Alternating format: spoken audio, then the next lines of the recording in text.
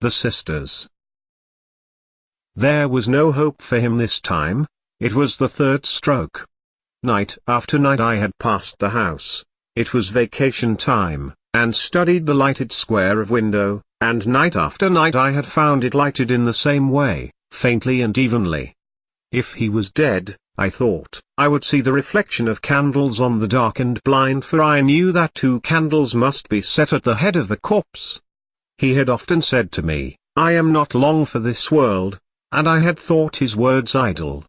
Now I knew they were true. Every night as I gazed up at the window I said softly to myself the word paralysis. It had always sounded strangely in my ears, like the word gnomon in the Euclid and the word simony in the Catechism. But now it sounded to me like the name of some maleficent and sinful being. It filled me with fear, and yet I longed to be nearer to it and to look upon its deadly work. Old Cotter was sitting at the fire, smoking, when I came downstairs to supper.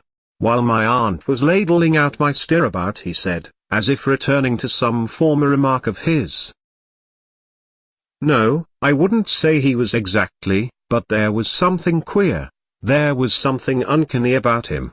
I'll tell you my opinion.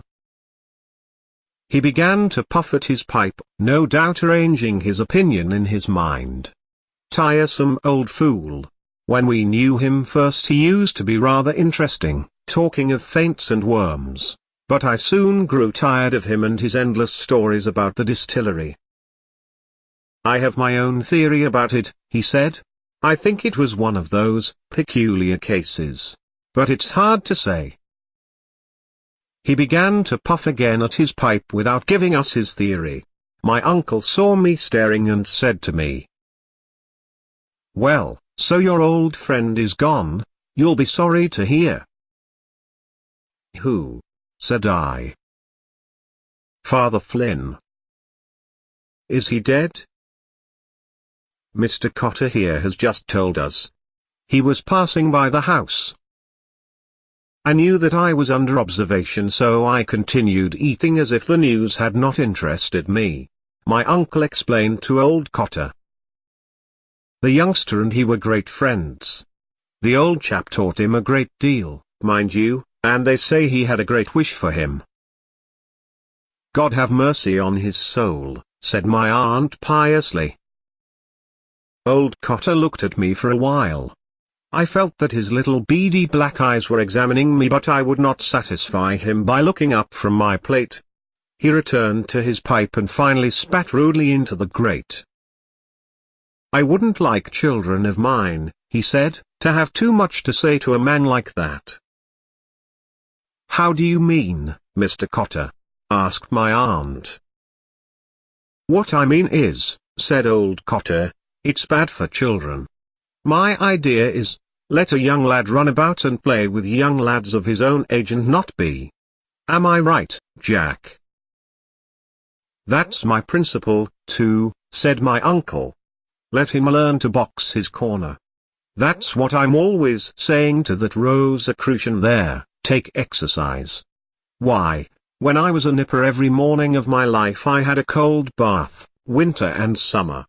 And that's what stands to me now. Education is all very fine and large. Mr. Cotter might take a pick at that leg mutton," he added to my aunt. "No, no, not for me," said old Cotter. My aunt brought the dish from the safe and put it on the table. "But why do you think it's not good for children, Mr. Cotter?" she asked. "It's bad for children," said old Cotter, "because their minds are so impressionable. When children see things like that, you know, it has an effect." I crammed my mouth with stirabout for fear I might give utterance to my anger. Tiresome old red-nosed imbecile. It was late when I fell asleep. Though I was angry with old Cotter for alluding to me as a child, I puzzled my head to extract meaning from his unfinished sentences. In the dark of my room I imagined that I saw again the heavy grey face of the paralytic. I drew the blankets over my head and tried to think of Christmas. But the grey face still followed me. It murmured, and I understood that it desired to confess something. I felt my soul receding into some pleasant and vicious region, and there again I found it waiting for me. It began to confess to me in a murmuring voice, and I wondered why it smiled continually and why the lips were so moist with spittle. But then I remembered that it had died of paralysis, and I felt that I too was smiling feebly as if to absolve the simoniac of his sin. The next morning after breakfast I went down to look at the little house in Great Britain Street. It was an unassuming shop, registered under the vague name of drapery. The drapery consisted mainly of children's bootees and umbrellas, and on ordinary days a notice used to hang in the window, saying, "Umbrellas recovered." No notice was visible now, for the shutters were up. A crape bouquet was tied to the door knocker with ribbon. 2 poor women and a telegram boy were reading the card pinned on the crepe. I also approached and read. July 1st, 1895. The Reverend James Flynn, formerly of S. Catherine's Church, Meath Street. Aged 65 years. R.I.P. The reading of the card persuaded me that he was dead, and I was disturbed to find myself at check. Had he not been dead, I would have gone into the little dark room behind the shop to find him sitting in his armchair by the fire, nearly smothered in his greatcoat. Perhaps my aunt would have given me a packet of high toast for him, and this present would have roused him from his stupefied doze. It was always I who emptied the packet into his black snuff-box, for his hands trembled too much to allow him to do this without spilling half the snuff about the floor. Even as he raised his large trembling hand to his nose, little clouds of smoke dribbled through his fingers over the front of his coat. It may have been these constant showers of snuff which gave his ancient priestly garments their green faded look, for the red handkerchief, blackened, as it always was, with the snuff stains of a week, with which he tried to brush away the fallen grains, was quite inefficacious. I wished to go in and look at him, but I had not the courage to knock. I walked away slowly along the sunny side of the street, reading all the theatrical advertisements in the shop windows as I went. I found it strange that neither I nor the day seemed in a mourning mood, and I felt even annoyed at discovering in myself a sensation of freedom, as if I had been freed from something by his death. I wondered at this, for, as my uncle had said the night before, he had taught me a great deal. He had studied in the Irish college in Rome, and he had taught me to pronounce Latin properly. He had told me stories about the catacombs and about Napoleon Bonaparte, and he had explained to me the meaning of the different ceremonies of the Mass and of the different vestments worn by the priest. Sometimes he had amused himself by putting difficult questions to me, asking me what one should do in certain circumstances, or whether such and such sins were mortal or venial or only imperfections. His questions showed me how complex and mysterious were certain institutions of the Church which I had always regarded as the simplest acts.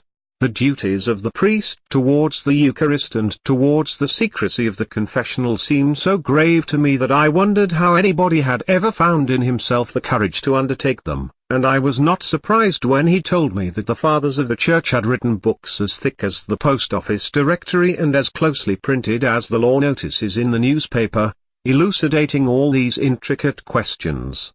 Often when I thought of this I could make no answer, or only a very foolish and halting one, upon which he used to smile and nod his head twice or thrice. Sometimes he used to put me through the responses of the Mass which he had made me learn by heart, and, as I pattered, he used to smile pensively and nod his head, now and then pushing huge pinches of snuff up each nostril alternately. When he smiled he used to uncover his big discolored teeth and let his tongue lie upon his lower lip, a habit which had made me feel uneasy in the beginning of our acquaintance before I knew him well. As I walked along in the sun I remembered old Cotter's words and tried to remember what had happened afterwards in the dream. I remembered that I had noticed long velvet curtains and a swinging lamp of antique fashion. I felt that I had been very far away, in some land where the customs were strange, in Persia, I thought. But I could not remember the end of the dream. In the evening my aunt took me with her to visit the house of mourning. It was after sunset, but the window panes of the houses that looked to the west reflected the tawny gold of a great bank of clouds. Nanny received us in the hall, and, as it would have been unseemly to have shouted at her, my aunt shook hands with her for all. The old woman pointed upwards interrogatively and, on my aunt's nodding, proceeded to toil up the narrow staircase before us, her bowed head being scarcely above the level of the banister rail. At the first landing she stopped and beckoned us forward encouragingly towards the open door of the dead room.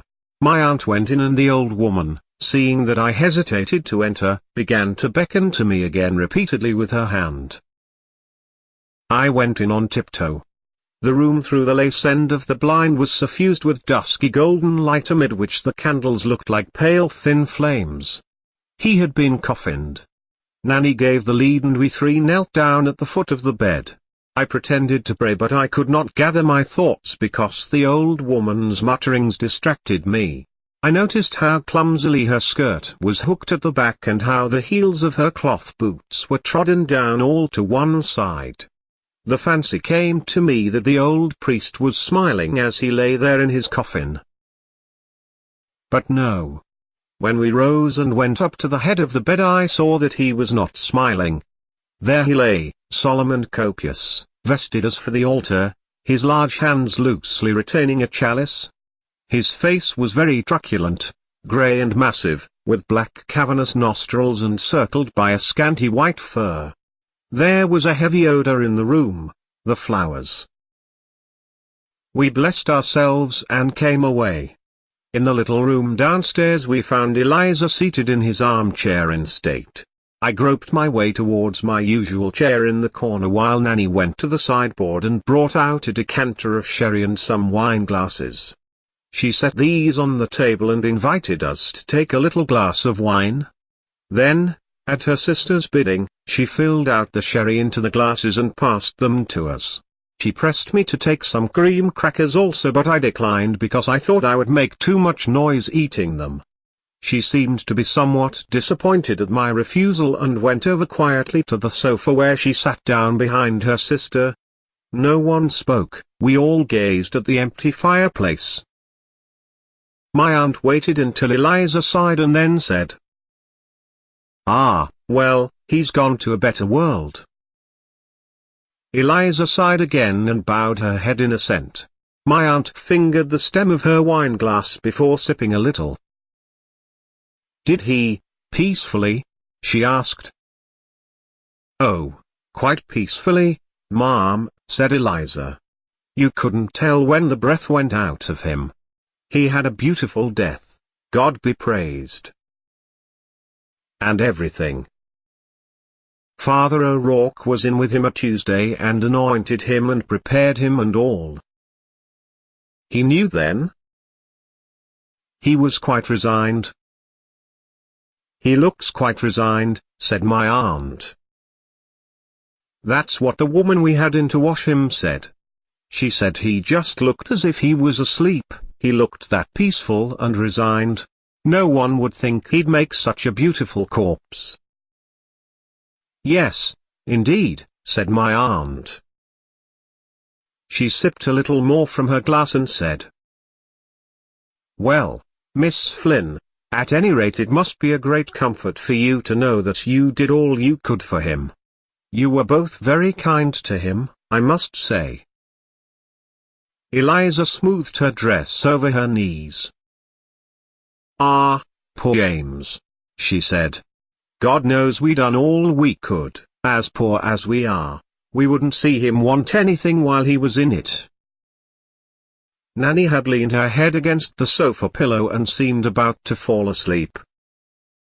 "There's poor Nanny," said Eliza, looking at her, "she's wore out. All the work we had, she and me, getting in the woman to wash him and then laying him out and then the coffin and then arranging about the mass in the chapel. Only for Father O'Rourke I don't know what we'd have done at all. It was him brought us all them flowers and them 2 candlesticks out of the chapel and wrote out the notice for the Freeman's General and took charge of all the papers for the cemetery and poor James's insurance. "Wasn't that good of him?" said my aunt. Eliza closed her eyes and shook her head slowly. "Ah, there's no friends like the old friends," she said, "when all is said and done, no friends that a body can trust." "Indeed, that's true," said my aunt. "And I'm sure now that he's gone to his eternal reward he won't forget you and all your kindness to him." "Ah, poor James," said Eliza. "He was no great trouble to us. You wouldn't hear him in the house any more than now. Still, I know he's gone and all to that." "It's when it's all over that you'll miss him," said my aunt. "I know that," said Eliza. "I won't be bringing him in his cup of beef tea anymore, nor you, Ma'am, sending him his snuff. Ah, poor James." She stopped, as if she were communing with the past, and then said shrewdly, "Mind you, I noticed there was something queer coming over him latterly. Whenever I'd bring in his soup to him there I'd find him with his breviary fallen to the floor, lying back in the chair and his mouth open." She laid a finger against her nose and frowned, then she continued, "But still and all he kept on saying that before the summer was over he'd go out for a drive one fine day just to see the old house again where we were all born down in Irish Town, and take me and Nanny with him. If we could only get one of them newfangled carriages that makes no noise that Father O'Rourke told him about, them with the rheumatic wheels, for the day cheap, he said, at Johnny rushes over the way there and drive out the three of us together of a Sunday evening. He had his mind set on that. Poor James." "The Lord have mercy on his soul," said my aunt. Eliza took out her handkerchief and wiped her eyes with it. Then she put it back again in her pocket and gazed into the empty grate for some time without speaking. "He was too scrupulous always," she said. "The duties of the priesthood was too much for him. And then his life was, you might say, crossed." "Yes," said my aunt. "He was a disappointed man. You could see that." A silence took possession of the little room and, under cover of it, I approached the table and tasted my sherry and then returned quietly to my chair in the corner. Eliza seemed to have fallen into a deep reverie. We waited respectfully for her to break the silence, and after a long pause she said slowly, "It was that chalice he broke. That was the beginning of it. Of course, they say it was all right, that it contained nothing, I mean. But still. They say it was the boy's fault. But poor James was so nervous, God be merciful to him." "And was that it?" said my aunt. "I heard something." Eliza nodded. "That affected his mind," she said. "After that he began to mope by himself, talking to no one and wandering about by himself. So one night he was wanted for to go on a call and they couldn't find him anywhere. They looked high up and low down, and still they couldn't see a sight of him anywhere. So then the clerk suggested to try the chapel. So then they got the keys and opened the chapel, and the clerk and Father O'Rourke and another priest that was there brought in a light for to look for him. And what do you think but there he was, sitting up by himself in the dark in his confession box, wide awake and laughing like softly to himself." She stopped suddenly as if to listen. I too listened, but there was no sound in the house, and I knew that the old priest was lying still in his coffin as we had seen him, solemn and truculent in death, an idle chalice on his breast. Eliza resumed. "Wide awake and laughing like to himself. So then, of course, when they saw that, that made them think that there was something gone wrong with him." An encounter. It was Joe Dillon who introduced the Wild West to us. He had a little library made up of old numbers of the Union Jack, Pluck, and the Halfpenny Marvel. Every evening after school we met in his back garden and arranged Indian battles. He and his fat young brother Leo, the idler, held the loft of the stable while we tried to carry it by storm, or we fought a pitched battle on the grass. But, however well we fought, we never won siege or battle, and all our bouts ended with Joe Dillon's war dance of victory. His parents went to 8 o'clock mass every morning in Gardner Street, and the peaceful odor of Mrs. Dillon was prevalent in the hall of the house. But he played too fiercely for us who were younger and more timid. He looked like some kind of an Indian when he capered round the garden, an old tea cozy on his head, beating a tin with his fist and yelling, "Ya! Yakka, yakka, yakka!" Everyone was incredulous when it was reported that he had a vocation for the priesthood. Nevertheless, it was true. A spirit of unruliness diffused itself among us, and, under its influence, differences of culture and constitution were waived. We banded ourselves together, some boldly, some in jest, and some almost in fear, and of the number of these latter, the reluctant Indians who were afraid to seem studious or lacking in robustness, I was one. The adventures related in the literature of the Wild West were remote from my nature, but, at least, they opened doors of escape. I liked better some American detective stories which were traversed from time to time by unkempt, fierce and beautiful girls. Though there was nothing wrong in these stories, and though their intention was sometimes literary, they were circulated secretly at school. One day when Father Butler was hearing the 4 pages of Roman history, clumsy Leo Dillon was discovered with a copy of the Halfpenny Marvel. "This page or this page? This page? Now, Dillon, up. Hardly had the day. Go on. What day? Hardly had the day dawned. Have you studied it? What have you there in your pocket?" Everyone's heart palpitated as Leo Dillon handed up the paper, and everyone assumed an innocent face. Father Butler turned over the pages, frowning. "What is this rubbish?" he said.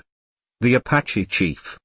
Is this what you read instead of studying your Roman history? Let me not find any more of this wretched stuff in this college. The man who wrote it, I suppose, was some wretched fellow who writes these things for a drink. I'm surprised at boys like you, educated, reading such stuff. I could understand it if you were national school boys. Now, Dillon, I advise you strongly, get at your work or—" This rebuke during the sober hours of school paled much of the glory of the Wild West for me, and the confused puffy face of Leo Dillon awakened one of my consciences. But when the restraining influence of the school was at a distance, I began to hunger again for wild sensations, for the escape which those chronicles of disorder alone seemed to offer me. The mimic warfare of the evening became at last as wearisome to me as the routine of school in the morning, because I wanted real adventures to happen to myself. But real adventures, I reflected, do not happen to people who remain at home, they must be sought abroad.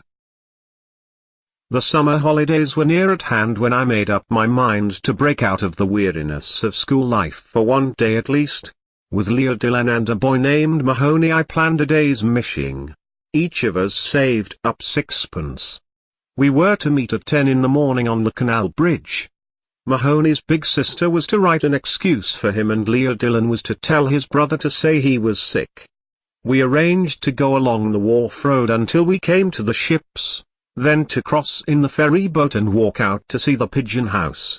Leo Dillon was afraid we might meet Father Butler or someone out of the college, but Mahoney asked, very sensibly, what would Father Butler be doing out at the pigeon house? We were reassured, and I brought the first stage of the plot to an end by collecting 6pence from the other two, at the same time showing them my own 6pence. When we were making the last arrangements on the eve, we were all vaguely excited.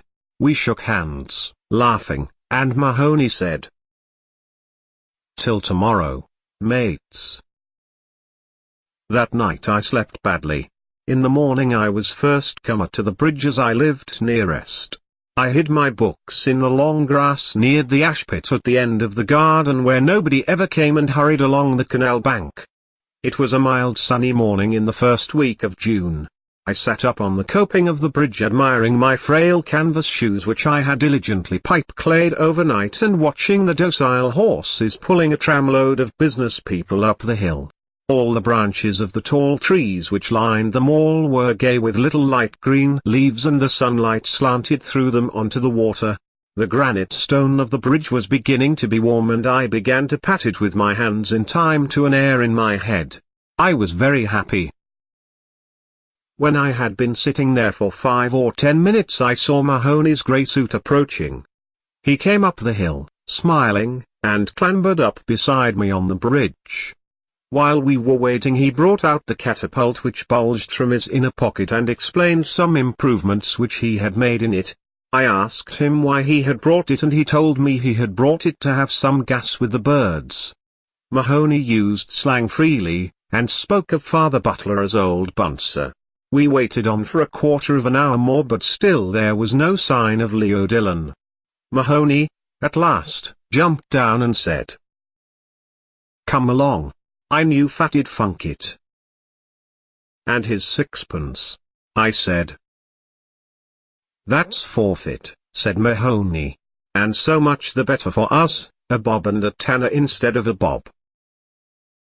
We walked along the North Strand Road till we came to the Vitriol Works and then turned to the right along the Wharf Road. Mahoney began to play the Indian as soon as we were out of public sight. He chased a crowd of ragged girls, brandishing his unloaded catapult and, when 2 ragged boys began, out of chivalry, to fling stones at us, he proposed that we should charge them. I objected that the boys were too small and so we walked on, the ragged troop screaming after us, "Swaddlers! Swaddlers!"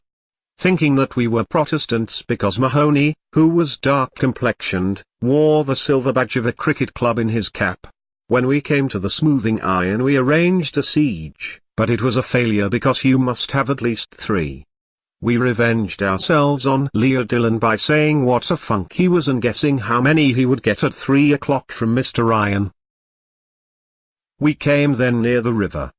We spent a long time walking about the noisy streets flanked by high stone walls, watching the working of cranes and engines and often being shouted at for our immobility by the drivers of groaning carts. It was noon when we reached the quays and, as all the labourers seemed to be eating their lunches, we bought 2 big currant buns and sat down to eat them on some metal piping beside the river. We pleased ourselves with the spectacle of Dublin's commerce. The barges signalled from far away by their curls of woolly smoke, the brown fishing fleet beyond Ringsend, the big white sailing vessel which was being discharged on the opposite quay. Mahoney said it would be right skit to run away to sea on one of those big ships and even I, looking at the high masts, saw, or imagined, the geography which had been scantily dosed to me at school gradually taking substance under my eyes. School and home seemed to recede from us and their influences upon us seemed to wane. We crossed the Liffey in the ferry boat, paying our toll to be transported in the company of 2 labourers and a little Jew with a bag. We were serious to the point of solemnity, but once during the short voyage our eyes met and we laughed. When we landed we watched the discharging of the graceful 3-master which we had observed from the other quay. Some bystander said that she was a Norwegian vessel. I went to the stern and tried to decipher the legend upon it but, failing to do so, I came back and examined the foreign sailors to see had any of them green eyes for I had some confused notion. The sailors' eyes were blue and grey and even black. The only sailor whose eyes could have been called green was a tall man who amused the crowd on the quay by calling out cheerfully every time the planks fell, "All right. All right." When we were tired of this sight we wandered slowly into Ringsend. The day had grown sultry, and in the windows of the grocers' shops musty biscuits lay bleaching. We bought some biscuits and chocolate which we ate sedulously as we wandered through the squalid streets where the families of the fishermen live. We could find no dairy and so we went into a huckster's shop and bought a bottle of raspberry lemonade each. Refreshed by this, Mahoney chased a cat down a lane, but the cat escaped into a wide field.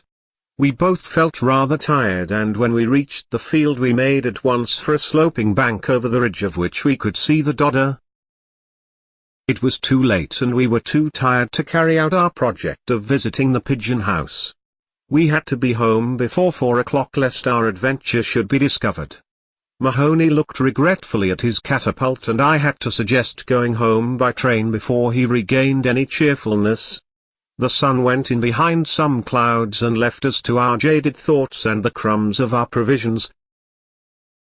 There was nobody but ourselves in the field. When we had lain on the bank for some time without speaking, I saw a man approaching from the far end of the field. I watched him lazily as I chewed one of those green stems on which girls tell fortunes. He came along by the bank slowly. He walked with one hand upon his hip and in the other hand he held a stick with which he tapped the turf lightly. He was shabbily dressed in a suit of greenish black and wore what we used to call a jerry hat with a high crown.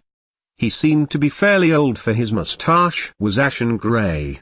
When he passed at our feet he glanced up at us quickly and then continued his way. We followed him with our eyes and saw that when he had gone on for perhaps 50 paces he turned about and began to retrace his steps.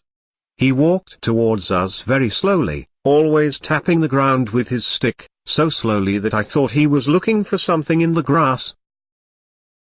He stopped when he came level with us and bade us good day. We answered him and he sat down beside us on the slope slowly and with great care. He began to talk of the weather, saying that it would be a very hot summer and adding that the seasons had changed greatly since he was a boy, a long time ago. He said that the happiest time of one's life was undoubtedly one's schoolboy days and that he would give anything to be young again. While he expressed these sentiments which bored us a little, we kept silent. Then he began to talk of school and of books. He asked us whether we had read the poetry of Thomas Moore or the works of Sir Walter Scott and Lord Lytton. I pretended that I had read every book he mentioned, so that in the end he said, "Ah, I can see you are a bookworm like myself. Now," he added, pointing to Mahoney who was regarding us with open eyes, "he is different. He goes in for games." He said he had all Sir Walter Scott's works and all Lord Lytton's works at home and never tired of reading them. Of course, he said, there were some of Lord Lytton's works which boys couldn't read. Mahoney asked why couldn't boys read them, a question which agitated and pained me because I was afraid the man would think I was as stupid as Mahoney. The man, however, only smiled. I saw that he had great gaps in his mouth between his yellow teeth. Then he asked us which of us had the most sweethearts. Mahoney mentioned lightly that he had 3 totties. The man asked me how many had I. I answered that I had none. He did not believe me and said he was sure I must have one. I was silent. "Tell us," said Mahoney pertly to the man, "how many have you yourself?" The man smiled as before and said that when he was our age he had lots of sweethearts. "Every boy," he said, "has a little sweetheart." His attitude on this point struck me as strangely liberal in a man of his age. In my heart I thought that what he said about boys and sweethearts was reasonable. But I disliked the words in his mouth and I wondered why he shivered once or twice as if he feared something or felt a sudden chill. As he proceeded I noticed that his accent was good. He began to speak to us about girls, saying what nice soft hair they had and how soft their hands were and how all girls were not so good as they seemed to be if one only knew. There was nothing he liked, he said, so much as looking at a nice young girl, at her nice white hands and her beautiful soft hair.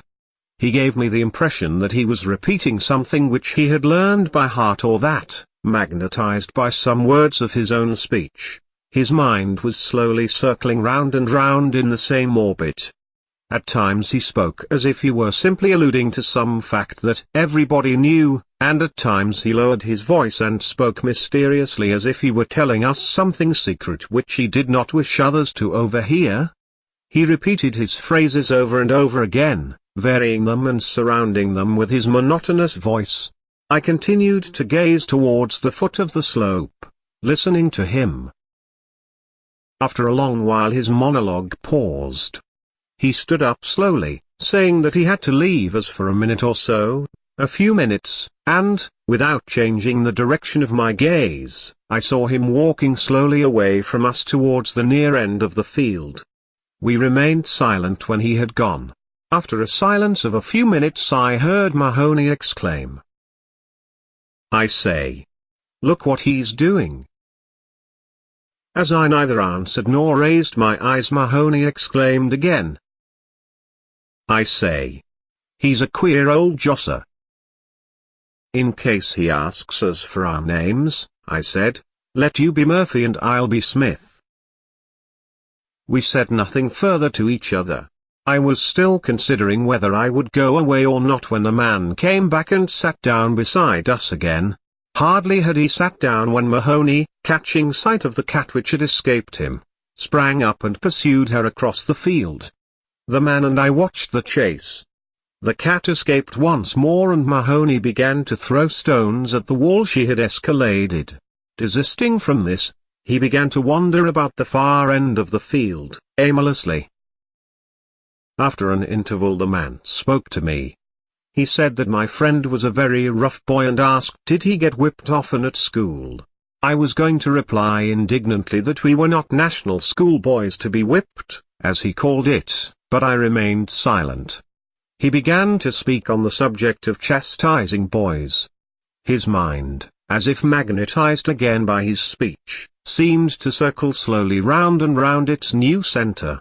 He said that when boys were that kind they ought to be whipped and well whipped.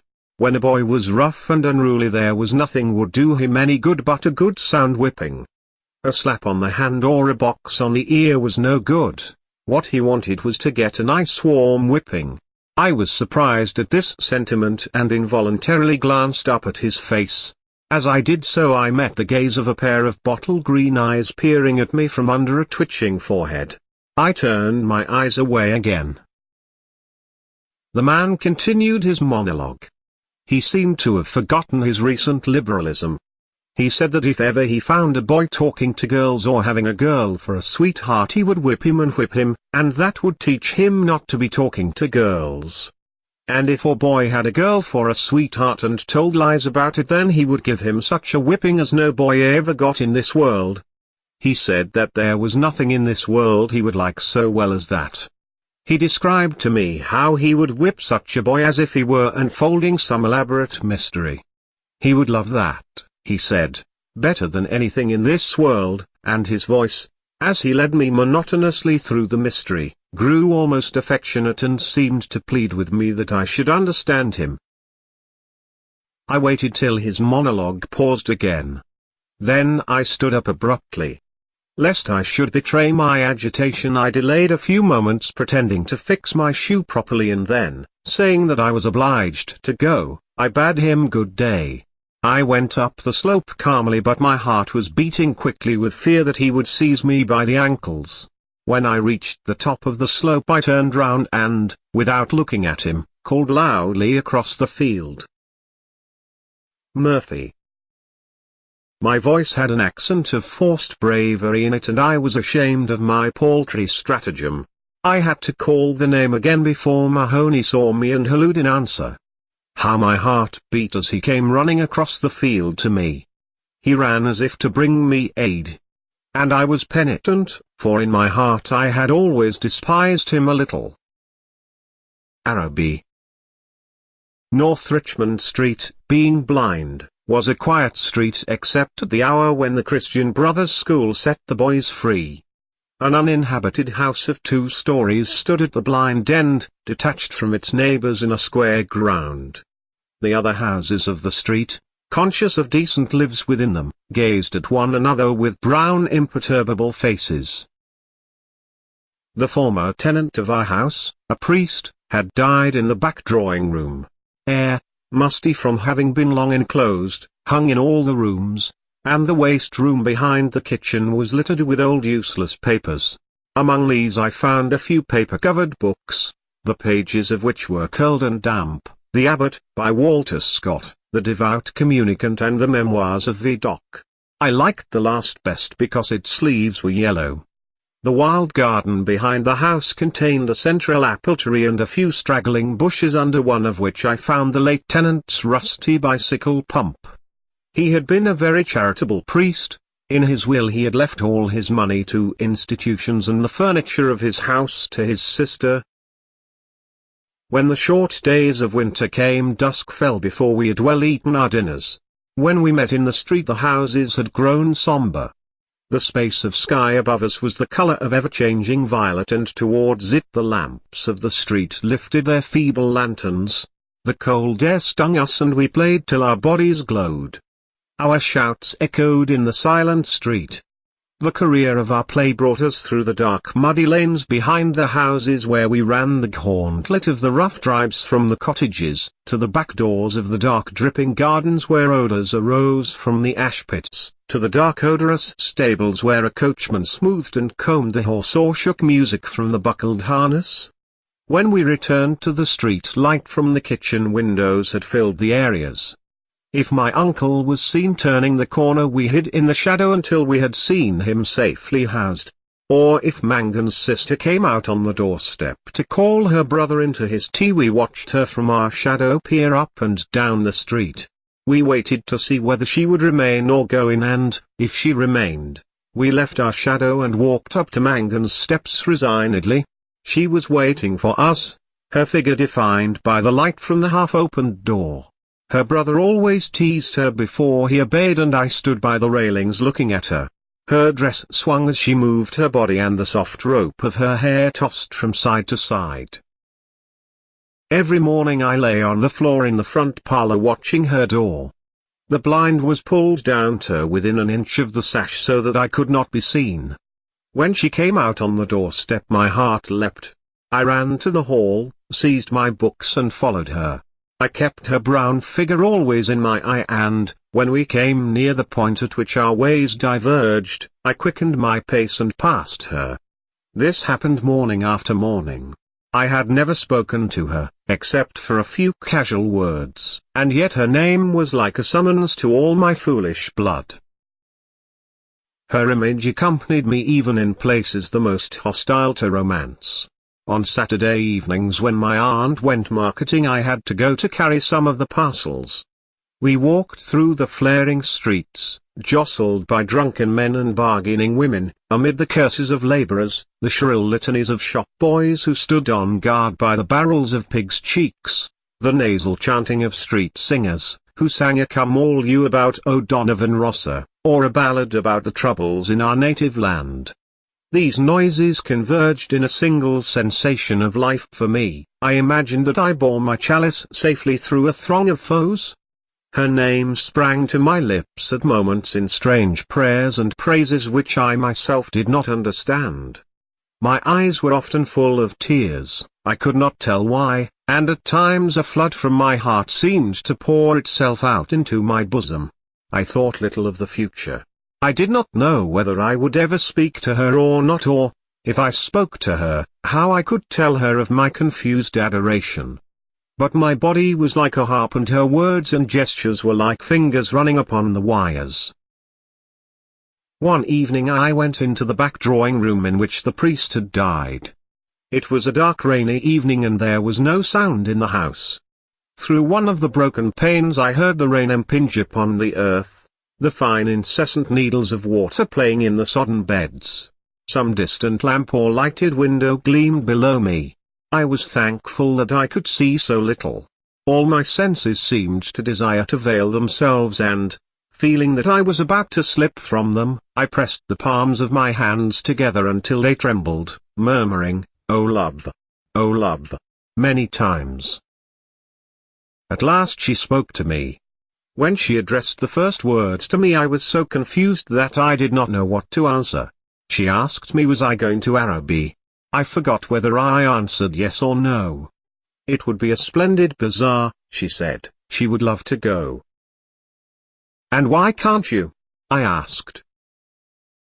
While she spoke she turned a silver bracelet round and round her wrist. She could not go, she said, because there would be a retreat that week in her convent. Her brother and 2 other boys were fighting for their caps, and I was alone at the railings.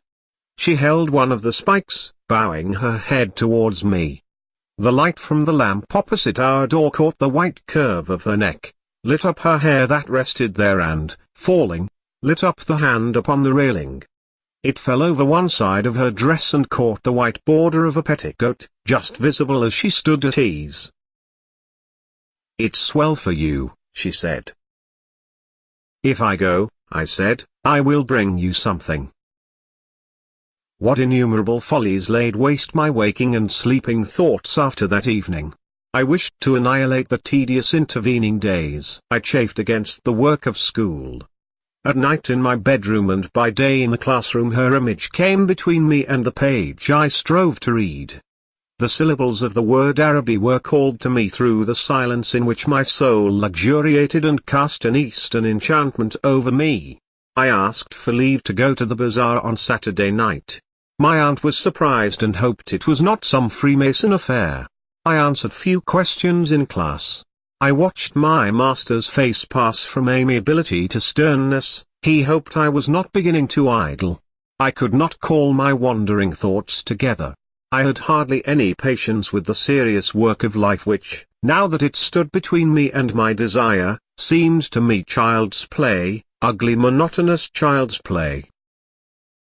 On Saturday morning I reminded my uncle that I wished to go to the bazaar in the evening. He was fussing at the hall stand, looking for the hat brush, and answered me curtly, "Yes, boy, I know." As he was in the hall I could not go into the front parlour and lie at the window. I left the house in bad humour and walked slowly towards the school. The air was pitilessly raw and already my heart misgave me. When I came home to dinner my uncle had not yet been home. Still it was early. I sat staring at the clock for some time and, when its ticking began to irritate me, I left the room. I mounted the staircase and gained the upper part of the house. The high cold empty gloomy rooms liberated me and I went from room to room singing. From the front window I saw my companions playing below in the street. Their cries reached me weakened and indistinct and, leaning my forehead against the cool glass, I looked over at the dark house where she lived. I may have stood there for an hour, seeing nothing but the brown-clad figure cast by my imagination, touched discreetly by the lamplight at the curved neck, at the hand upon the railings and at the border below the dress. When I came downstairs again I found Mrs. Mercer sitting at the fire. She was an old garrulous woman, a pawnbroker's widow, who collected used stamps for some pious purpose. I had to endure the gossip of the tea-table. The meal was prolonged beyond an hour and still my uncle did not come. Mrs. Mercer stood up to go.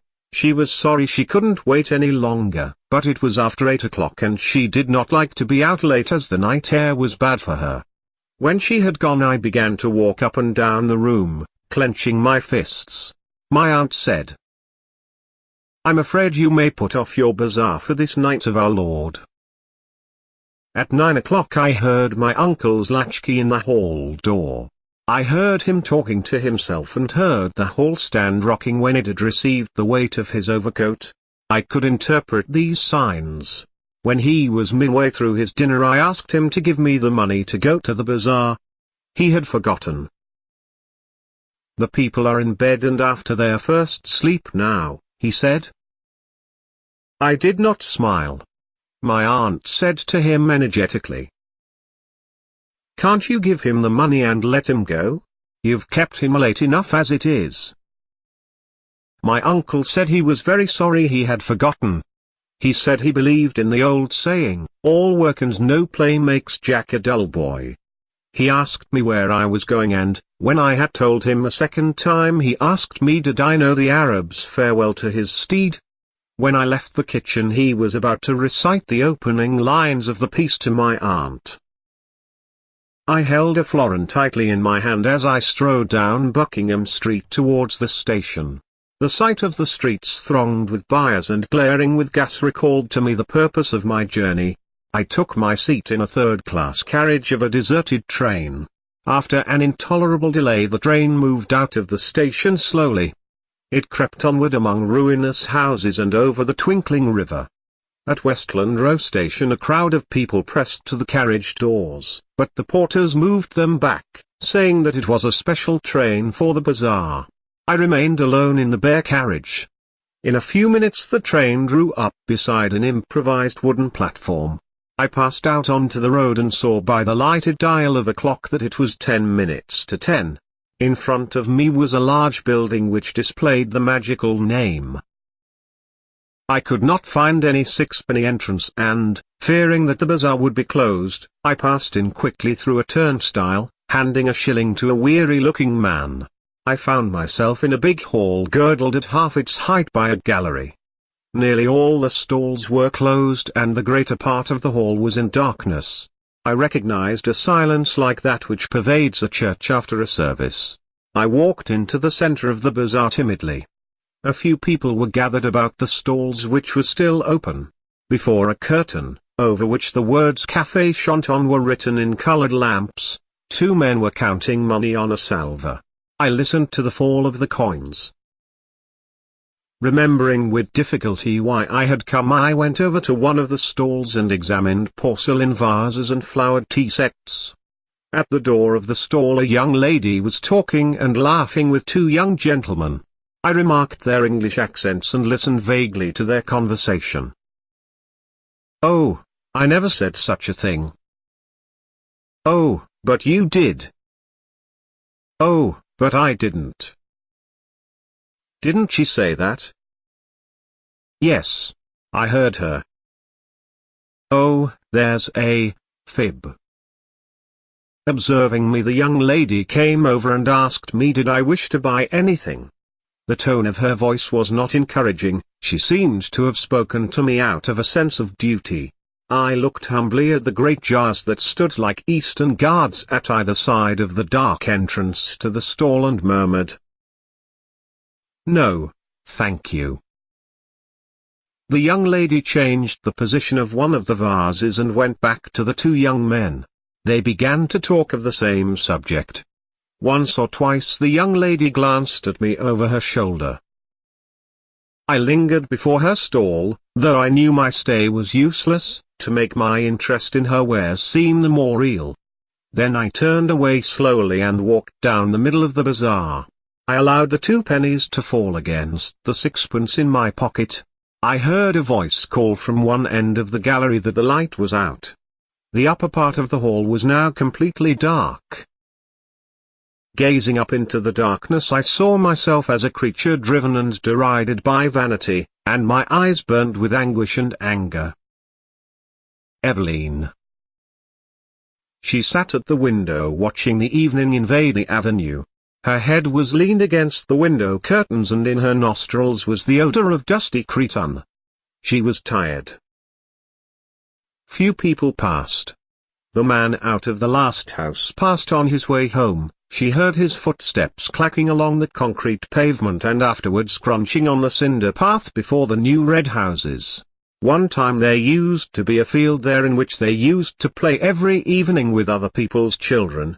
Then a man from Belfast bought the field and built houses in it, not like their little brown houses but bright brick houses with shining roofs. The children of the avenue used to play together in that field, the Devines, the Waters, the Dunns, little Keir the cripple, she and her brothers and sisters. Ernest, however, never played. He was too grown up. Her father used often to hunt them in out of the field with his blackthorn stick, but usually little Keir used to keep nix and call out when he saw her father coming. Still they seemed to have been rather happy then. Her father was not so bad then, and besides, her mother was alive. That was a long time ago. She and her brothers and sisters were all grown up. Her mother was dead. Tizzy Dunn was dead, too, and the Waters had gone back to England. Everything changes. Now she was going to go away like the others, to leave her home. Home.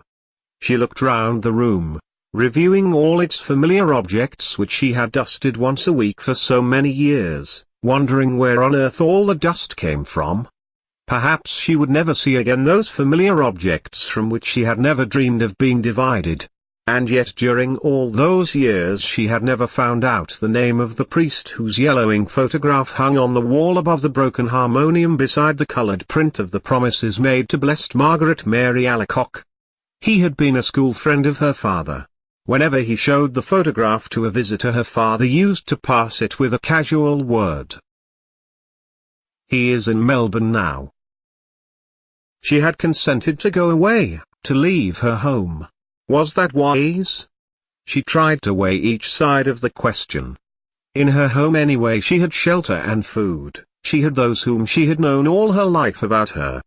Of course she had to work hard, both in the house and at business. What would they say of her in the stores when they found out that she had run away with a fellow? Say she was a fool, perhaps, and her place would be filled up by advertisement. Miss Gavan would be glad. She had always had an edge on her, especially whenever there were people listening. "Miss Hill, don't you see these ladies are waiting? Look lively, Miss Hill, please." She would not cry many tears at leaving the stores. But in her new home, in a distant unknown country, it would not be like that. Then she would be married, she, Eveline. People would treat her with respect then. She would not be treated as her mother had been. Even now, though she was over 19, she sometimes felt herself in danger of her father's violence. She knew it was that had given her the palpitations.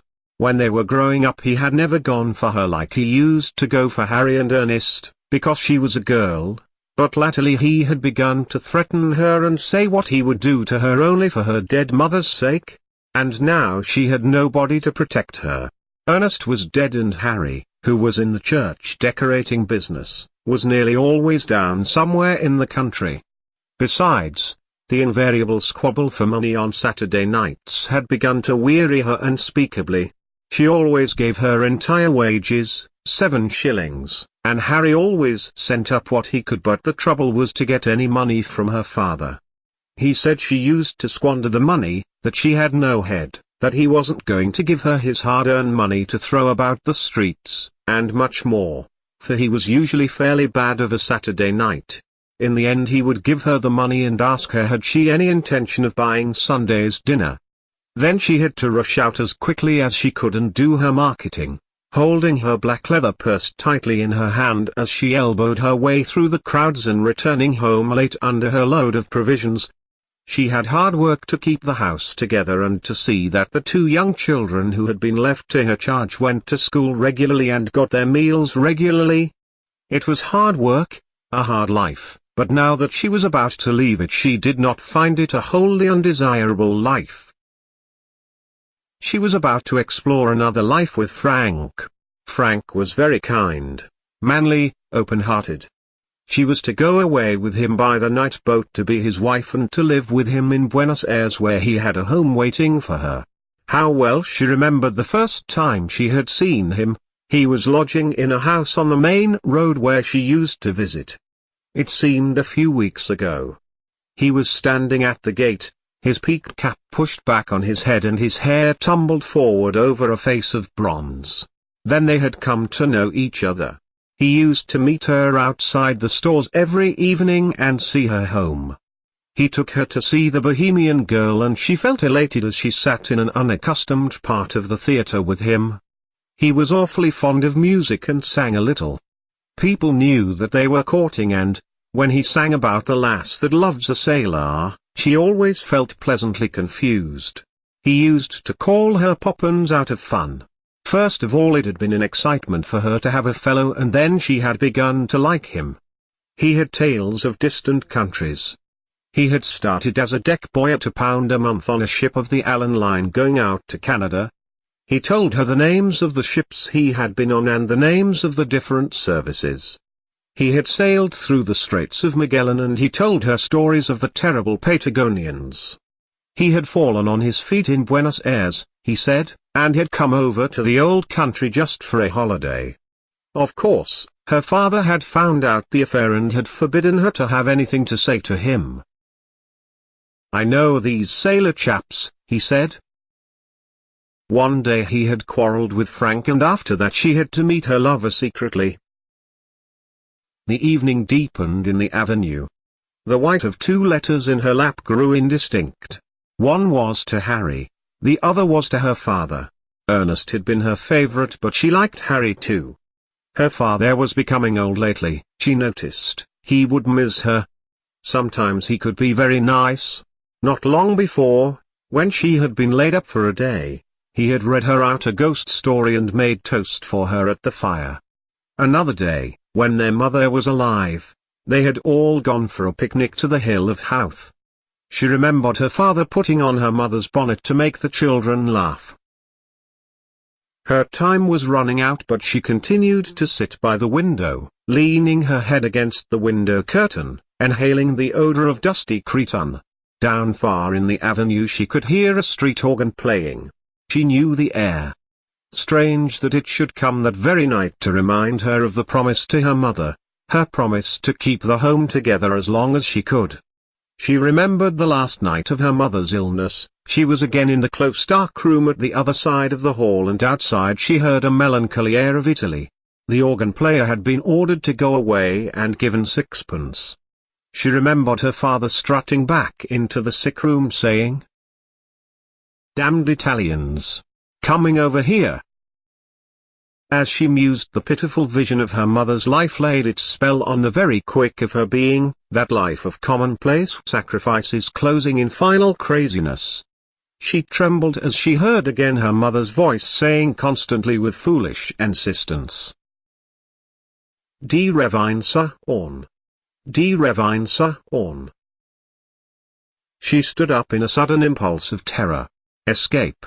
She must escape. Frank would save her. He would give her life, perhaps love, too. But she wanted to live. Why should she be unhappy? She had a right to happiness. Frank would take her in his arms, fold her in his arms. He would save her. She stood among the swaying crowd in the station at the north wall. He held her hand and she knew that he was speaking to her, saying something about the passage over and over again. The station was full of soldiers with brown baggages. Through the wide doors of the sheds she caught a glimpse of the black mass of the boat, lying in beside the quay wall, with illumined portholes. She answered nothing. She felt her cheek pale and cold and, out of a maze of distress, she prayed to God to direct her, to show her what was her duty. The boat blew a long mournful whistle into the mist. If she went, tomorrow she would be on the sea with Frank, steaming towards Buenos Aires. Their passage had been booked. Could she still draw back after all he had done for her? Her distress awoke a nausea in her body and she kept moving her lips in silent fervent prayer. A bell clanged upon her heart. She felt him seize her hand. "Come." All the seas of the world tumbled about her heart. He was drawing her into them. He would drown her. She gripped with both hands at the iron railing. "Come." No, no, no. It was impossible. Her hands clutched the iron in frenzy. Amid the seas she sent a cry of anguish. "Eveline. Evie." He rushed beyond the barrier and called to her to follow. He was shouted at to go on, but he still called to her. She set her white face to him, passive, like a helpless animal. Her eyes gave him no sign of love or farewell or recognition. After the race, the cars came scudding in towards Dublin, running evenly like pellets in the groove of the Naas Road. At the crest of the hill at Inchicory sightseers had gathered in clumps to watch the cars careering homeward, and through this channel of poverty and inaction the continent sped its wealth and industry. Now and again the clumps of people raised the cheer of the gratefully oppressed. Their sympathy, however, was for the blue cars, the cars of their friends, the French. The French, moreover, were virtual victors. Their team had finished solidly. They had been placed second and third, and the driver of the winning German car was reported a Belgian. Each blue car, therefore, received a double measure of welcome as it topped the crest of the hill, and each cheer of welcome was acknowledged with smiles and nods by those in the car. In one of these trimly built cars was a party of 4 young men whose spirits seemed to be at present well above the level of successful Gallicism. In fact, these 4 young men were almost hilarious. They were Charles Seguin, the owner of the car, André Rivière, a young electrician of Canadian birth, a huge Hungarian named Vilona, and a neatly groomed young man named Doyle. Seguin was in good humor because he had unexpectedly received some orders in advance. He was about to start a motor establishment in Paris, and Rivière was in good humor because he was to be appointed manager of the establishment. These 2 young men, who were cousins, were also in good humor because of the success of the French cars. Vilona was in good humor because he had had a very satisfactory luncheon, and besides he was an optimist by nature. The 4th member of the party, however, was too excited to be genuinely happy. He was about 26 years of age, with a soft, light brown moustache and rather innocent-looking grey eyes. His father, who had begun life as an advanced nationalist, had modified his views early. He had made his money as a butcher in Kingstown, and by opening shops in Dublin and in the suburbs he had made his money many times over. He had also been fortunate enough to secure some of the police contracts, and in the end he had become rich enough to be alluded to in the Dublin newspapers as a merchant prince. He had sent his son to England to be educated in a big Catholic college, and had afterwards sent him to Dublin University to study law. Jimmy did not study very earnestly and took to bad courses for a while. He had money and he was popular, and he divided his time curiously between musical and motoring circles. Then he had been sent for a term to Cambridge to see a little life. His father, remonstrative, but covertly proud of the excess, had paid his bills and brought him home. It was at Cambridge that he had met Seguin. They were not much more than acquaintances as yet, but Jimmy found great pleasure in the society of one who had seen so much of the world and was reputed to own some of the biggest hotels in France. Such a person, as his father agreed, was well worth knowing, even if he had not been the charming companion he was. Vilona was entertaining also, a brilliant pianist, but, unfortunately, very poor. The car ran on merrily with its cargo of hilarious youth. The 2 cousins sat on the front seat, Jimmy and his Hungarian friend sat behind. Decidedly Vilona was in excellent spirits. He kept up a deep bass hum of melody for miles of the road. The Frenchmen flung their laughter and light words over their shoulders, and often Jimmy had to strain forward to catch the quick phrase. This was not altogether pleasant for him, as he had nearly always to make a deft guess at the meaning and shout back a suitable answer in the face of a high wind. Besides, Vilona's humming would confuse anybody. The noise of the car, too. Rapid motion through space elates one, so does notoriety, so does the possession of money. These were 3 good reasons for Jimmy's excitement. He had been seen by many of his friends that day in the company of these Continentals. At the control Seguin had presented him to one of the French competitors, and, in answer to his confused murmur of compliment, the swarthy face of the driver had disclosed a line of shining white teeth.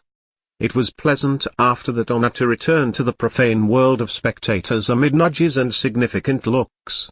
Then as to money, he really had a great sum under his control. Seguin, perhaps, would not think it a great sum, but Jimmy, who, in spite of temporary errors, was at heart the inheritor of solid instincts, knew well with what difficulty it had been got together. This knowledge had previously kept his bills within the limits of reasonable recklessness, and, if he had been so conscious of the labor latent in money when there had been question merely of some freak of the higher intelligence, how much more so now when he was about to stake the greater part of his substance. It was a serious thing for him. Of course, the investment was a good one, and Seguin had managed to give the impression that it was by a favor of friendship the mite of Irish money was to be included in the capital of the concern. Jimmy had a respect for his father's shrewdness in business matters, and in this case it had been his father who had first suggested the investment. money to be made in the motor business, pots of money. Moreover, Seguin had the unmistakable air of wealth. Jimmy set out to translate into day's work that lordly car in which he sat. How smoothly it ran! In what style they had come careering along the country roads! The journey laid a magical finger on the genuine pulse of life, and gallantly the machinery of human nerves strove to answer the bounding courses of the swift blue animal. They drove down Dame Street.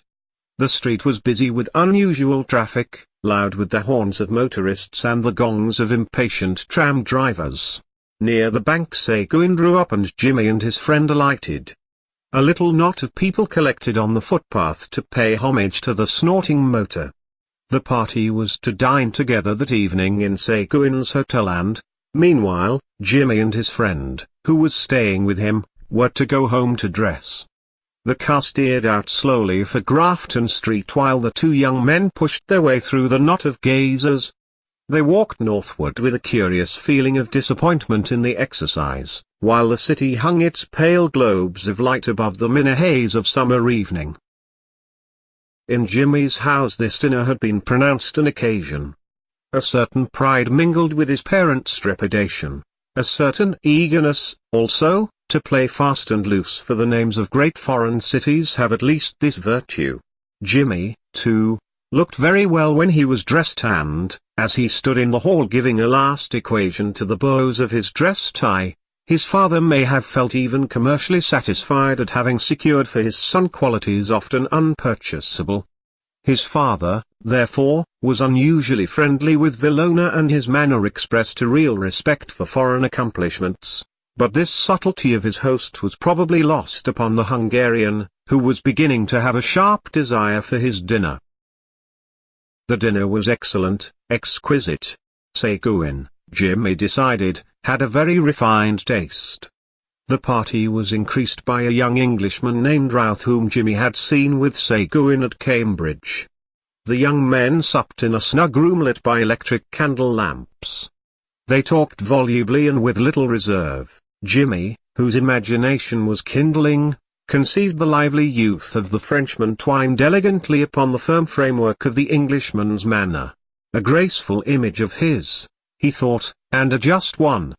He admired the dexterity with which their host directed the conversation. The five young men had various tastes and their tongues had been loosened. Villona, with immense respect, began to discover to the mildly surprised Englishman the beauties of the English madrigal, deploring the loss of old instruments. Riviere, not wholly ingenuously, undertook to explain to Jimmy the triumph of the French mechanicians. The resonant voice of the Hungarian was about to prevail in ridicule of the spurious lutes of the romantic painters when Seguin shepherded his party into politics. Here was congenial ground for all. Jimmy, under generous influences, felt the buried zeal of his father wake to life within him. He aroused the torpid Routh at last. The room grew doubly hot and Seguin's task grew harder each moment. There was even danger of personal spite. The alert host at an opportunity lifted his glass to humanity and, when the toast had been drunk, he threw open a window significantly.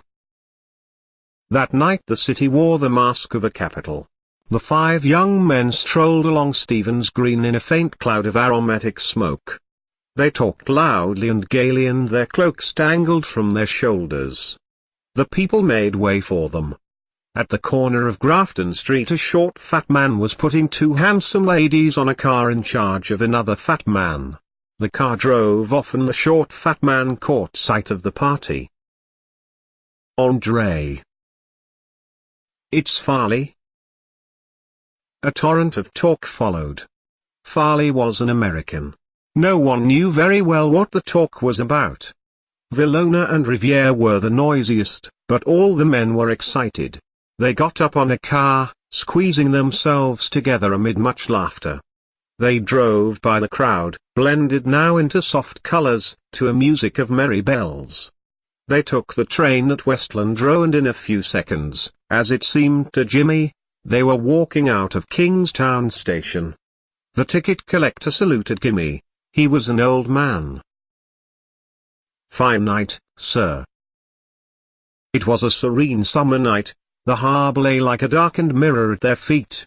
They proceeded towards it with linked arms, singing Cadet Roussel in chorus, stamping their feet at every ho, ho, hoa, viremont.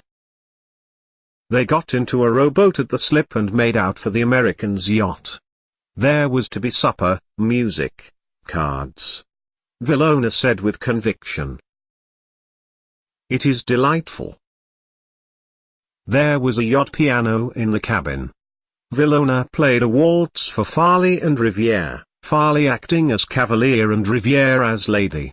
Then an impromptu square dance, the men devising original figures. What merriment! Jimmy took his part with a will. This was seeing life, at least. Then Farley got out of breath and cried stop. A man brought in a light supper, and the young men sat down to it for form's sake. They drank, however. It was Bohemian. They drank Ireland, England, France, Hungary, the United States of America. Jimmy made a speech, a long speech, Villona saying, here, here, whenever there was a pause.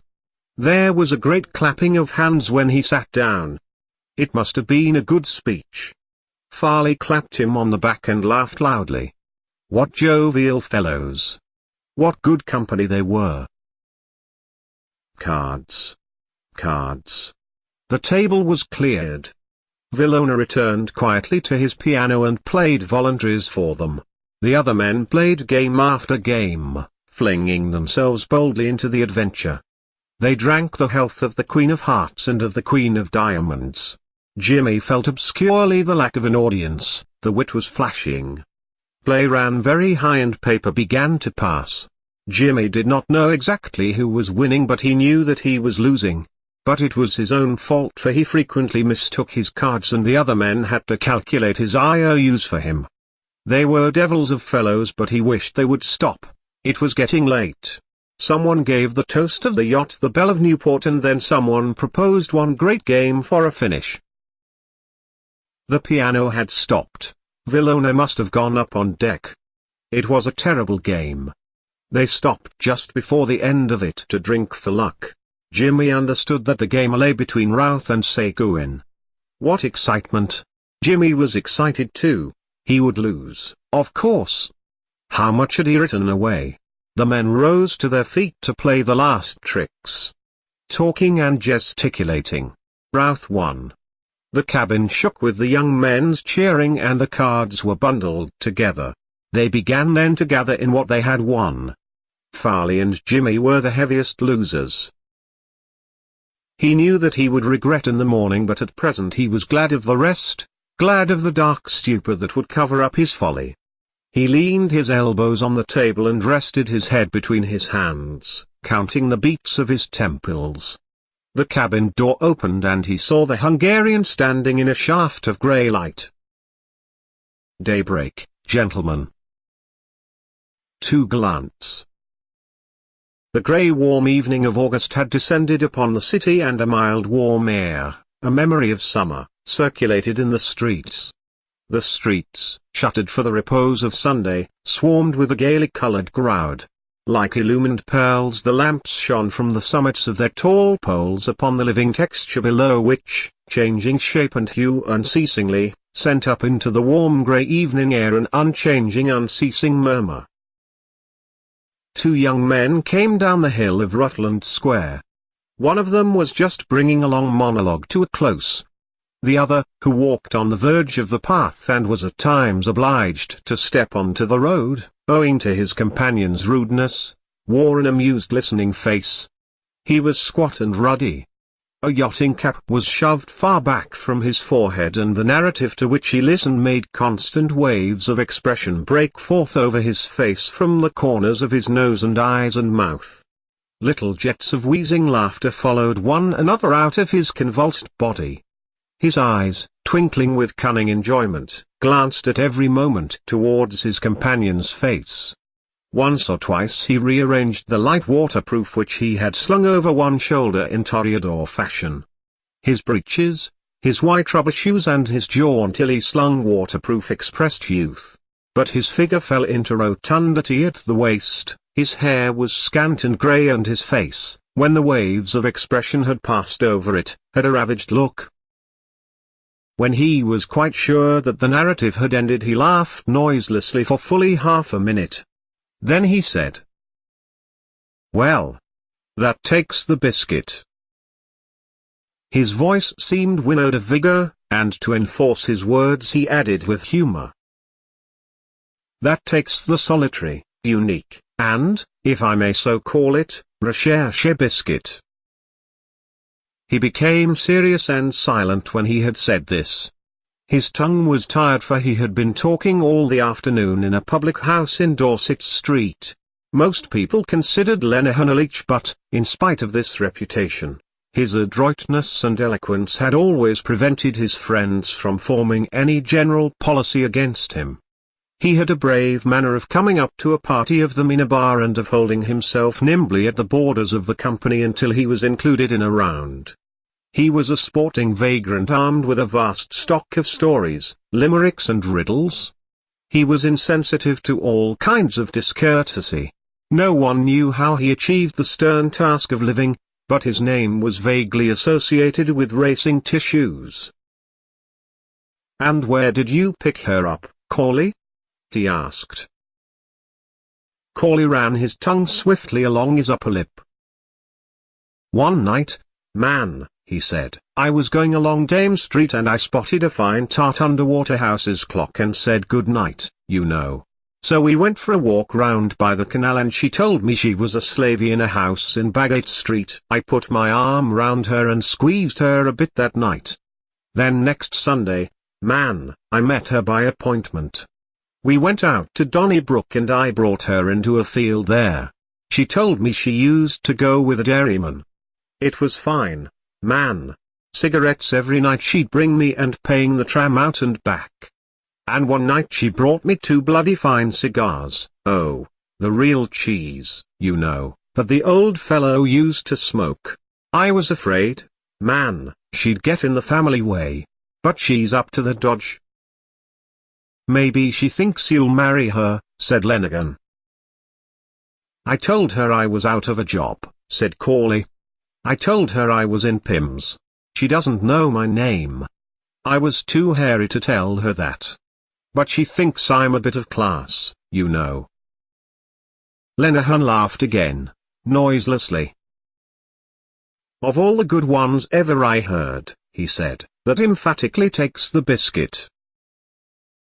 Corley's stride acknowledged the compliment. The swing of his burly body made his friend execute a few light skips from the path to the roadway and back again. Corley was the son of an inspector of police and he had inherited his father's frame and gait. He walked with his hands by his sides, holding himself erect and swaying his head from side to side. His head was large, globular and oily, it sweated in all weathers, and his large round hat, set upon it sideways, looked like a bulb which had grown out of another. He always stared straight before him as if he were on parade and, when he wished to gaze after someone in the street, it was necessary for him to move his body from the hips. At present he was about town. Whenever any job was vacant a friend was always ready to give him the hard word. He was often to be seen walking with policemen in plain clothes, talking earnestly. He knew the inner side of all affairs and was fond of delivering final judgments. He spoke without listening to the speech of his companions. His conversation was mainly about himself, what he had said to such a person and what such a person had said to him and what he had said to settle the matter. When he reported these dialogues he aspirated the first letter of his name after the manner of Florentines. Lenehan offered his friend a cigarette. As the 2 young men walked on through the crowd Corley occasionally turned to smile at some of the passing girls, but Lenehan's gaze was fixed on the large faint moon circled with a double halo. He watched earnestly the passing of the grey web of twilight across its face. At length he said, "Well, tell me, Corley, I suppose you'll be able to pull it off all right, eh?" Corley closed one eye expressively as an answer. "Is she game for that?" asked Lenehan dubiously. You can never know women. She's all right, said Corley. I know the way to get around her, man. She's a bit gone on me. You're what I call a gay Lothario, said Lenehan. And the proper kind of a Lothario, too. A shade of mockery relieved the servility of his manner. To save himself he had a habit of leaving his flattery open to the interpretation of raillery. But Corley had not a subtle mind. There's nothing to touch a good slavey, he affirmed. Take my tip for it. By one who has tried them all, said Lenehan. First I used to go with girls, you know, said Corley, unbosoming, girls off the South Circular. I used to take them out, man, on the tram somewhere and pay the tram or take them to a band or a play at the theatre or buy them chocolate and sweets or something that way. I used to spend money on them right enough, he added, in a convincing tone, as if he was conscious of being disbelieved. But Lenehan could well believe it. He nodded gravely. I know that game, he said, and it's a mug's game. And damn the thing I ever got out of it, said Corley. Ditto here, said Lenehan. Only off of one of them, said Corley. He moistened his upper lip by running his tongue along it. The recollection brightened his eyes. He too gazed at the pale disk of the moon, now nearly veiled, and seemed to meditate. She was a bit of all right, he said regretfully. He was silent again. Then he added. She's on the turf now. I saw her driving down Earl Street one night with two fellows with her on a car. I suppose that's your doing, said Lenehan. There was others at her before me, said Corley philosophically. This time Lenehan was inclined to disbelieve. He shook his head to and fro and smiled. You know you can't kid me, Corley, he said. Honest to God, said Corley. Didn't she tell me herself? Lenehan made a tragic gesture. Base betrayer, he said. As they passed along the railings of Trinity College, Lenehan skipped out into the road and peered up at the clock. 20 after, he said. Time enough, said Corley. She'll be there all right. I always let her wait a bit. Lenehan laughed quietly. Ecod. Corley, you know how to take them, he said. I'm up to all their little tricks, Corley confessed. But tell me, said Lenehan again, are you sure you can bring it off all right? You know it's a ticklish job. They're damn close on that point. Eh? What? His bright, small eyes searched his companion's face for reassurance. Corley swung his head to and fro as if to toss aside an insistent insect, and his brows gathered. I'll pull it off, he said. Leave it to me, can't you? Lenehan said no more. He did not wish to ruffle his friend's temper, to be sent to the devil and told that his advice was not wanted. A little tact was necessary. But Corley's brow was soon smooth again. His thoughts were running another way. She's a fine decent tart, he said, with appreciation, that's what she is. They walked along Nassau Street and then turned into Kildare Street. Not far from the porch of the club a harpist stood in the roadway, playing to a little ring of listeners. He plucked at the wires heedlessly, glancing quickly from time to time at the face of each newcomer and from time to time, wearily also, at the sky. His harp, too, heedless that her coverings had fallen about her knees, seemed weary alike of the eyes of strangers and of her master's hands. One hand played in the bass the melody of Silent, O Moyle, while the other hand careered in the treble after each group of notes. The notes of the air sounded deep and full. The two young men walked up the street without speaking, the mournful music following them. When they reached Stephen's Green they crossed the road. Here the noise of trams, The lights and the crowd released them from their silence. "There she is," said Corley. At the corner of Hume Street a young woman was standing. She wore a blue dress and a white sailor hat. She stood on the curbstone, swinging a sunshade in one hand. Lenehan grew lively. "Let's have a look at her, Corley," he said. Corley glanced sideways at his friend and an unpleasant grin appeared on his face. "Are you trying to get inside me?" he asked. "Damn it," said Lenehan boldly, "I don't want an introduction. All I want is to have a look at her. I'm not going to eat her." "Oh, a look at her?" said Corley, more amiably. "Well, I'll tell you what. I'll go over and talk to her and you can pass by." "Right," said Lenehan. Corley had already thrown one leg over the chains when Lenehan called out. "And after? Where will we meet?" 10:30, answered Corley, bringing over his other leg. "Where?" "Corner of Merrion Street. We'll be coming back." "Work it all right now," said Lenehan in farewell. Corley did not answer.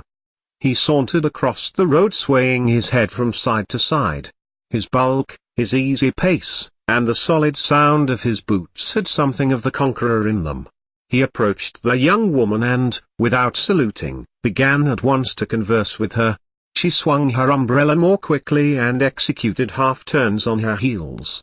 Once or twice when he spoke to her at close quarters she laughed and bent her head. Lenehan observed them for a few minutes. Then he walked rapidly along beside the chains at some distance and crossed the road obliquely. As he approached Hume Street corner he found the air heavily scented and his eyes made a swift anxious scrutiny of the young woman's appearance. She had her Sunday finery on. Her blue serge skirt was held at the waist by a belt of black leather. The great silver buckle of her belt seemed to depress the center of her body, catching the light stuff of her white blouse like a clip.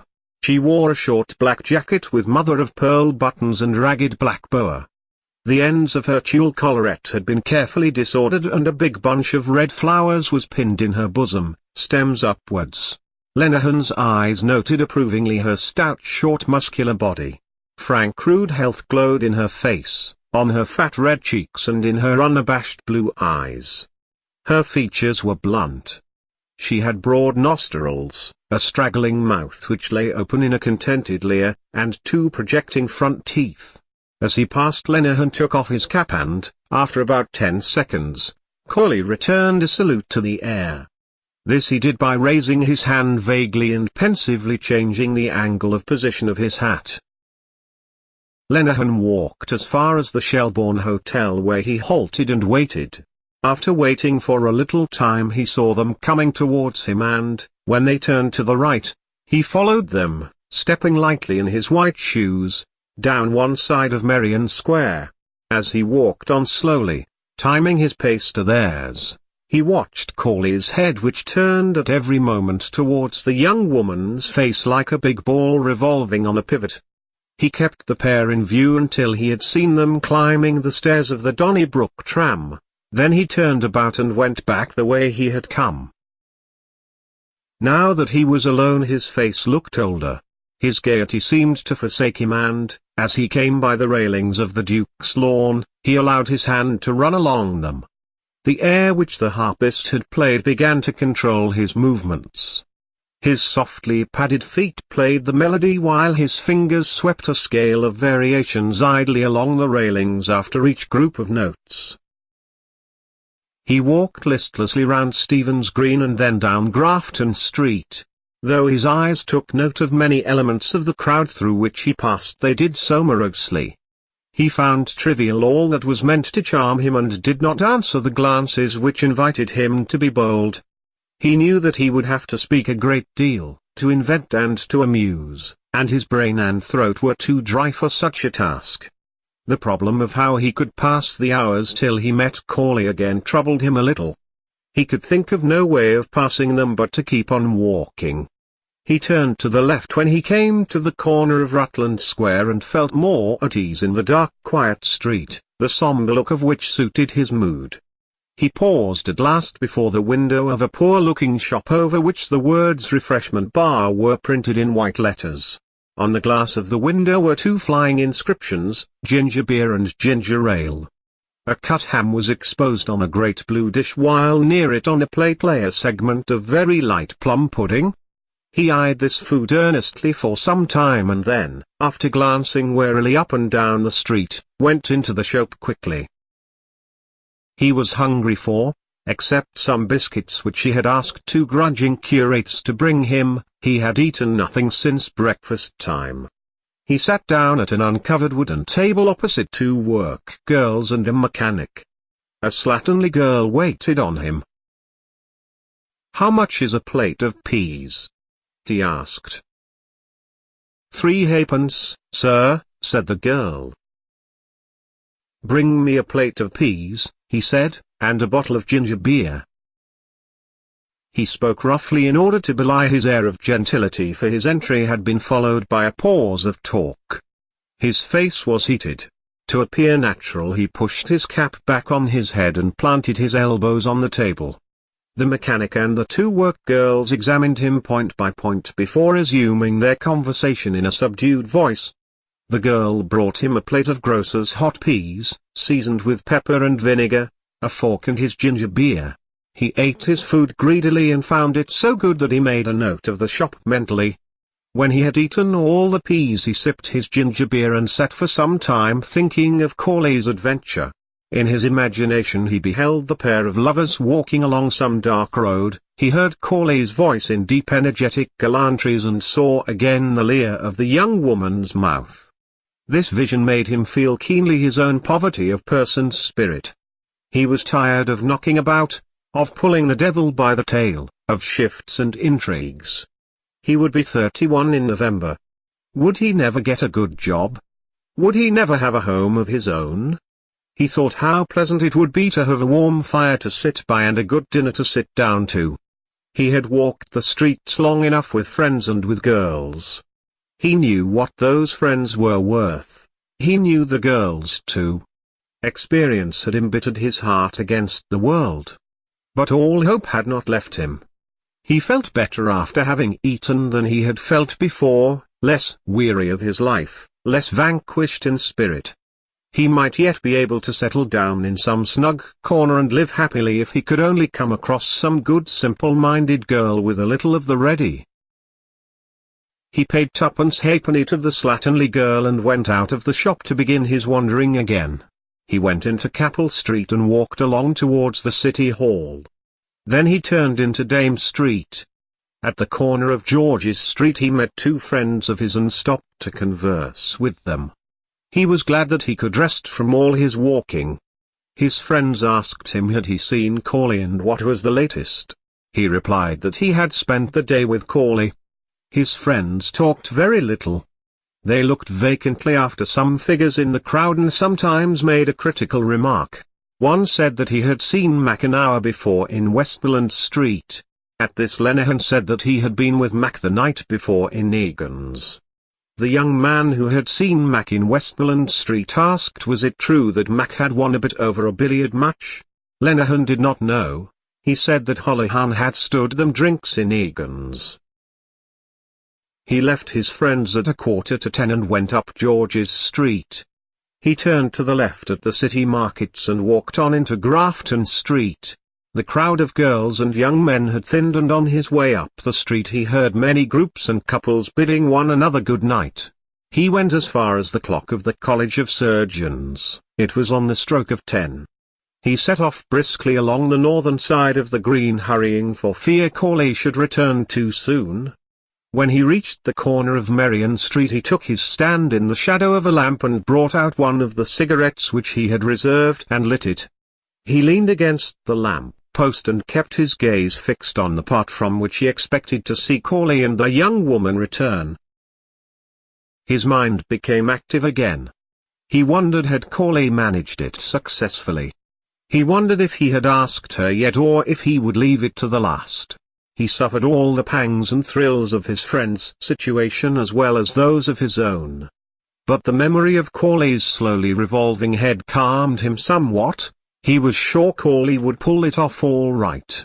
All at once the idea struck him that perhaps Corley had seen her home by another way and given him the slip. His eyes searched the street. There was no sign of them. Yet it was surely half an hour since he had seen the clock of the College of Surgeons. Would Corley do a thing like that? He lit his last cigarette and began to smoke it nervously. He strained his eyes as each tram stopped at the far corner of the square. They must have gone home by another way. The paper of his cigarette broke and he flung it into the road with a curse. Suddenly he saw them coming towards him. He started with delight and, keeping close to his lamp post, tried to read the result in their walk. They were walking quickly, the young woman taking quick short steps, while Corley kept beside her with his long stride. They did not seem to be speaking. An intimation of the result pricked him like the point of a sharp instrument. He knew Corley would fail, he knew it was no go. They turned down Bagot Street and he followed them at once, taking the other footpath. When they stopped he stopped too. They talked for a few moments and then the young woman went down the steps into the area of a house. Corley remained standing at the edge of the path, a little distance from the front steps. Some minutes passed. Then the hall door was opened slowly and cautiously. A woman came running down the front steps and coughed. Corley turned and went towards her. His broad figure hid hers from view for a few seconds and then she reappeared running up the steps. The door closed on her and Corley began to walk swiftly towards Stephen's Green.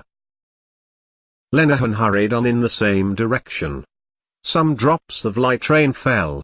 He took them as a warning and, glancing back towards the house which the young woman had entered to see that he was not observed, he ran eagerly across the road. Anxiety and his swift run made him pant. He called out, "Hello, Corley."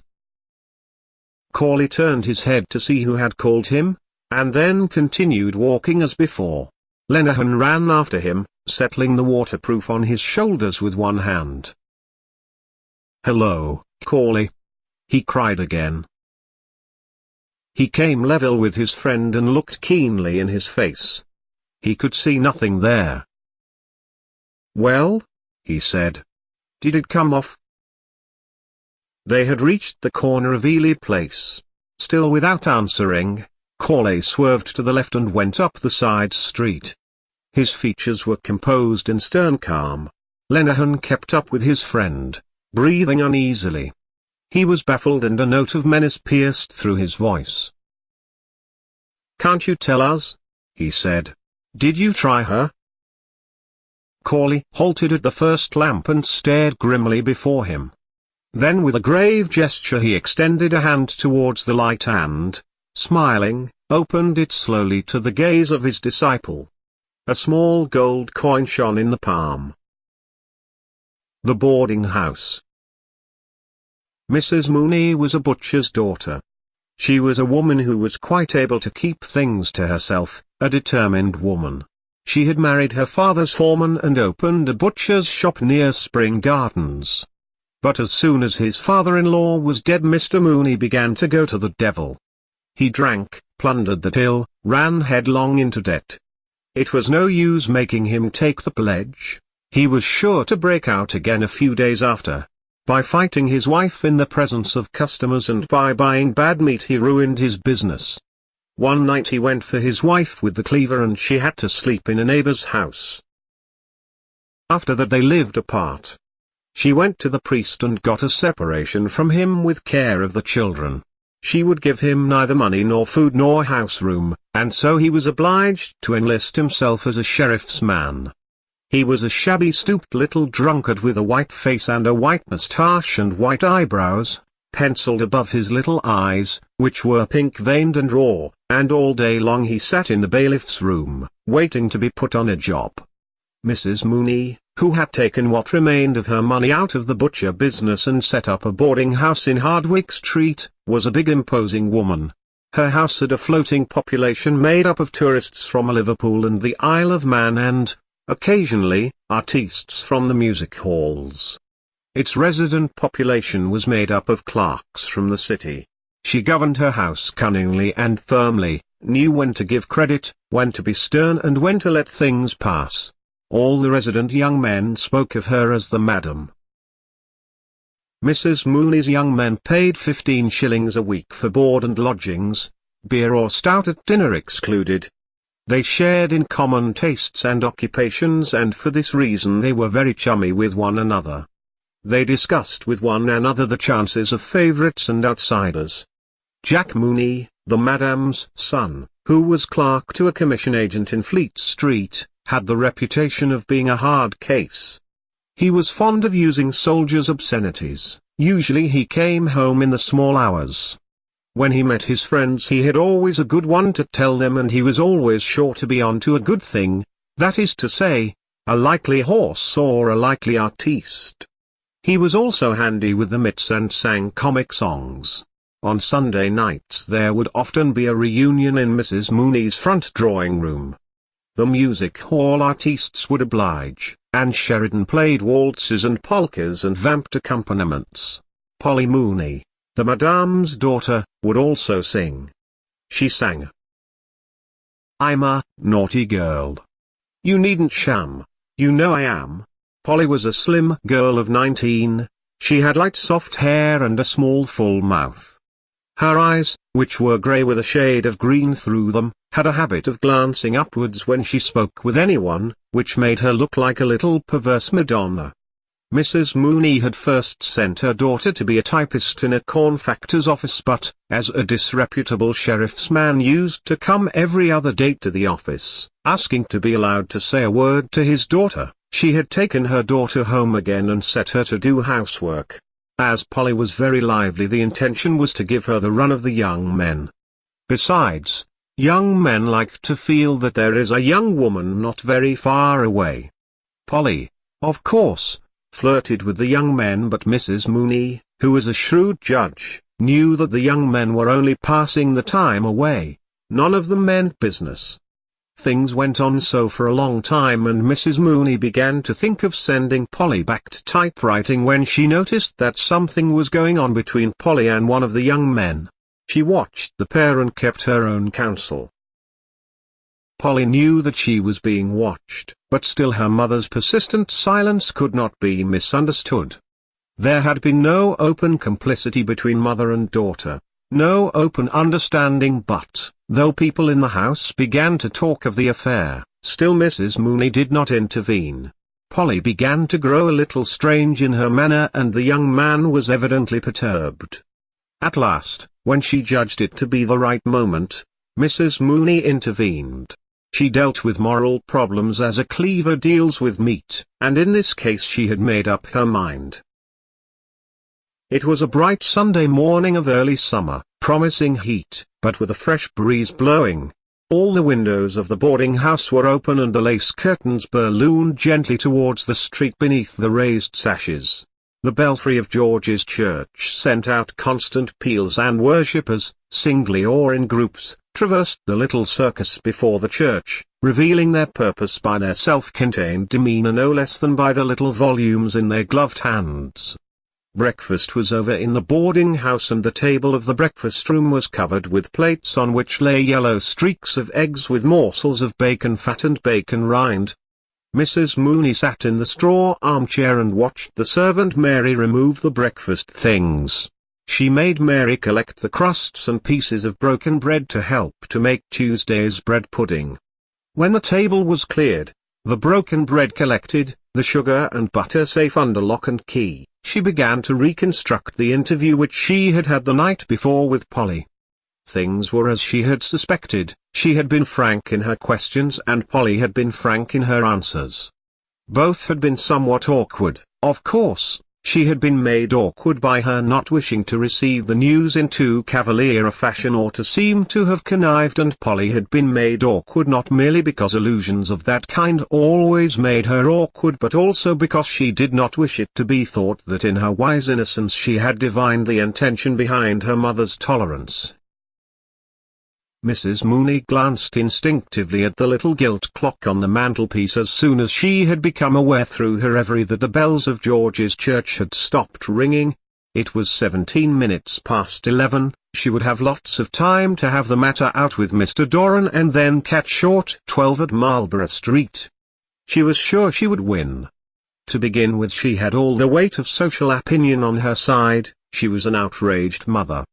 She had allowed him to live beneath her roof, assuming that he was a man of honor, and he had simply abused her hospitality. He was 34 or 35 years of age, so that youth could not be pleaded as his excuse, nor could ignorance be his excuse, since he was a man who had seen something of the world. He had simply taken advantage of Polly's youth and inexperience. That was evident. The question was, what reparation would he make? There must be reparation made in such cases. It is all very well for the man. He can go his ways as if nothing had happened, having had his moment of pleasure, but the girl has to bear the brunt. Some mothers would be content to patch up such an affair for a sum of money. She had known cases of it. But she would not do so. For her, only one reparation could make up for the loss of her daughter's honor: marriage. She counted all her cards again before sending Mary up to Mr. Doran's room to say that she wished to speak with him. She felt sure she would win. He was a serious young man, not rakish or loud-voiced like the others. If it had been Mr. Sheridan or Mr. Meade or Bantam Leon, her task would have been much harder. She did not think he would face publicity. All the lodgers in the house knew something of the affair. Details had been invented by some. Besides, he had been employed for 13 years in a great Catholic wine merchant's office, and publicity would mean for him, perhaps, the loss of his job. Whereas if he agreed, all might be well. She knew he had a good screw for one thing, and she suspected he had a bit of stuff put by. Nearly the half hour. She stood up and surveyed herself in the pier glass. The decisive expression of her great florid face satisfied her, and she thought of some mothers she knew who could not get their daughters off their hands. Mr. Doran was very anxious indeed this Sunday morning. He had made 2 attempts to shave, but his hand had been so unsteady that he had been obliged to desist. 3 days' reddish beard fringed his jaws, and every 2 or 3 minutes a mist gathered on his glasses, so that he had to take them off and polish them with his pocket handkerchief. The recollection of his confession of the night before was a cause of acute pain to him. The priest had drawn out every ridiculous detail of the affair, and in the end had so magnified his sin that he was almost thankful at being afforded a loophole of reparation. The harm was done. What could he do now but marry her or run away? He could not brazen it out. The affair would be sure to be talked of, and his employer would be certain to hear of it. Dublin is such a small city, everyone knows everyone else's business. He felt his heart leap warmly in his throat as he heard in his excited imagination old Mr. Leonard calling out in his rasping voice, "Send Mr. Doran here, please." All his long years of service gone for nothing. All his industry and diligence thrown away. As a young man he had sown his wild oats, of course. He had boasted of his free thinking and denied the existence of God to his companions in public houses. But that was all past and done with, nearly. He still bought a copy of Reynolds's newspaper every week, but he attended to his religious duties and for 9/10 of the year lived a regular life. He had money enough to settle down on, it was not that. But the family would look down on her. First of all there was her disreputable father, and then her mother's boarding house was beginning to get a certain fame. He had a notion that he was being had. He could imagine his friends talking of the affair and laughing. She was a little vulgar, sometimes she said "I seen and if I had have known." But what would grandma matter if he really loved her? He could not make up his mind whether to like her or despise her for what she had done. Of course he had done it too. His instinct urged him to remain free, not to marry. "Once you are married you are done for," it said. While he was sitting helplessly on the side of the bed in shirt and trousers, she tapped lightly at his door and entered. She told him all. that she had made a clean breast of it to her mother and that her mother would speak with him that morning. She cried and threw her arms round his neck, saying, "Oh Bob, Bob! What am I to do? What am I to do at all?" She would put an end to herself, she said. He comforted her feebly, telling her not to cry, that it would be all right, never fear. He felt against his shirt the agitation of her bosom. It was not altogether his fault that it had happened. He remembered well, with the curious patient memory of the celibate, the first casual caresses her dress, her breath, her fingers had given him. Then late one night as he was undressing for bed she had tapped at his door, timidly. She wanted to relight her candle at his for hers had been blown out by a gust. It was her bath night. She wore a loose open combing jacket of printed flannel. Her white instep shone in the opening of her furry slippers and the blood glowed warmly behind her perfumed skin. From her hands and wrists too as she lit and steadied her candle a faint perfume arose. On nights when he came in very late it was she who warmed up his dinner. He scarcely knew what he was eating, feeling her beside him alone, at night, in the sleeping house, and her thoughtfulness. If the night was anyway cold or wet or windy there was sure to be a little tumbler of punch ready for him. Perhaps they could be happy together. They used to go upstairs together on tiptoe, each with a candle, and on the third landing exchange reluctant good nights. They used to kiss. He remembered well her eyes, the touch of her hand and his delirium. But delirium passes. He echoed her phrase, applying it to himself, "What am I to do?" The instinct of the celibate warned him to hold back. But the sin was there, even his sense of honor told him that reparation must be made for such a sin.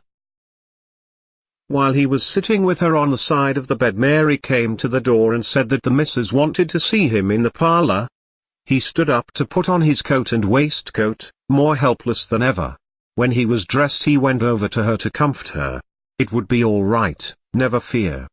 He left her crying on the bed and moaning softly, "Oh my God." Going down the stairs his glasses became so dimmed with moisture that he had to take them off and polish them. He longed to ascend through the roof and fly away to another country where he would never hear again of his trouble, and yet a force pushed him downstairs step by step. The implacable faces of his employer and of the madam stared upon his discomfiture. On the last flight of stairs he passed Jack Mooney who was coming up from the pantry nursing 2 bottles of base. They saluted coldly, and the lover's eyes rested for a second or two on a thick bulldog face and a pair of thick short arms. When he reached the foot of the staircase he glanced up and saw Jack regarding him from the door of the return room. Suddenly he remembered the night when one of the music hall artistes, a little blonde Londoner, had made a rather free allusion to Polly. The reunion had been almost broken up on account of Jack's violence. Everyone tried to quiet him. The music hall artiste, a little paler than usual, kept smiling and saying that there was no harm meant, but Jack kept shouting at him that if any fellow tried that sort of a game on with his sister he'd bloody well put his teeth down his throat, so he would. Polly sat for a little time on the side of the bed, crying. Then she dried her eyes and went over to the looking-glass. She dipped the end of the towel in the water jug and refreshed her eyes with the cool water. She looked at herself in profile and readjusted a hairpin above her ear. Then she went back to the bed again and sat at the foot. She regarded the pillows for a long time and the sight of them awakened in her mind secret amiable memories. She rested the nape of her neck against the cool iron bed rail and fell into a reverie. There was no longer any perturbation visible on her face. She waited on patiently, almost cheerfully, without alarm, her memories gradually giving place to hopes and visions of the future. Her hopes and visions were so intricate that she no longer saw the white pillows on which her gaze was fixed or remembered that she was waiting for anything. At last she heard her mother calling. She started to her feet and ran to the banisters. "Polly! Polly!" Yes, Mama. Come down, dear. Mr. Doran wants to speak to you. Then she remembered what she had been waiting for. A little cloud. 8 years before he had seen his friend off at the north wall and wished him Godspeed. Glahar had got on. You could tell that at once by his travelled air, his well-cut tweed suit, and fearless accent. Few fellows had talents like his, and fewer still could remain unspoiled by such success. Glahar's heart was in the right place and he had deserved to win. It was something to have a friend like that. Little Chandler's thoughts ever since lunchtime had been of his meeting with Glahar, of Gala's invitation, and of the great city London where Gala lived. He was called Little Chandler because, though he was but slightly under the average stature, he gave one the idea of being a little man. His hands were white and small, his frame was fragile, his voice was quiet and his manners were refined. He took the greatest care of his fair silken hair and moustache and used perfume discreetly on his handkerchief. The half-moons of his nails were perfect, and when he smiled you caught a glimpse of a row of childish white teeth. As he sat at his desk in the King's Inns he thought what changes those 8 years had brought. The friend whom he had known under a shabby and necessitous guise had become a brilliant figure on the London press. He turned often from his tiresome writing to gaze out of the office window. The glow of a late autumn sunset covered the grass plots and walks. It cast a shower of kindly golden dust on the untidy nurses and decrepit old men who drowsed on the benches, it flickered upon all the moving figures, on the children who ran screaming along the gravel paths and on everyone who passed through the gardens. He watched the scene and thought of life, and, as always happened when he thought of life, he became sad. A gentle melancholy took possession of him. He felt how useless it was to struggle against fortune, this being the burden of wisdom which the ages had bequeathed to him. He remembered the books of poetry upon his shelves at home. He had bought them in his bachelor days, and many an evening, as he sat in the little room off the hall, he had been tempted to take one down from the bookshelf and read out something to his wife. But shyness had always held him back, and so the books had remained on their shelves. At times he repeated lines to himself, and this consoled him. When his hour had struck he stood up and took leave of his desk and of his fellow clerks punctiliously. He emerged from under the feudal arch of the King's Inns, a neat modest figure, and walked swiftly down Henrietta Street. The golden sunset was waning and the air had grown sharp. A horde of grimy children populated the street. They stood or ran in the roadway or crawled up the steps before the gaping doors or squatted like mice upon the thresholds. Little Chandler gave them no thought. He picked his way deftly through all that minute vermin-like life, and under the shadow of the gaunt spectral mansions in which the old nobility of Dublin had roistered, no memory of the past touched him, for his mind was full of a present joy. He had never been in Colosse's, but he knew the value of the name. He knew that people went there after the theatre to eat oysters and drink liqueurs, and he had heard that the waiters there spoke French and German. Walking swiftly by at night he had seen cabs drawn up before the door and richly dressed ladies, escorted by cavaliers, alight and enter quickly. They wore noisy dresses and many wraps. Their faces were powdered and they caught up their dresses, when they touched earth, like alarmed Atalantas. He had always passed without turning his head to look. It was his habit to walk swiftly in the street even by day, and whenever he found himself in the city late at night he hurried on his way apprehensively and excitedly. Sometimes, however, he courted the causes of his fear. He chose the darkest and narrowest streets, and, as he walked boldly forward, the silence that was spread about his footsteps troubled him. The wandering silent figures troubled him, and at times a sound of low fugitive laughter made him tremble like a leaf. He turned to the right towards Capel Street. Ignatius Glahar on the London press. Who would have thought it possible 8 years before? Still, Now that he reviewed the past, little Chandler could remember many signs of future greatness in his friend. People used to say that Ignatius Galara was wild. Of course, he did mix with a rakish set of fellows at that time, drank freely and borrowed money on all sides. In the end he had got mixed up in some shady affair, some money transaction, at least, that was one version of his flight. But nobody denied him talent. There was always a certain something in Ignatius Galara that impressed you in spite of yourself. Even when he was out at elbows and at his wits' end for money, he kept up a bold face.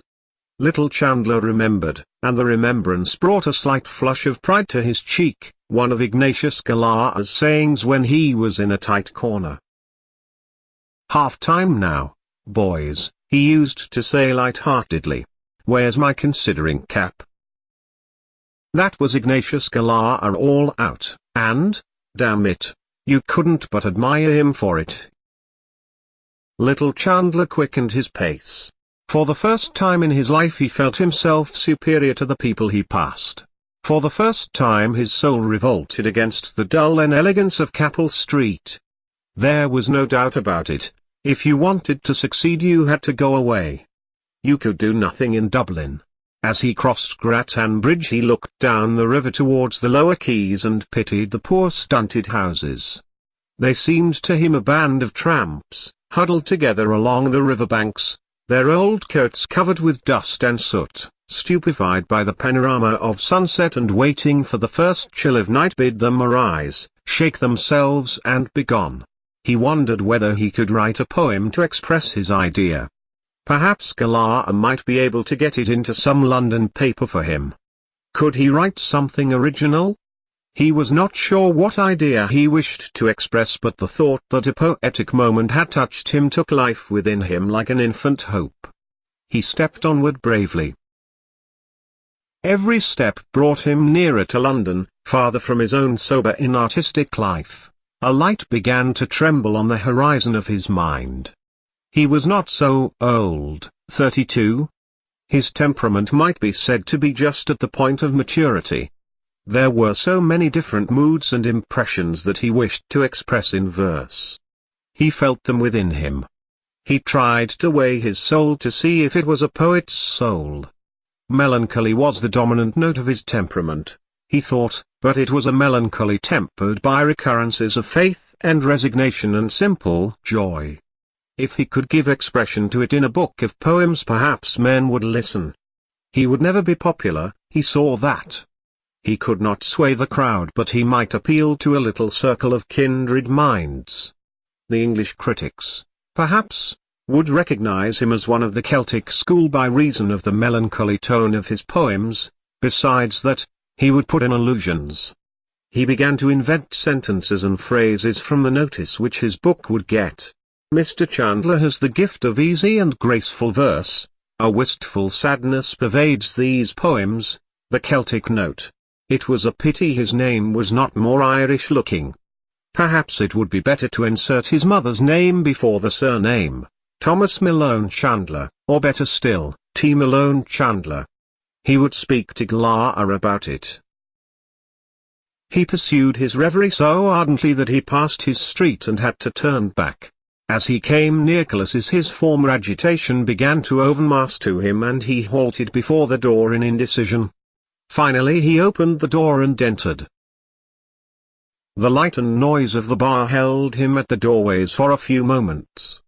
He looked about him, but his sight was confused by the shining of many red and green wine glasses. The bar seemed to him to be full of people and he felt that the people were observing him curiously.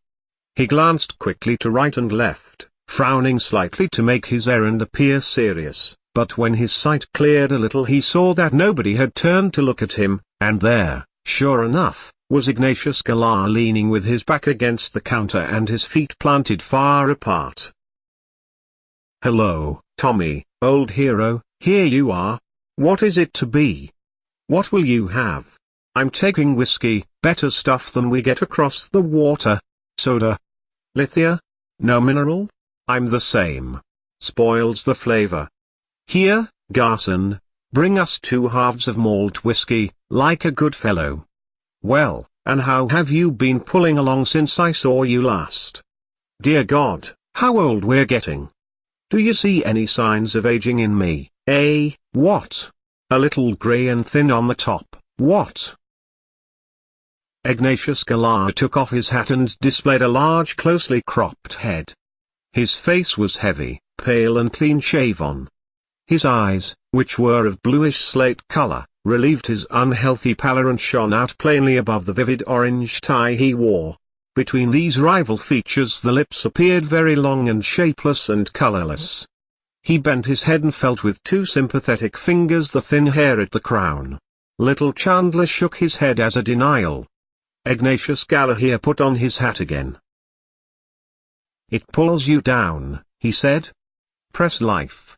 Always hurry and scurry, looking for copy and sometimes not finding it, and then, always to have something new in your stuff. Damn proofs and printers, I say, for a few days. I'm deuced glad, I can tell you, to get back to the old country. Does a fellow good, a bit of a holiday. I feel a ton better since I landed again in dear dirty Dublin. Here you are, Tommy. Water? Say when. Little Chandler allowed his whiskey to be very much diluted. You don't know what's good for you, my boy, said Ignatius Galar. I drink mine neat. I drink very little as a rule, said Little Chandler modestly. An odd half one or so when I meet any of the old crowd, that's all. Ah, well, said Ignatius Galar, cheerfully, here's to us and to old times and old acquaintance. They clinked glasses and drank the toast. I met some of the old gang today, said Ignatius Galar. O'Hara seems to be in a bad way. What's he doing? Nothing, said Little Chandler. He's gone to the dogs. But Hogan has a good sit, hasn't he? Yes, he's in the Land Commission. I met him one night in London and he seemed to be very flush. Poor O'Hara. Booze, I suppose. Other things, too, said Little Chandler shortly. Ignatius Galar laughed. Tommy, he said, I see you haven't changed an atom. You're the very same serious person that used to lecture me on Sunday mornings when I had a sore head and a fur on my tongue. You'd want to knock about a bit in the world. Have you never been anywhere even for a trip? I've been to the Isle of Man, said Little Chandler. Ignatius Galar laughed. The Isle of Man, he said. Go to London or Paris, for choice. That'd do you good. Have you seen Paris? I should think I have. I've knocked about there a little. And is it really so beautiful as they say? Asked Little Chandler. He sipped a little of his drink while Ignatius Galar finished his boldly. Beautiful? Said Ignatius Galar, pausing on the word and on the flavor of his drink. It's not so beautiful, you know. Of course, it is beautiful, but it's the life of Paris, that's the thing. Ah, there's no city like Paris for gaiety, movement, excitement. Little Chandler finished his whiskey and, after some trouble, succeeded in catching the barman's eye. He ordered the same again. I've been to the Moulin Rouge, Ignatius Galar continued when the barman had removed their glasses, and I've been to all the Bohemian cafes. Hot stuff. Not for a pious chap like you, Tommy. Little Chandler said nothing until the barman returned with 2 glasses, then he touched his friend's glass lightly and reciprocated the former toast. He was beginning to feel somewhat disillusioned. Galar's accent and way of expressing himself did not please him. There was something vulgar in his friend which he had not observed before. But perhaps it was only the result of living in London amid the bustle and competition of the press. The old personal charm was still there under this new gaudy manner. And, after all, Galar had lived. He had seen the world. Little Chandler looked at his friend enviously. "Everything in Paris is gay," said Ignatius Galar. "They believe in enjoying life, and don't you think they're right? If you want to enjoy yourself properly you must go to Paris. And, mind you, they've a great feeling for the Irish there. When they heard I was from Ireland they were ready to eat me, man." Little Chandler took 4 or 5 sips from his glass. "Tell me," he said, "is it true that Paris is so immoral as they say?" Ignatius Galar made a Catholic gesture with his right arm. "Every place is immoral," he said. "Of course you do find spicy bits in Paris. Go to one of the students' balls, for instance. That's lively, if you like, when the cocottes begin to let themselves loose. You know what they are, I suppose?" "I've heard of them," said Little Chandler. Ignatius Galar drank off his whiskey and shook his head. "Ah," he said, "you may say what you like. There's no woman like the Parisienne, for style, for go." "Then it is an immoral city," said Little Chandler, with timid insistence. "I mean, compared with London or Dublin?" "London," said Ignatius Galar. "It's 6 of one and half a dozen of the other. You ask Hogan, my boy. I showed him a bit about London when he was over there. He'd open your eye. I say, Tommy, don't make punch of that whiskey, liquor up." "No, really." "Oh, come on, another one won't do you any harm. What is it? The same again, I suppose?" "Well, all right. Francois, the same again. Will you smoke, Tommy?" Ignatius Galar produced his cigar case. The two friends lit their cigars and puffed at them in silence until their drinks were served. "I'll tell you my opinion," said Ignatius Galar, emerging after some time from the clouds of smoke in which he had taken refuge. "It's a rum world. Talk of immorality. I've heard of cases, what am I saying? I've known them, cases of immorality." Ignatius Galar puffed thoughtfully at his cigar and then, in a calm historian's tone, he proceeded to sketch for his friend some pictures of the corruption which was rife abroad. He summarized the vices of many capitals and seemed inclined to award the palm to Berlin. Some things he could not vouch for, his friends had told him, but of others he had had personal experience. He spared neither rank nor caste. He revealed many of the secrets of religious houses on the continent and described some of the practices which were fashionable in high society and ended by telling, with details, a story about an English duchess, a story which he knew to be true. Little Chandler was astonished. "Ah, well," said Ignatius Galar, "here we are in old jog-along Dublin where nothing is known of such things." "How dull you must find it," said Little Chandler, "after all the other places you've seen." "Well," said Ignatius Galar, "it's a relaxation to come over here, you know. And, after all, it's the old country, as they say, isn't it? You can't help having a certain feeling for it. That's human nature. But tell me something about yourself. Hogan told me you had tasted the joys of connubial bliss. 2 years ago, wasn't it?" Little Chandler blushed and smiled. "Yes," he said. "I was married last May 12 months." "I hope it's not too late in the day to offer my best wishes," said Ignatius Galar. "I didn't know your address or I'd have done so at the time." He extended his hand, which Little Chandler took. "Well, Tommy," he said, "I wish you and yours every joy in life, old chap, and tons of money, and may you never die till I shoot you. And that's the wish of a sincere friend, an old friend. You know that?" "I know that," said Little Chandler. "Any youngsters?" said Ignatius Galar. Little Chandler blushed again. "We have one child," he said. son or daughter? A little boy. Ignatius Galar slapped his friend sonorously on the back.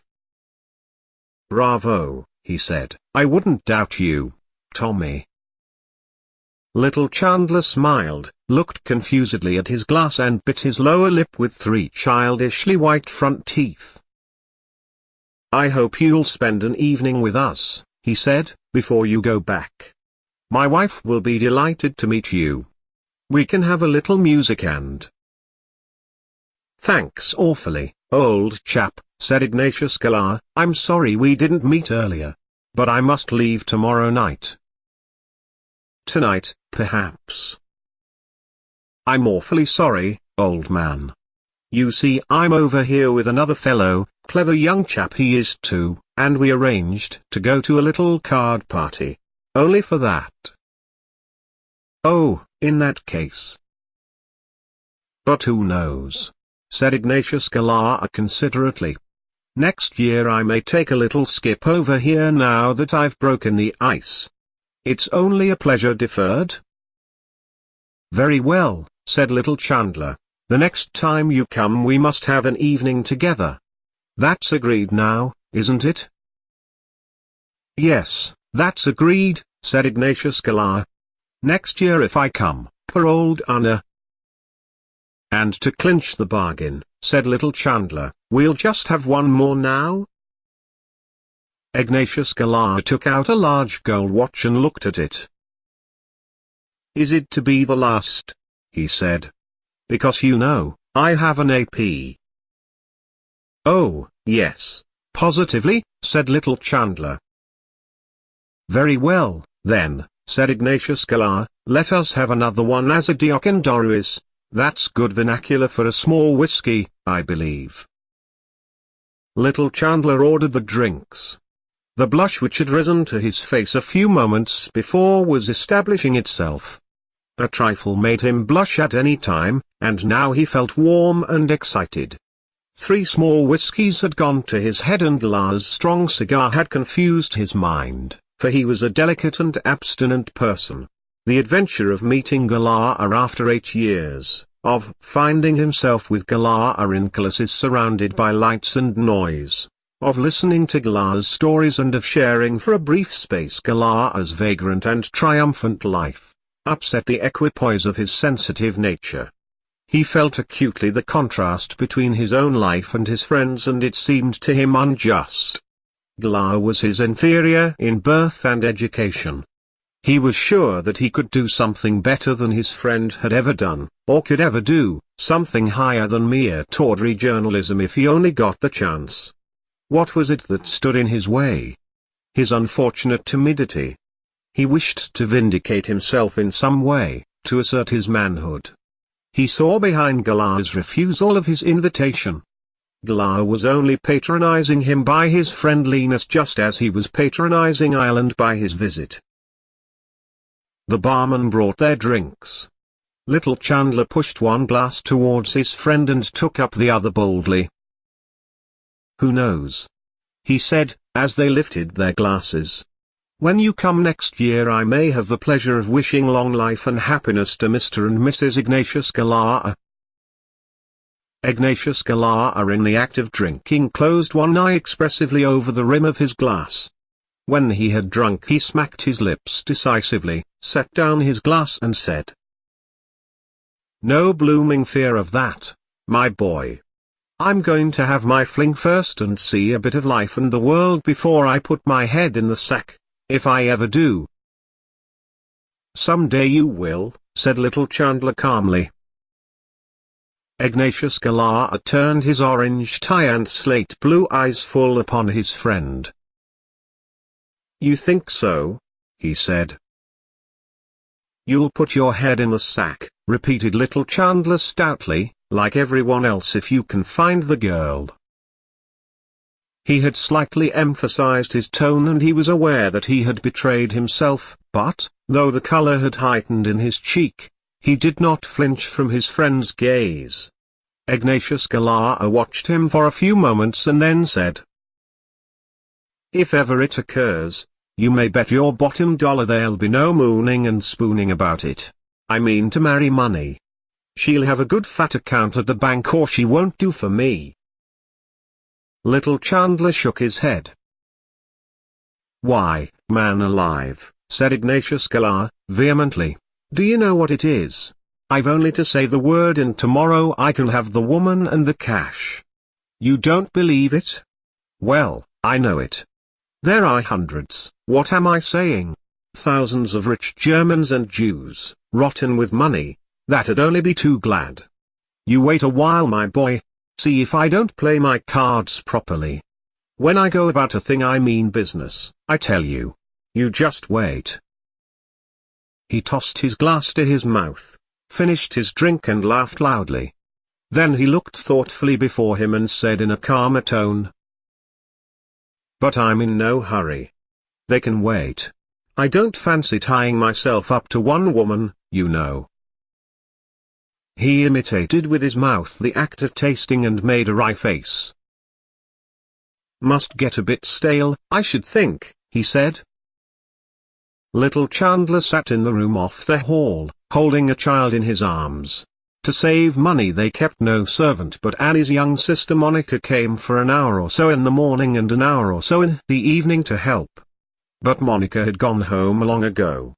It was 9:15. Little Chandler had come home late for tea and, moreover, he had forgotten to bring Annie home the parcel of coffee from Bewley's. Of course she was in a bad humor and gave him short answers. She said she would do without any tea, but when it came near the time at which the shop at the corner closed she decided to go out herself for 1/4 pound of tea and 2 pounds of sugar. She put the sleeping child deftly in his arms and said, "Here. Don't waken him." A little lamp with a white china shade stood upon the table and its light fell over a photograph which was enclosed in a frame of crumpled horn. It was Annie's photograph. Little Chandler looked at it, pausing at the thin tight lips. She wore the pale blue summer blouse which he had brought her home as a present one Saturday. It had cost him 10 and 11 pence, but what an agony of nervousness it had cost him. How he had suffered that day, waiting at the shop door until the shop was empty, standing at the counter and trying to appear at his ease while the girl piled ladies' blouses before him, paying at the desk and forgetting to take up the odd penny of his change, being called back by the cashier, and finally, striving to hide his blushes as he left the shop by examining the parcel to see if it was securely tied. When he brought the blouse home Annie kissed him and said it was very pretty and stylish, but when she heard the price she threw the blouse on the table and said it was a regular swindle to charge 10 and 11 pence for it. At first she wanted to take it back, but when she tried it on she was delighted with it, especially with the make of the sleeves, and kissed him and said he was very good to think of her. He looked coldly into the eyes of the photograph and they answered coldly. Certainly they were pretty and the face itself was pretty. But he found something mean in it. Why was it so unconscious and ladylike? The composure of the eyes irritated him. They repelled him and defied him. There was no passion in them, no rapture. He thought of what Galar had said about rich Jewesses. Those dark oriental eyes, he thought, how full they are of passion, of voluptuous longing. Why had he married the eyes in the photograph? He caught himself up at the question and glanced nervously round the room. He found something mean in the pretty furniture which he had bought for his house on the hire system. Annie had chosen it herself and it reminded him of her. It too was prim and pretty. A dull resentment against his life awoke within him. Could he not escape from his little house? Was it too late for him to try to live bravely like Galar? Could he go to London? There was the furniture still to be paid for. If he could only write a book and get it published, that might open the way for him.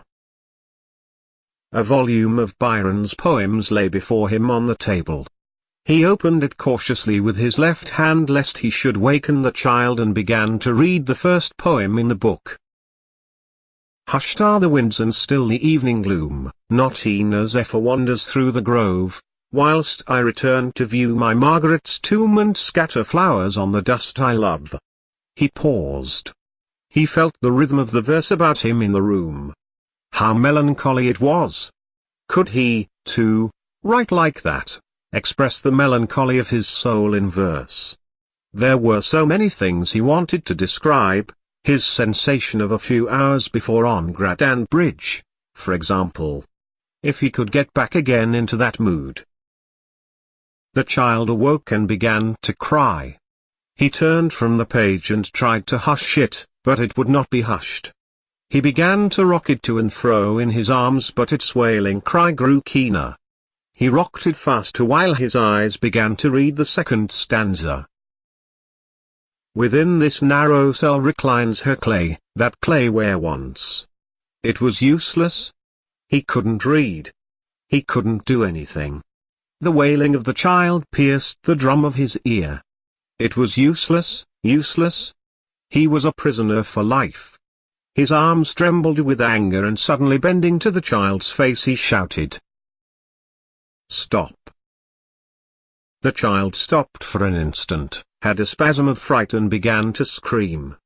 He jumped up from his chair and walked hastily up and down the room with the child in his arms. It began to sob piteously, losing its breath for 4 or 5 seconds, and then bursting out anew. The thin walls of the room echoed the sound. He tried to soothe it, but it sobbed more convulsively. He looked at the contracted and quivering face of the child and began to be alarmed. He counted 7 sobs without a break between them and caught the child to his breast in fright. If it died. The door was burst open and a young woman ran in, panting. "What is it? What is it?" she cried. The child, hearing its mother's voice, broke out into a paroxysm of sobbing. "It's nothing, Annie, it's nothing." He began to cry. She flung her parcels on the floor and snatched the child from him. "What have you done to him?" she cried, glaring into his face. Little Chandler sustained for one moment the gaze of her eyes, and his heart closed together as he met the hatred in them. He began to stammer. "It's nothing. He began to cry. I didn't do anything." "What?" Giving no heed to him, she began to walk up and down the room, clasping the child tightly in her arms and murmuring, "My little man. My little Manny. Was oo frightened, love? There now, love. There now. Lamb babe born. Mama's little lamb of the world. There now." Little Chandler felt his cheeks suffused with shame, and he stood back out of the lamplight. He listened while the paroxysm of the child's sobbing grew less and less, and tears of remorse started to his eyes. Counterparts.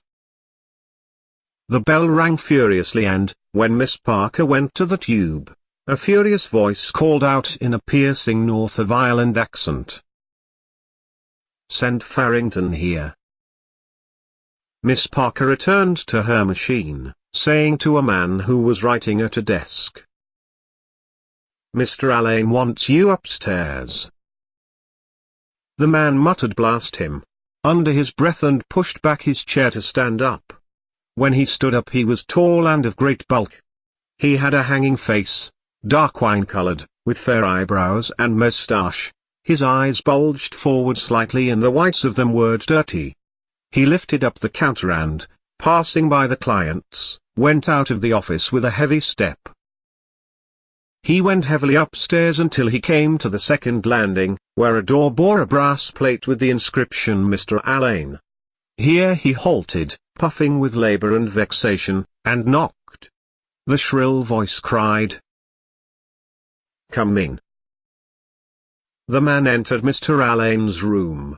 Simultaneously Mr. Alleyne, a little man wearing gold-rimmed glasses on a clean-shaven face, shot his head up over a pile of documents. The head itself was so pink and hairless it seemed like a large egg reposing on the papers. Mr. Alleyne did not lose a moment. "Farrington? What is the meaning of this? Why have I always to complain of you? May I ask you why you haven't made a copy of that contract between Bodley and Cowan? I told you it must be ready by 4 o'clock. But Mr. Shelley said, sir. Mr. Shelley said, sir. Kindly attend to what I say and not to what Mr. Shelley says, sir. You have always some excuse or another for shirking work. Let me tell you that if the contract is not copied before this evening, I'll lay the matter before Mr. Crosby. Do you hear me now? Yes, sir. Do you hear me now? And another little matter. I might as well be talking to the wall as talking to you. Understand once for all that you get a half an hour for your lunch and not an hour and a half. How many courses do you want? I'd like to know. Do you mind me, now? Yes, sir. Mr. Alleyne bent his head again upon his pile of papers. The man stared fixedly at the polished skull which directed the affairs of Crosby and Alleyne, gauging its fragility. A spasm of rage gripped his throat for a few moments and then passed, leaving after it a sharp sensation of thirst. The man recognized the sensation and felt that he must have a good night's drinking. The middle of the month was past and, if he could get the copy done in time, Mr. Alleyne might give him an order on the cashier. He stood still, gazing fixedly at the head upon the pile of papers. Suddenly Mr. Alleyne began to upset all the papers, searching for something. Then, as if he had been unaware of the man's presence till that moment, he shot up his head again, saying, Are you going to stand there all day? Upon my word, Farrington, you take things easy. I was waiting to see. Very good, you needn't wait to see. Go downstairs and do your work. The man walked heavily towards the door and, as he went out of the room, he heard Mr. Alleyne cry after him that if the contract was not copied by evening Mr. Crosby would hear of the matter. He returned to his desk in the lower office and counted the sheets which remained to be copied. He took up his pen and dipped it in the ink, but he continued to stare stupidly at the last words he had written. In no case shall the said Bernard Bodley be. The evening was falling and in a few minutes they would be lighting the gas, then he could write. He felt that he must slake the thirst in his throat. He stood up from his desk and, lifting the counter as before, passed out of the office. As he was passing out, the chief clerk looked at him inquiringly. It's all right, Mr. Shelley, said the man, pointing with his finger to indicate the objective of his journey. The chief clerk glanced at the hat rack but, seeing the row complete, offered no remark. As soon as he was on the landing, the man pulled a shepherd's plaid cap out of his pocket, put it on his head and ran quickly down the rickety stairs. From the street door he walked on furtively on the inner side of the path towards the corner and all at once dived into a doorway. He was now safe in the dark snug of O'Neill's shop, and filling up the little window that looked into the bar with his inflamed face, the color of dark wine or dark meat, he called out. Here, Pat, give us a GP, like a good fellow. The curate brought him a glass of plain porter. The man drank it at a gulp and asked for a caraway seed. He put his penny on the counter and, leaving the curate to grope for it in the gloom, retreated out of the snug as furtively as he had entered it. Darkness, accompanied by a thick fog, was gaining upon the dusk of February and the lamps in Euston Street had been lit. The man went up by the houses until he reached the door of the office, wondering whether he could finish his copy in time. On the stairs a moist pungent odour of perfumes saluted his nose, evidently Miss Delacour had come while he was out in O'Neill's. He crammed his cap back again into his pocket and re-entered the office, assuming an air of absent-mindedness. Mr. Alleyne has been calling for you, said the chief clerk severely. Where were you? The man glanced at the two clients who were standing at the counter as if to intimate that their presence prevented him from answering. As the clients were both male, the chief clerk allowed himself a laugh. I know that game, he said. 5 times in one day is a little bit. Well, you better look sharp and get a copy of our correspondence in the Delacour case for Mr. Alleyne." This address in the presence of the public, his run upstairs and the porter he had gulped down so hastily confused the man, and, as he sat down at his desk to get what was required, he realized how hopeless was the task of finishing his copy of the contract before 5:30. The dark damp night was coming and he longed to spend it in the bars, drinking with his friends amid the glare of gas and the clatter of glasses. He got out the Delacour correspondence and passed out of the office. He hoped Mr. Alleyne would not discover that the last 2 letters were missing. The moist pungent perfume lay all the way up to Mr. Alleyne's room. Miss Delacour was a middle-aged woman of Jewish appearance. Mr. Alleyne was said to be sweet on her or on her money. She came to the office often and stayed a long time when she came. She was sitting beside his desk now in an aroma of perfumes, smoothing the handle of her umbrella and nodding the great black feather in her hat. Mr. Alleyne had swiveled his chair round to face her and thrown his right foot jauntily upon his left knee. The man put the correspondence on the desk and bowed respectfully, but neither Mr. Alleyne nor Miss Delacour took any notice of his bow. Mr. Alleyne tapped a finger on the correspondence and then flicked it towards him as if to say, "That's all right, you can go." The man returned to the lower office and sat down again at his desk. He stared intently at the incomplete phrase, "In no case shall the said Bernard Bodley be," and thought how strange it was that the last 3 words began with the same letter. The chief clerk began to hurry Miss Parker, saying she would never have the letters typed in time for post. The man listened to the clicking of the machine for a few minutes and then set to work to finish his copy. But his head was not clear and his mind wandered away to the glare and rattle of the public house. It was a night for hot punches. He struggled on with his copy, but when the clock struck 5 he had still 14 pages to write. Blast it! He couldn't finish it in time. He longed to execrate aloud, to bring his fist down on something violently. He was so enraged that he wrote Bernard instead of Bernard Bodley and had to begin again on a clean sheet. He felt strong enough to clear out the whole office single-handed. His body ached to do something, to rush out and revel in violence. All the indignities of his life enraged him. Could he ask the cashier privately for an advance? No. The cashier was no good. No damn good. He wouldn't give an advance. He knew where he would meet the boys, Leonard and O'Halloran and Nosey Flynn. The barometer of his emotional nature was set for a spell of riot. His imagination had so abstracted him that his name was called twice before he answered. Mr. Alleyne and Miss Delacour were standing outside the counter and all the clerks had turned round in anticipation of something. The man got up from his desk. Mr. Alleyne began a tirade of abuse, saying that 2 letters were missing. The man answered that he knew nothing about them, that he had made a faithful copy.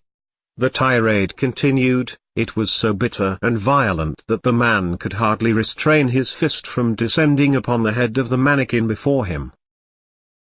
"I know nothing about any other 2 letters, he said stupidly. "You know nothing. Of course you know nothing," said Mr. Alleyne. "Tell me," he added, glancing first for approval to the lady beside him, "do you take me for a fool? Do you think me a not a fool?"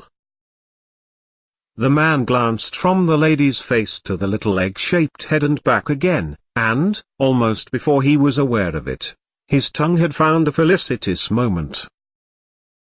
"I don't think, sir," he said, "that that's a fair question to put to me." There was a pause in the very breathing of the clerks. Everyone was astounded, the author of the witticism no less than his neighbors, and Miss Delacour, who was a stout amiable person, began to smile broadly. Mr. Alleyne flushed to the hue of a wild rose and his mouth twitched with a dwarf's passion. He shook his fist in the man's face till it seemed to vibrate like the knob of some electric machine. "You impertinent ruffian! You impertinent ruffian! I'll make short work of you. Wait till you see. You'll apologize to me for your impertinence or you'll quit the office instanter. You'll quit this, I'm telling you, or you'll apologize to me. He stood in a doorway opposite the office watching to see if the cashier would come out alone. All the clerks passed out and finally the cashier came out with the chief clerk. It was no use trying to say a word to him when he was with the chief clerk. The man felt that his position was bad enough. He had been obliged to offer an abject apology to Mr. Alleyne for his impertinence, but he knew what a hornet's nest the office would be for him. He could remember the way in which Mr. Alleyne had hounded little Peake out of the office in order to make room for his own nephew. He felt savage and thirsty and revengeful, annoyed with himself and with everyone else. Mr. Alleyne would never give him an hour's rest. His life would be a hell to him. He had made a proper fool of himself this time. Could he not keep his tongue in his cheek? But they had never pulled together from the first, he and Mr. Alleyne, ever since the day Mr. Alleyne had overheard him mimicking his North of Ireland accent to amuse Higgins and Miss Parker. That had been the beginning of it. He might have tried Higgins for the money, but sure Higgins never had anything for himself. A man with 2 establishments to keep up, of course he couldn't. He felt his great body again aching for the comfort of the public house. The fog had begun to chill him and he wondered could he touch Patin O'Neill's. He could not touch him for more than a bob, and a bob was no use. Yet he must get money somewhere or other. He had spent his last penny for the GP and soon it would be too late for getting money anywhere. Suddenly, as he was fingering his watch chain, he thought of Terry Kelly's pawn office in Fleet Street. That was the dart. Why didn't he think of it sooner? He went through the narrow alley of Temple Bar quickly, muttering to himself that they could all go to hell because he was going to have a good night of it. The clerk in Terry Kelly's said £1, but the consignor held out for 6 shillings, and in the end the 6 shillings was allowed him literally. He came out of the pawn office joyfully, making a little cylinder of the coins between his thumb and fingers. In Westmoreland Street the footpaths were crowded with young men and women returning from business and ragged urchins ran here and there yelling out the names of the evening editions. The man passed through the crowd, looking on the spectacle generally with proud satisfaction and staring masterfully at the office girls. His head was full of the noises of tram gongs and swishing trolleys and his nose already sniffed the curling fumes of punch. As he walked on he reconsidered the terms in which he would narrate the incident to the boys. So, I just looked at him, coolly, you know, and looked at her. Then I looked back at him again, taking my time, you know. I don't think that's a fair question to put to me, says I. Nosey Flynn was sitting up in his usual corner of Davy Burns and, when he heard the story, he stood Farrington a half one, saying it was as smart a thing as ever he heard. Farrington stood a drink in his turn. After a while O'Halloran and Paddy Leonard came in and the story was repeated to them. O'Halloran stood tailors of malt, hot, all round and told the story of the retort he had made to the chief clerk when he was in Callans of Fownes's Street, but, as the retort was after the manner of the liberal shepherds in the eclogues, he had to admit that it was not as clever as Farrington's retort. At this Farrington told the boys to polish off that and have another.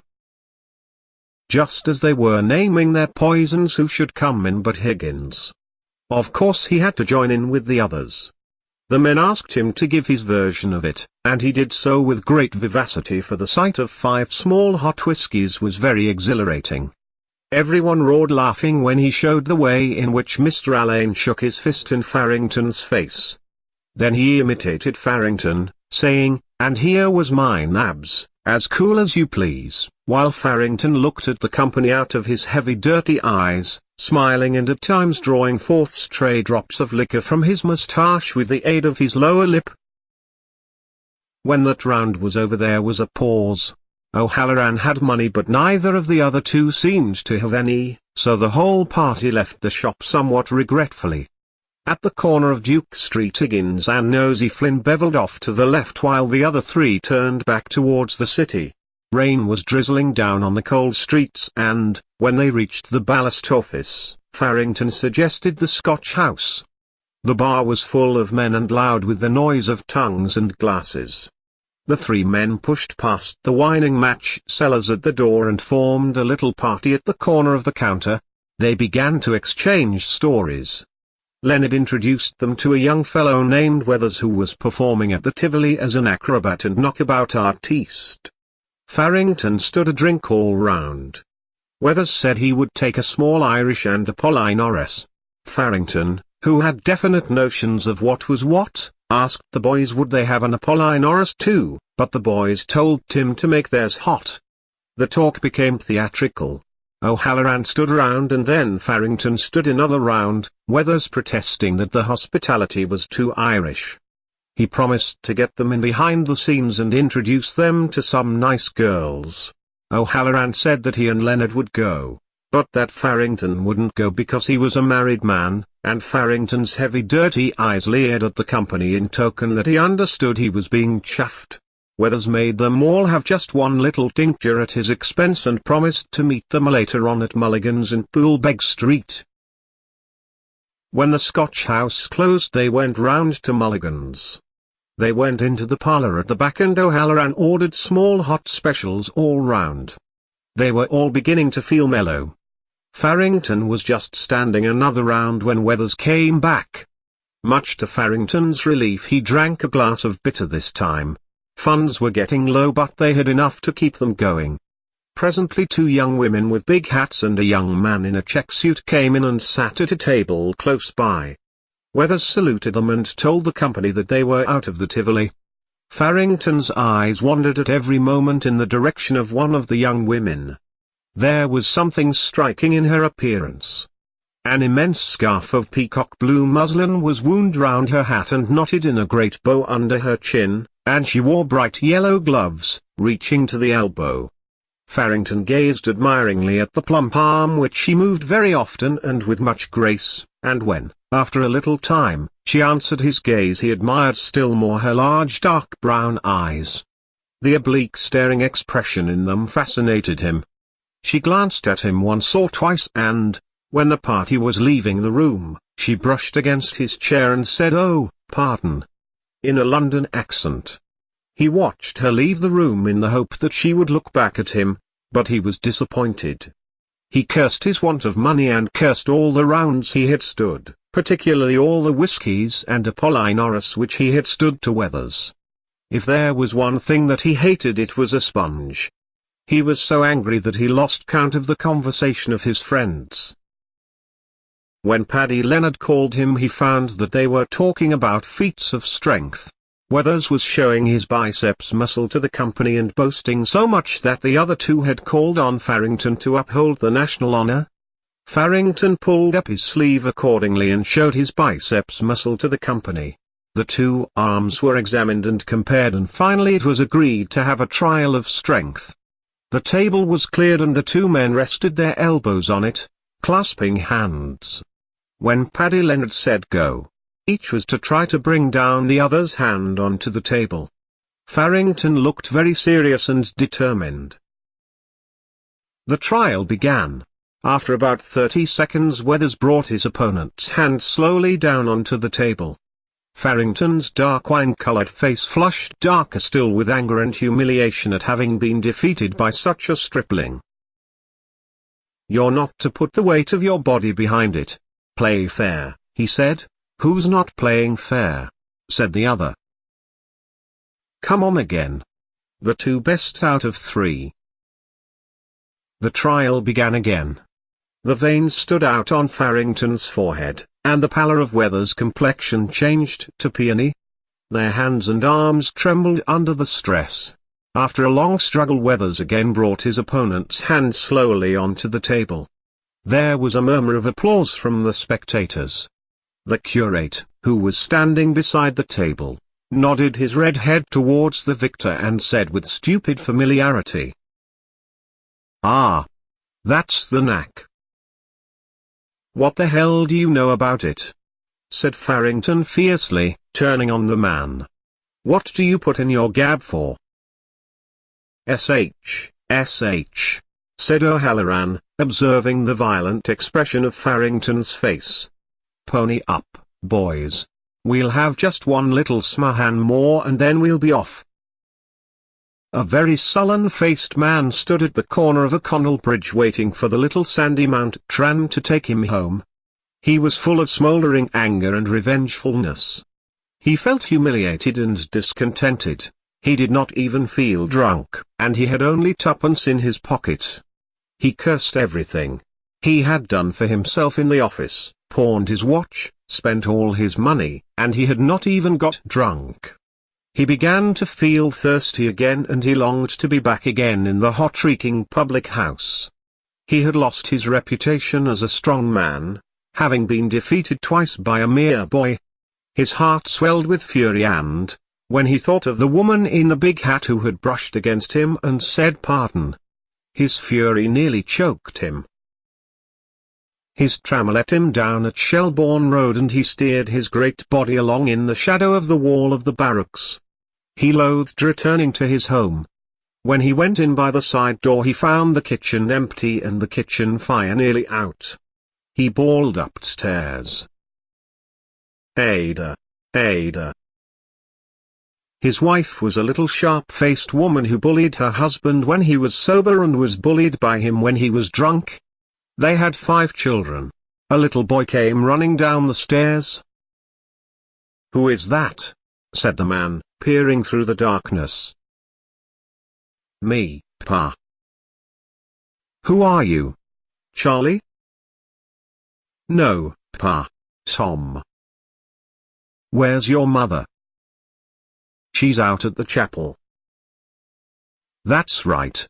Did she think of leaving any dinner for me?" "Yes, Pa. I." "Light the lamp." "What do you mean by having the place in darkness? Are the other children in bed?" The man sat down heavily on one of the chairs while the little boy lit the lamp. He began to mimic his son's flat accent, saying half to himself, "At the chapel. At the chapel, if you please." When the lamp was lit he banged his fist on the table and shouted, "What's for my dinner?" "I'm going to cook it, Pa," said the little boy. The man jumped up furiously and pointed to the fire. "On that fire. You let the fire out. By God, I'll teach you to do that again." He took a step to the door and seized the walking stick which was standing behind it. "I'll teach you to let the fire out," he said, rolling up his sleeve in order to give his arm free play. The little boy cried, "Oh, Pa!" and ran whimpering round the table, but the man followed him and caught him by the coat. The little boy looked about him wildly, but, seeing no way of escape, fell upon his knees. "Now, you'll let the fire out the next time," said the man, striking at him vigorously with a stick. "Take that, you little whelp." The boy uttered a squeal of pain as the stick cut his thigh. He clasped his hands together in the air and his voice shook with fright. "Oh, Pa!" he cried. "Don't beat me, Pa. And I'll say a Hail Mary for you. I'll say a Hail Mary for you, Pa, if you don't beat me. I'll say a Hail Mary." Clay. The matron had given her leave to go out as soon as the women's tea was over, and Maria looked forward to her evening out. The kitchen was spick and span. The cook said you could see yourself in the big copper boilers. The fire was nice and bright, and on one of the side tables were 4 very big barmbracks. These barmbracks seemed uncut, but if you went closer you would see that they had been cut into long thick even slices and were ready to be handed round at tea. Maria had cut them herself. Maria was a very, very small person indeed, but she had a very long nose and a very long chin. She talked a little through her nose, always soothingly, "Yes, my dear," and "No, my dear." She was always sent for when the women quarrelled over their tubs and always succeeded in making peace. One day the matron had said to her, "Maria, you are a veritable peacemaker." And the sub-matron and two of the board ladies had heard the compliment. And Ginger Mooney was always saying what she wouldn't do to the dummy who had charge of the irons if it wasn't for Maria. Everyone was so fond of Maria. The women would have their tea at 6 o'clock and she would be able to get away before 7. From Ballsbridge to the Pillar, 20 minutes, from the Pillar to Drumcondra, 20 minutes, and 20 minutes to buy the things. She would be there before 8. She took out her purse with the silver clasps and read again the words "A present from Belfast." She was very fond of that purse because Joe had brought it to her 5 years before when he and Alfie had gone to Belfast on a Whit Monday trip. In the purse were 2 half-crowns and some coppers. She would have 5 shillings clear after paying tram fare. What a nice evening they would have, all the children singing. Only she hoped that Joe wouldn't come in drunk. He was so different when he took any drink. Often he had wanted her to go and live with them, but she would have felt herself in the way, though Joe's wife was ever so nice with her, and she had become accustomed to the life of the laundry. Joe was a good fellow. She had nursed him and Alfie too, and Joe used often say, "Mama is Mama but Maria is my proper mother." After the break-up at home the boys had got her that position in the Dublin by lamplight laundry, and she liked it. She used to have such a bad opinion of Protestants but now she thought they were very nice people, a little quiet and serious, but still very nice people to live with.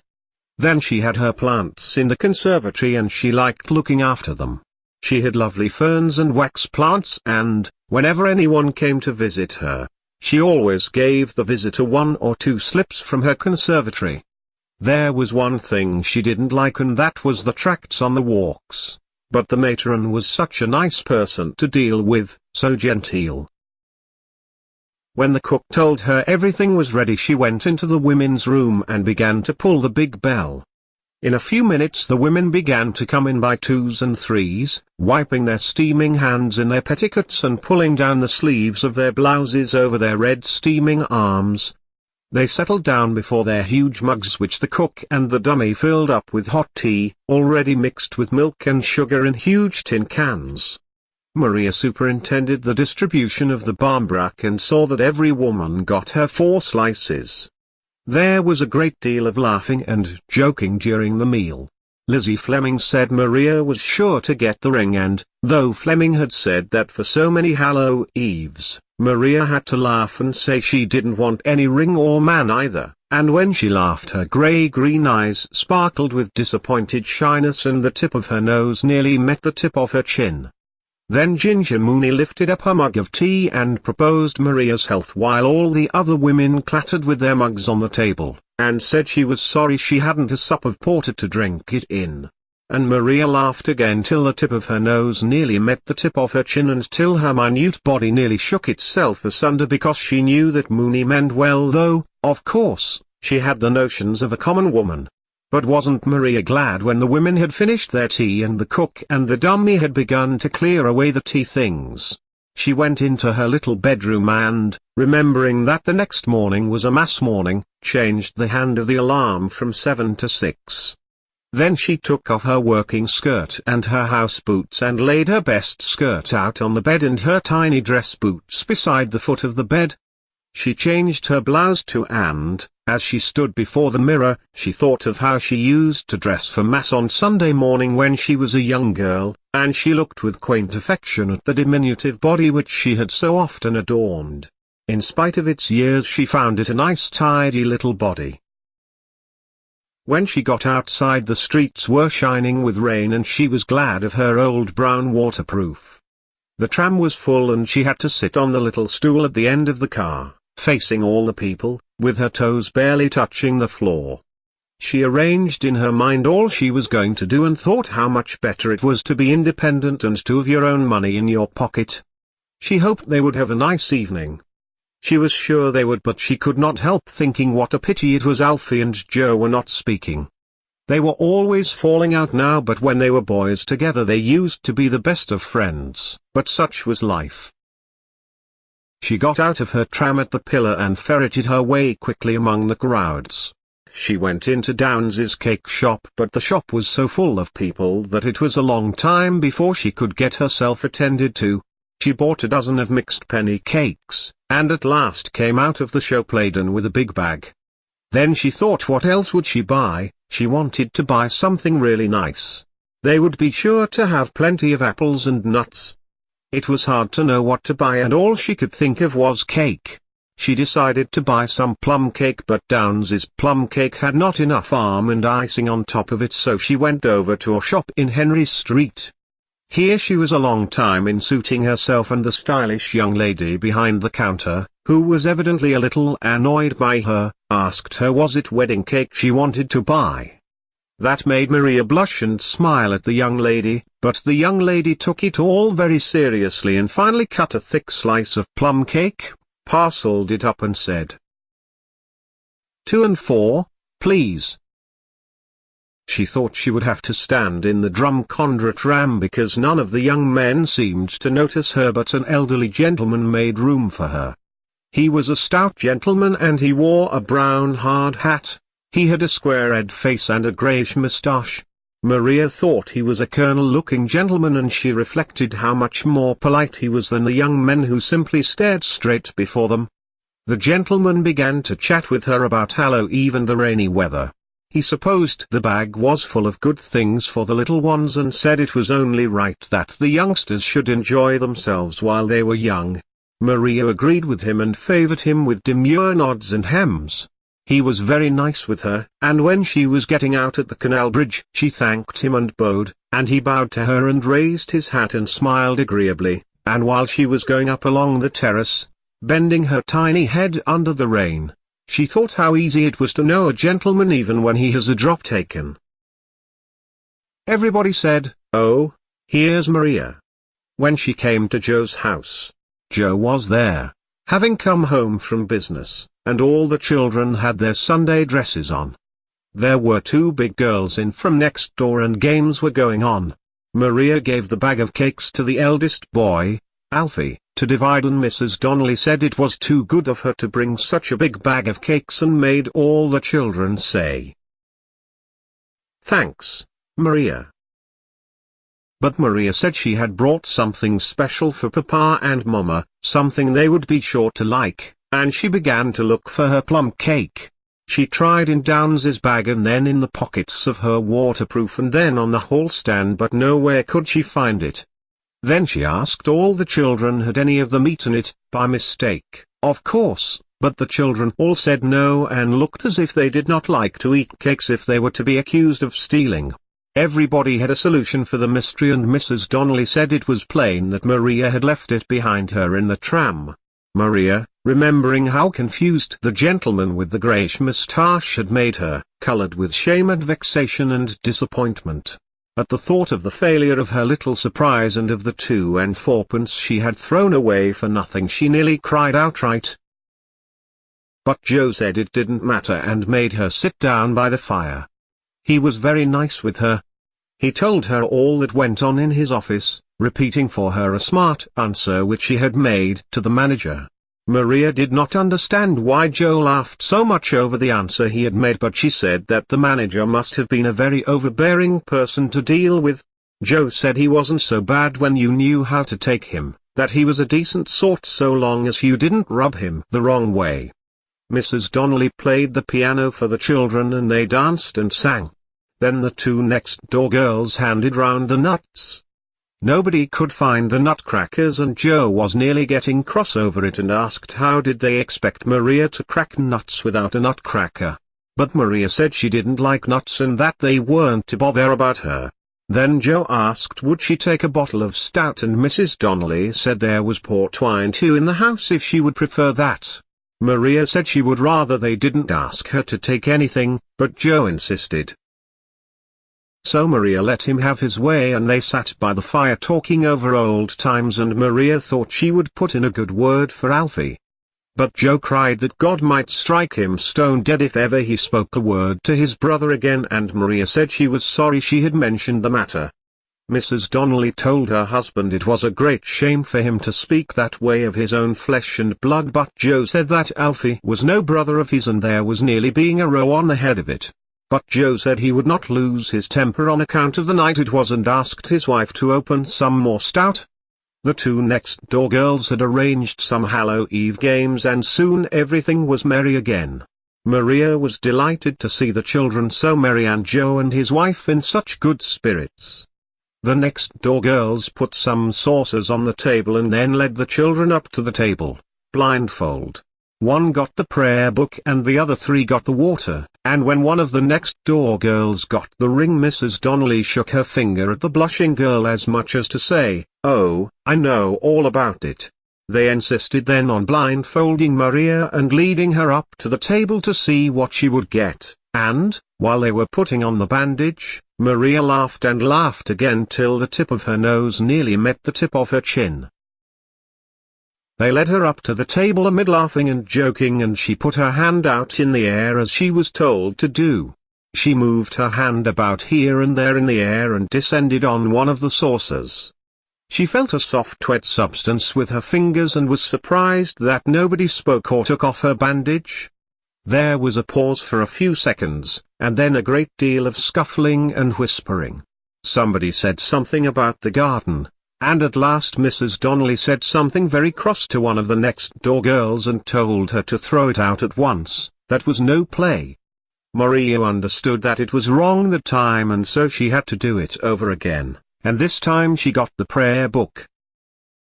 After that Mrs. Donnelly played Miss MacLeod's reel for the children and Joe made Maria take a glass of wine. Soon they were all quite merry again, and Mrs. Donnelly said Maria would enter a convent before the year was out because she had got the prayer book. Maria had never seen Joe so nice to her as he was that night, so full of pleasant talk and reminiscences. She said they were all very good to her. At last the children grew tired and sleepy, and Joe asked Maria would she not sing some little song before she went, one of the old songs. Mrs. Donnelly said, "Do, please, Maria." And so Maria had to get up and stand beside the piano. Mrs. Donnelly bade the children be quiet and listen to Maria's song. Then she played the prelude and said, "Now, Maria." And Maria, blushing very much, began to sing in a tiny quavering voice. She sang "I dreamt that I dwelt," and when she came to the second verse she sang again. "I dreamt that I dwelt in marble halls with vassals and serfs at my side, and of all who assembled within those walls that I was the hope and the pride. I had riches too great to count, could boast of a high ancestral name, but I also dreamt, which pleased me most, that you loved me still the same." But no one tried to show her her mistake, and when she had ended her song Joe was very much moved. He said that there was no time like the long ago and no music for him like poor old Balfe, whatever other people might say, and his eyes filled up so much with tears that he could not find what he was looking for, and in the end he had to ask his wife to tell him where the corkscrew was. A painful case. Mr. James Duffy lived in Chapelizod because he wished to live as far as possible from the city of which he was a citizen, and because he found all the other suburbs of Dublin mean, modern and pretentious. He lived in an old sombre house, and from his windows he could look into the disused distillery or upwards along the shallow river on which Dublin is built. The lofty walls of his uncarpeted room were free from pictures. He had himself bought every article of furniture in the room: a black iron bedstead, an iron washstand, 4 cane chairs, a clothes rack, a coal scuttle, a fender and irons, and a square table on which lay a double desk. A bookcase had been made in an alcove by means of shelves of white wood. The bed was clothed with white bedclothes, and a black and scarlet rug covered the foot. A little hand mirror hung above the washstand, and during the day a white shaded lamp stood as the sole ornament of the mantelpiece. The books on the white wooden shelves were arranged from below upwards according to bulk. A complete Wordsworth stood at one end of the lowest shelf, and a copy of the Maynooth Catechism, sewn into the cloth cover of a notebook, stood at one end of the top shelf. Writing materials were always on the desk. In the desk lay a manuscript translation of Hauptmann's Michael Kramer, the stage directions of which were written in purple ink, and a little sheaf of papers held together by a brass pin. In these sheets a sentence was inscribed from time to time and, in an ironical moment, the headline of an advertisement for bile beans had been pasted onto the first sheet. On lifting the lid of the desk a faint fragrance escaped, the fragrance of new cedar wood pencils or of a bottle of gum or of an overripe apple which might have been left there and forgotten. Mr. Duffy abhorred anything which betokened physical or mental disorder. A medieval doctor would have called him saturnine. His face, which carried the entire tale of his years, was of the brown tint of Dublin streets. On his long and rather large head grew dry black hair and a tawny moustache did not quite cover an unamiable mouth. His cheekbones also gave his face a harsh character, but there was no harshness in the eyes which, looking at the world from under their tawny eyebrows, gave the impression of a man ever alert to greet a redeeming instinct in others but often disappointed. He lived at a little distance from his body, regarding his own acts with doubtful side glances. He had an odd autobiographical habit which led him to compose in his mind from time to time a short sentence about himself containing a subject in the third person and a predicate in the past tense. He never gave alms to beggars and walked firmly, carrying a stout hazel. He had been for many years cashier of a private bank in Baggot Street. Every morning he came in from Chapel Lizard by tram. At midday he went to Dan Burke's and took his lunch, a bottle of lager beer and a small trayful of arrowroot biscuits. At 4 o'clock he was set free. He dined in an eating-house in George's Street where he felt himself safe from the society of Dublin's gilded youth and where there was a certain plain honesty in the bill of fare. His evenings were spent either before his landlady's piano or roaming about the outskirts of the city. His liking for Mozart's music brought him sometimes to an opera or a concert. These were the only dissipations of his life. He had neither companions nor friends, church nor creed. He lived his spiritual life without any communion with others, visiting his relatives at Christmas and escorting them to the cemetery when they died. He performed these two social duties for old dignity's sake but conceded nothing further to the conventions which regulate the civic life. He allowed himself to think that in certain circumstances he would rob his bank but, as these circumstances never arose, his life rolled out evenly, an adventureless tale. One evening he found himself sitting beside two ladies in the rotunda. The house, thinly peopled and silent, gave distressing prophecy of failure. The lady who sat next him looked round at the deserted house once or twice and then said, "What a pity there is such a poor house tonight. It's so hard on people to have to sing to empty benches." He took the remark as an invitation to talk. He was surprised that she seemed so little awkward. While they talked he tried to fix her permanently in his memory. When he learned that the young girl beside her was her daughter he judged her to be a year or so younger than himself. Her face, which must have been handsome, had remained intelligent. It was an oval face with strongly marked features. The eyes were very dark blue and steady. Their gaze began with a defiant note but was confused by what seemed a deliberate swoon of the pupil into the iris, revealing for an instant a temperament of great sensibility. The pupil reasserted itself quickly. This half-disclosed nature fell again under the reign of prudence, and her astrakhan jacket, moulding a bosom of a certain fullness, struck the note of defiance more definitely. He met her again a few weeks afterwards at a concert in Earlsfort Terrace and seized the moments when her daughter's attention was diverted to become intimate. She alluded once or twice to her husband but her tone was not such as to make the allusion a warning. Her name was Mrs. Senico. Her husband's great-great-grandfather had come from Leghorn. Her husband was captain of a mercantile boat plying between Dublin and Holland, and they had one child. Meeting her a third time by accident he found courage to make an appointment. She came. This was the first of many meetings. They met always in the evening and chose the most quiet quarters for their walks together.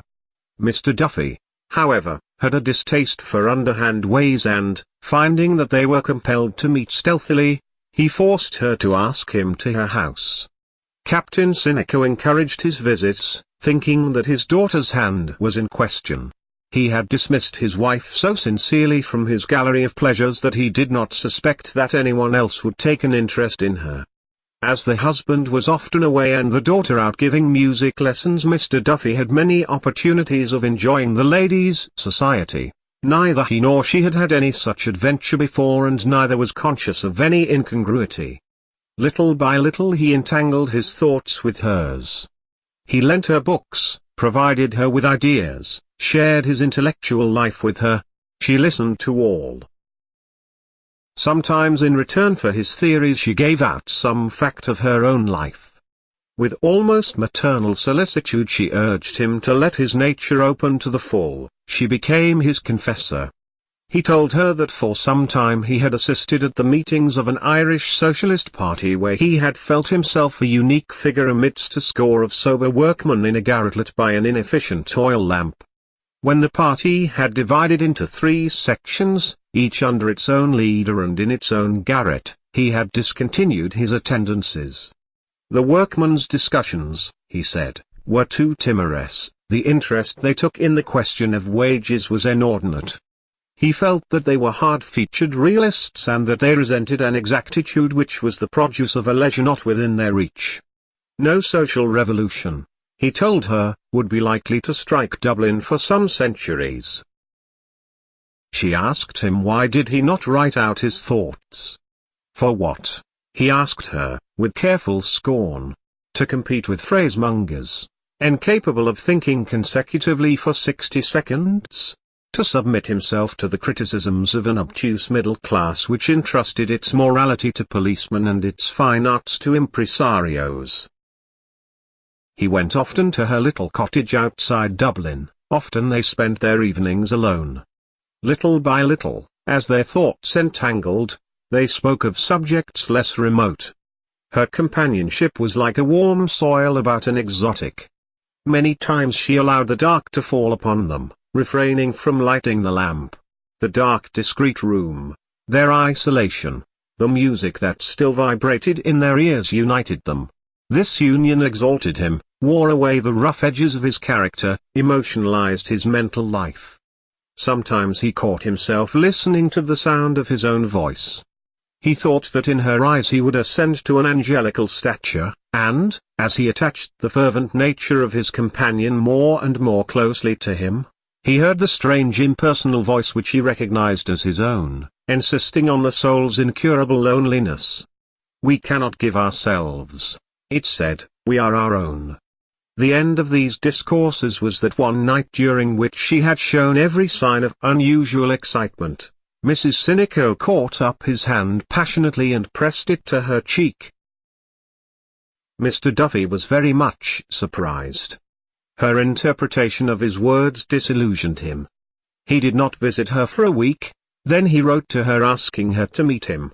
As he did not wish their last interview to be troubled by the influence of their ruined confessional, they met in a little cake shop near the park gate. It was cold autumn weather, but in spite of the cold they wandered up and down the roads of the park for nearly 3 hours. They agreed to break off their intercourse. "Every bond," he said, "is a bond to sorrow." When they came out of the park they walked in silence towards the tram, but here she began to tremble so violently that, fearing another collapse on her part, he bade her goodbye quickly and left her. A few days later he received a parcel containing his books and music. 4 years passed. Mr. Duffy returned to his even way of life. His room still bore witness of the orderliness of his mind. Some new pieces of music encumbered the music stand in the lower room, and on his shelves stood 2 volumes by Nietzsche, Thus Spake Zarathustra and the Gay Science. He wrote seldom in the sheaf of papers which lay in his desk. One of his sentences, written 2 months after his last interview with Mrs. Sinico, read, "Love between man and man is impossible because there must not be sexual intercourse, and friendship between man and woman is impossible because there must be sexual intercourse." He kept away from concerts lest he should meet her. His father died. The junior partner of the bank retired. And still every morning he went into the city by tram and every evening walked home from the city after having dined moderately in George's Street and read the evening paper for dessert. One evening as he was about to put a morsel of corned beef and cabbage into his mouth, his hand stopped. His eyes fixed themselves on a paragraph in the evening paper which he had propped against the water carafe. He replaced the morsel of food on his plate and read the paragraph attentively. Then he drank a glass of water, pushed his plate to one side, doubled the paper down before him between his elbows and read the paragraph over and over again. The cabbage began to deposit a cold white grease on his plate. The girl came over to him to ask was his dinner not properly cooked. He said it was very good and ate a few mouthfuls of it with difficulty. Then he paid his bill and went out.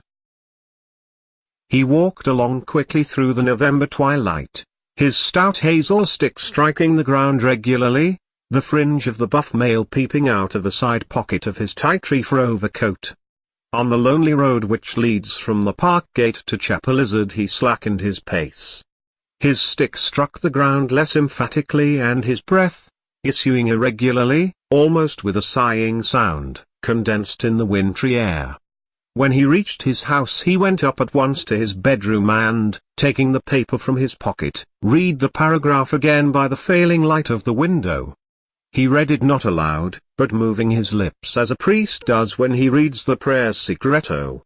This was the paragraph. Death of a lady at Sydney Parade. A painful case today at the City of Dublin Hospital. The deputy coroner, in the absence of Mr. Leverett, held an inquest on the body of Mrs. Emily Sinico, aged 43 years, who was killed at Sydney Parade Station yesterday evening. The evidence showed that the deceased lady, while attempting to cross the line, was knocked down by the engine of the 10 o'clock slow train from Kingstown, thereby sustaining injuries of the head and right side which led to her death. James Lennon, driver of the engine, stated that he had been in the employment of the railway company for 15 years. On hearing the guard's whistle he set the train in motion and a second or two afterwards brought it to rest in response to loud cries. The train was going slowly. P. Dunn, railway porter, stated that as the train was about to start he observed a woman attempting to cross the lines. He ran towards her and shouted, but, before he could reach her, she was caught by the buffer of the engine and fell to the ground. A juror. You saw the lady fall? Witness. Yes. Police Sergeant Growley deposed that when he arrived he found the deceased lying on the platform apparently dead. He had the body taken to the waiting room pending the arrival of the ambulance. Constable 57E corroborated. Dr. Halpin, assistant house surgeon of the City of Dublin Hospital, stated that the deceased had two lower ribs fractured and had sustained severe contusions of the right shoulder. The right side of the head had been injured in the fall. The injuries were not sufficient to have caused death in a normal person. Death, in his opinion, had been probably due to shock and sudden failure of the heart section. Mr. H.B. Patterson Finlay, on behalf of the railway company, expressed his deep regret at the accident. The company had always taken every precaution to prevent people crossing the lines except by the bridges, both by placing notices in every station and by the use of patent spring gates at level crossings. The deceased had been in the habit of crossing the lines late at night from platform to platform and, in view of certain other circumstances of the case, he did not think the railway officials were to blame. Captain Sinico, of Learville, Sydney Parade, husband of the deceased, also gave evidence. He stated that the deceased was his wife. He was not in Dublin at the time of the accident as he had arrived only that morning from Rotterdam. They had been married for 22 years and had lived happily until about 2 years ago when his wife began to be rather intemperate in her habits. Miss Mary Sinico said that of late her mother had been in the habit of going out at night to buy spirits. She, witness, had often tried to reason with her mother and had induced her to join a league. She was not at home until an hour after the accident. The jury returned a verdict in accordance with the medical evidence and exonerated Lennon from all blame. The deputy coroner said it was a most painful case, and expressed great sympathy with Captain Sinico and his daughter. He urged on the railway company to take strong measures to prevent the possibility of similar accidents in the future. No blame attached to anyone. Mr. Duffy raised his eyes from the paper and gazed out of his window on the cheerless evening landscape. The river lay quiet beside the empty distillery, and from time to time a light appeared in some house on the Lucan road. What an end! The whole narrative of her death revolted him, and it revolted him to think that he had ever spoken to her of what he held sacred. The threadbare phrases, the inane expressions of sympathy, the cautious words of report who won over to conceal the details of a commonplace vulgar death attacked his stomach. Not merely had she degraded herself, she had degraded him. He saw the squalid tract of her vice, miserable and malodorous. His soul's companion. He thought of the hobbling wretches whom he had seen carrying cans and bottles to be filled by the barman. Just God, what an end! Evidently she had been unfit to live, without any strength of purpose, an easy prey to habits, one of the wrecks on which civilization has been reared. But that she could have sunk so low. Was it possible he had deceived himself so utterly about her? He remembered her outburst of that night and interpreted it in a harsher sense than he had ever done. He had no difficulty now in approving of the course he had taken. As the light failed and his memory began to wander, he thought her hand touched his. The shock which had first attacked his stomach was now attacking his nerves. He put on his overcoat and hat quickly and went out. The cold air met him on the threshold, it crept into the sleeves of his coat. When he came to the public house at Chapelizod Bridge, he went in and ordered a hot punch. The proprietor served him obsequiously but did not venture to talk. There were 5 or 6 working men in the shop discussing the value of a gentleman's estate in County Kildare. They drank at intervals from their huge pint tumblers and smoked, spitting often on the floor and sometimes dragging the sawdust over their spits with their heavy boots. Mr. Duffy sat on his stool and gazed at them, without seeing or hearing them. After a while they went out and he called for another punch. He sat a long time over it. The shop was very quiet. The proprietor sprawled on the counter reading the Herald and yawning. Now and again a tram was heard swishing along the lonely road outside. As he sat there, living over his life with her and evoking alternately the 2 images in which he now conceived her, he realized that she was dead, that she had ceased to exist, that she had become a memory. He began to feel ill at ease. He asked himself what else could he have done. He could not have carried on a comedy of deception with her, he could not have lived with her openly. He had done what seemed to him best. How was he to blame? Now that she was gone, he understood how lonely her life must have been, sitting night after night alone in that room. His life would be lonely too until he, too, died, ceased to exist, became a memory, if anyone remembered him. It was after 9 o'clock when he left the shop. The night was cold and gloomy. He entered the park by the first gate and walked along under the gaunt trees. He walked through the bleak alleys where they had walked 4 years before. She seemed to be near him in the darkness. At moments he seemed to feel her voice touch his ear, her hand touch his. He stood still to listen. Why had he withheld life from her? Why had he sentenced her to death? He felt his moral nature falling to pieces. When he gained the crest of the Magazine Hill, he halted and looked along the river towards Dublin, the lights of which burned redly and hospitably in the cold night. He looked down the slope and, at the base, in the shadow of the wall of the park, he saw some human figures lying. Those venal and furtive loves filled him with despair. He gnawed the rectitude of his life. He felt that he had been outcast from life's feast. One human being had seemed to love him and he had denied her life and happiness. He had sentenced her to ignominy, a death of shame.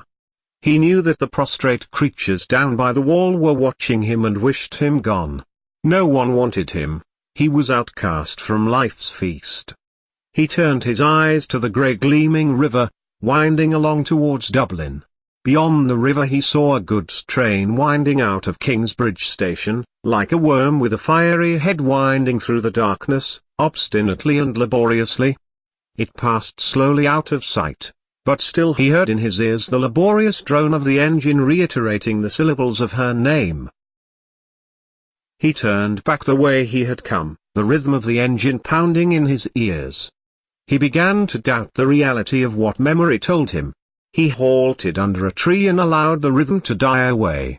He could not feel her near him in the darkness nor her voice touch his ear.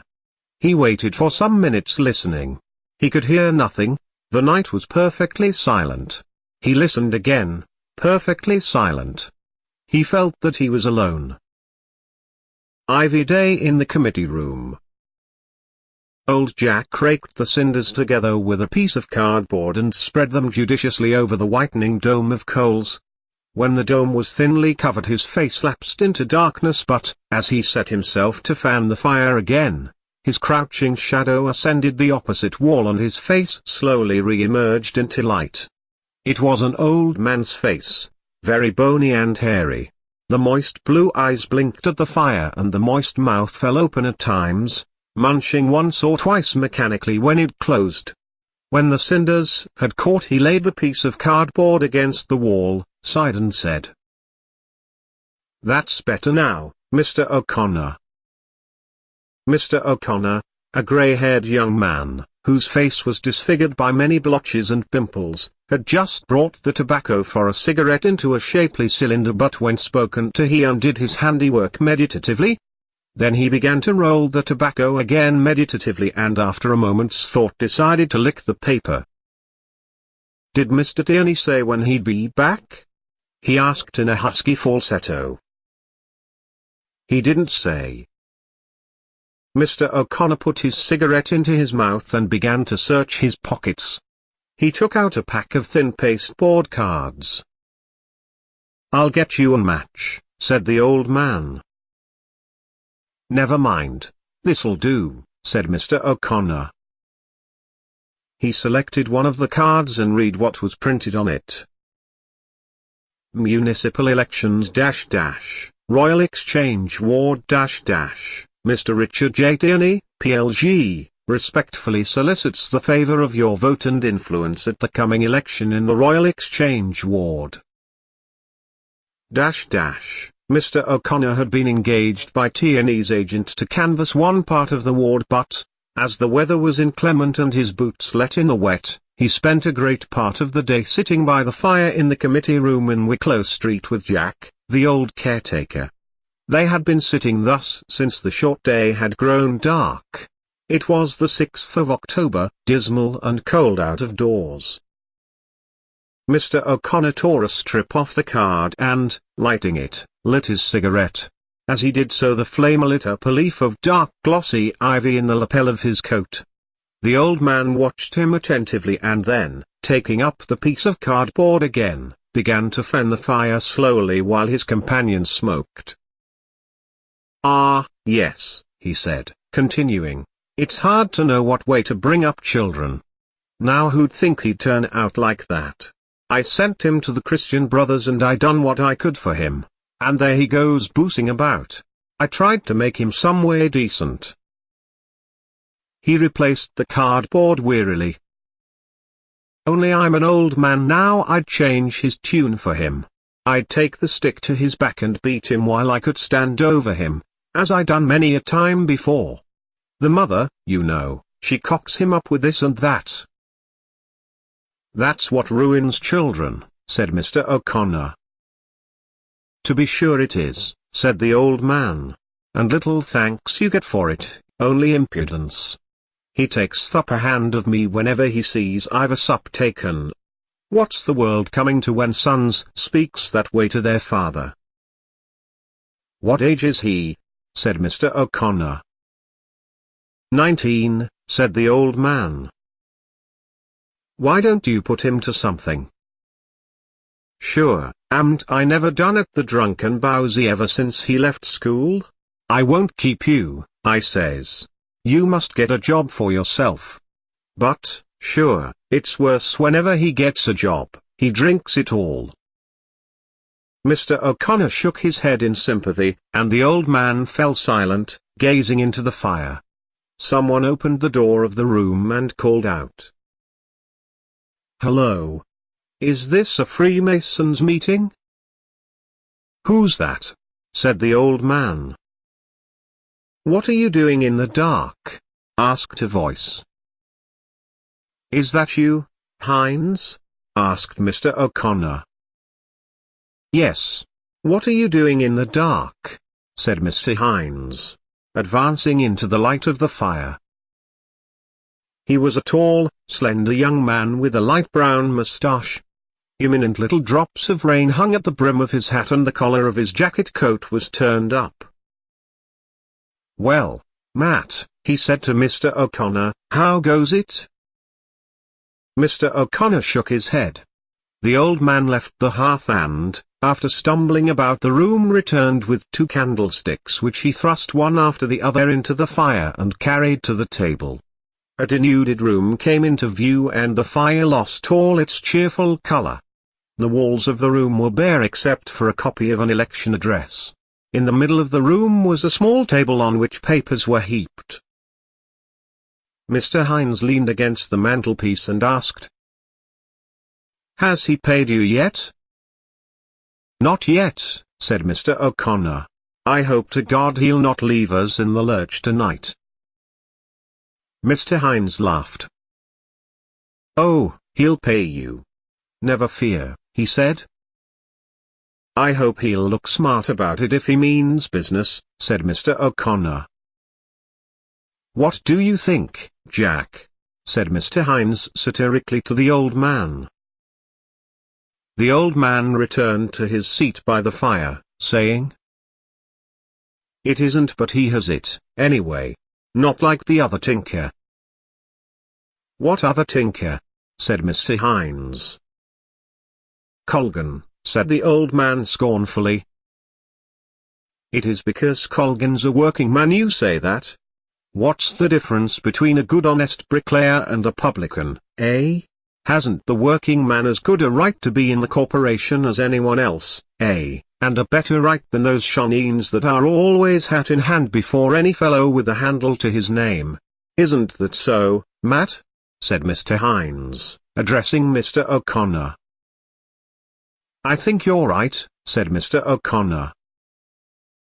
"One man is a plain honest man with no hunker sliding about him. He goes in to represent the labor classes. This fellow you're working for only wants to get some job or other." "Of course, the working classes should be represented," said the old man.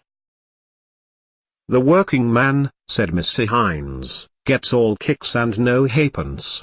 But its labor produces everything.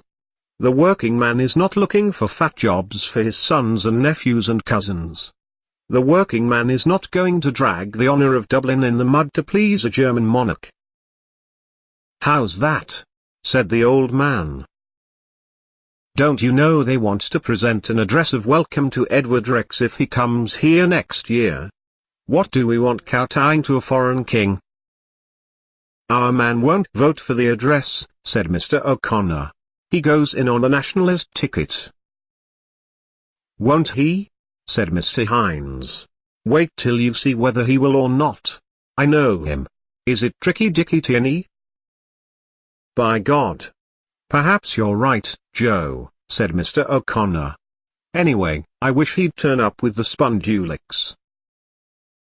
The 3 men fell silent. The old man began to rake more cinders together.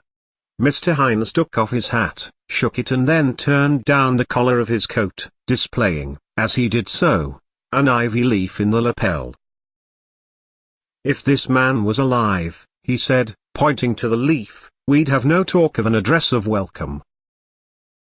"That's true," said Mr. O'Connor. "Musha, God be with them times," said the old man. "There was some life in it then."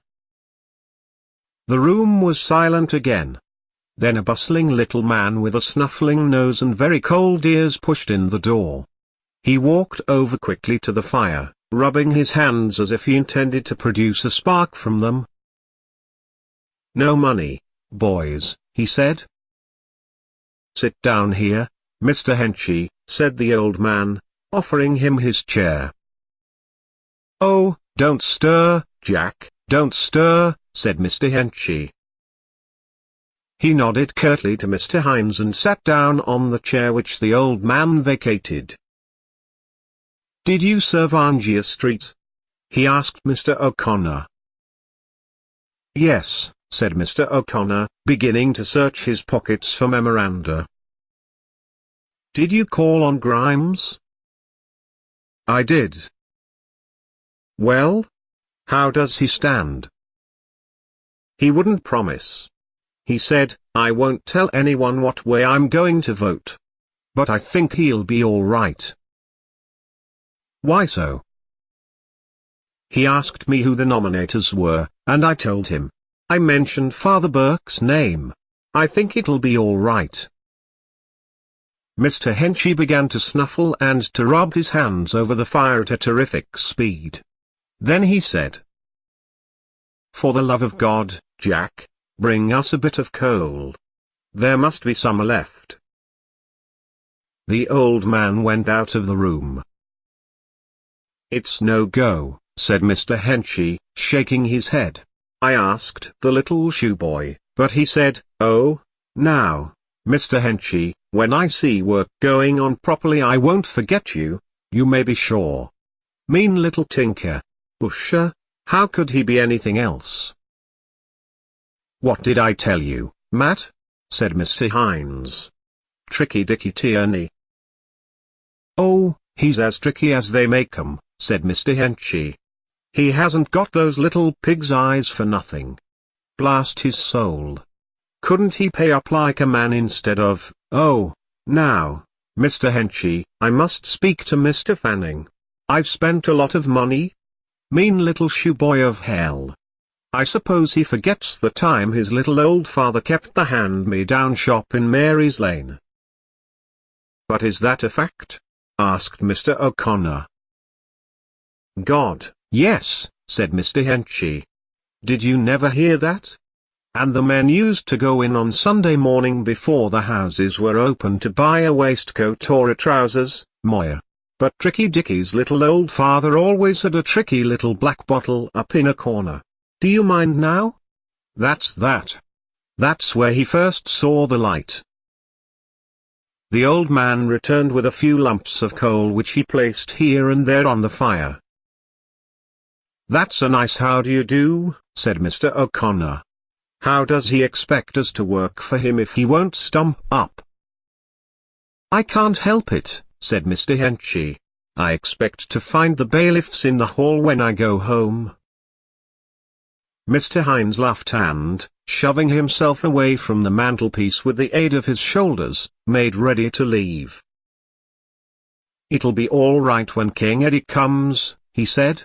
"Well boys, I'm off for the present. See you later. Bye, bye." He went out of the room slowly. Neither Mr. Henchy nor the old man said anything but, just as the door was closing, Mr. O'Connor, who had been staring moodily into the fire, called out suddenly, "By Joe." Mr. Henchy waited a few moments and then nodded in the direction of the door. "Tell me," he said across the fire, "what brings our friend in here? What does he want?" "Usher, poor Joe," said Mr. O'Connor, throwing the end of his cigarette into the fire. "He's hard up, like the rest of us." Mr. Henchy snuffled vigorously and spat so copiously that he nearly put out the fire, which uttered a hissing protest. "To tell you my private and candid opinion," he said, "I think he's a man from the other camp. He's a spy of Colgan's, if you ask me. Just go round and try and find out how they're getting on. They won't suspect you. Do you twig?" "Ah, poor Joe is a decent skin," said Mr. O'Connor. "His father was a decent respectable man," Mr. Henchy admitted. "Poor old Larry Hines. Many a good turn he did in his day. But I am greatly afraid our friend is not 19 carat. Damn it, I can understand a fellow being hard up, but what I can't understand is a fellow sponging. Couldn't he have some spark of manhood about him? He doesn't get a warm welcome from me when he comes, said the old man. Let him work for his own side and not come spying around here. I don't know, said Mr. O'Connor dubiously, as he took out cigarette papers and tobacco. I think Joe Hines is a straight man. He's a clever chap, too, with the pen. Do you remember that thing he wrote? Some of these hillsiders and fenians are a bit too clever if you ask me, said Mr. Henchy. Do you know what my private and candid opinion is about some of those little jokers? I believe half of them are in the pay of the castle. There's no knowing, said the old man. Oh, but I know it for a fact, said Mr. Henchy. They're castle hacks. I don't say Hines. No, damn it, I think he's a stroke above that. But there's a certain little nobleman with a cock eye, you know the patriot I'm alluding to? Mr. O'Connor nodded. There's a lineal descendant of Major Sir for you if you like. Oh, the heart's blood of a patriot. That's a fellow now that'd sell his country for fourpence, and go down on his bended knees and thank the Almighty Christ he had a country to sell. There was a knock at the door. Come in, said Mr. Henchy. A person resembling a poor clergyman or a poor actor appeared in the doorway. His black clothes were tightly buttoned on his short body and it was impossible to say whether he wore a clergyman's collar or a layman's, because the collar of his shabby frock coat, the uncovered buttons of which reflected the candlelight, was turned up about his neck. He wore a round hat of hard black felt. His face, shining with raindrops, had the appearance of damp yellow cheese save where two rosy spots indicated the cheekbones. He opened his very long mouth suddenly to express disappointment and at the same time opened wide his very bright blue eyes to express pleasure and surprise. "Oh, Father Keon," said Mr. Henchy, jumping up from his chair. "Is that you? Come in." "Oh, no, no, no," said Father Keon quickly, pursing his lips as if he were addressing a child. "Won't you come in and sit down?" "No, no, no," said Father Keon, speaking in a discreet indulgent velvety voice. "Don't let me disturb you now. I'm just looking for Mr. Fanning." "He's round at the Black Eagle," said Mr. Henchy. "But won't you come in and sit down a minute?" "No, no, thank you. It was just a little business matter," said Father Keon. "Thank you, indeed." He retreated from the doorway and Mr. Henchy, seizing one of the candlesticks, went to the door to light him downstairs. "Oh, don't trouble, I beg." "No, but the stairs is so dark." "No, no, I can see. Thank you, indeed." "Are you right now?" "All right, thanks. Thanks." Mr. Henchy returned with the candlestick and put it on the table. He sat down again at the fire. There was silence for a few moments. "Tell me, John," said Mr. O'Connor, lighting his cigarette with another pasteboard card. "What he is exactly?" "Ask me an easier one," said Mr. Henchy. "Fanning and himself seem to me very thick. They're often in Kavanagh's together. Is he a priest at all?" "I believe so. I think he's what you call a black sheep. We haven't many of them, thank God. But we have a few. He's an unfortunate man of some kind." "And how does he knock it out?" asked Mr. O'Connor. "That's another mystery." "Is he attached to any chapel or church or institution or—" "No," said Mr. Henchy, "I think he's travelling on his own account. God forgive me," he added, "I thought he was the dozen of stout." "Is there any chance of a drink itself?" asked Mr. O'Connor. "I'm dry too," said the old man. "I asked that little shoe boy 3 times," said Mr. Henchy, "would he send up a dozen of stout. I asked him again now, but he was leaning on the counter in his shirt sleeves having a deep goster with Alderman Cowley." "Why didn't you remind him?" said Mr. O'Connor. "Well, I couldn't go over while he was talking to Alderman Cowley. I just waited till I caught his eye, and said, 'About that little matter I was speaking to you about.' 'That'll be all right, Mr. H,' he said. 'Yeah, sure, the little hopper my thumb has forgotten all about it.'" "There's some deal on in that quarter," said Mr. O'Connor thoughtfully. "I saw the 3 of them hard at it yesterday at Suffolk Street corner." "I think I know the little game they're at," said Mr. Henchy. "You must owe the city fathers money nowadays if you want to be made Lord Mayor. Then they'll make you Lord Mayor.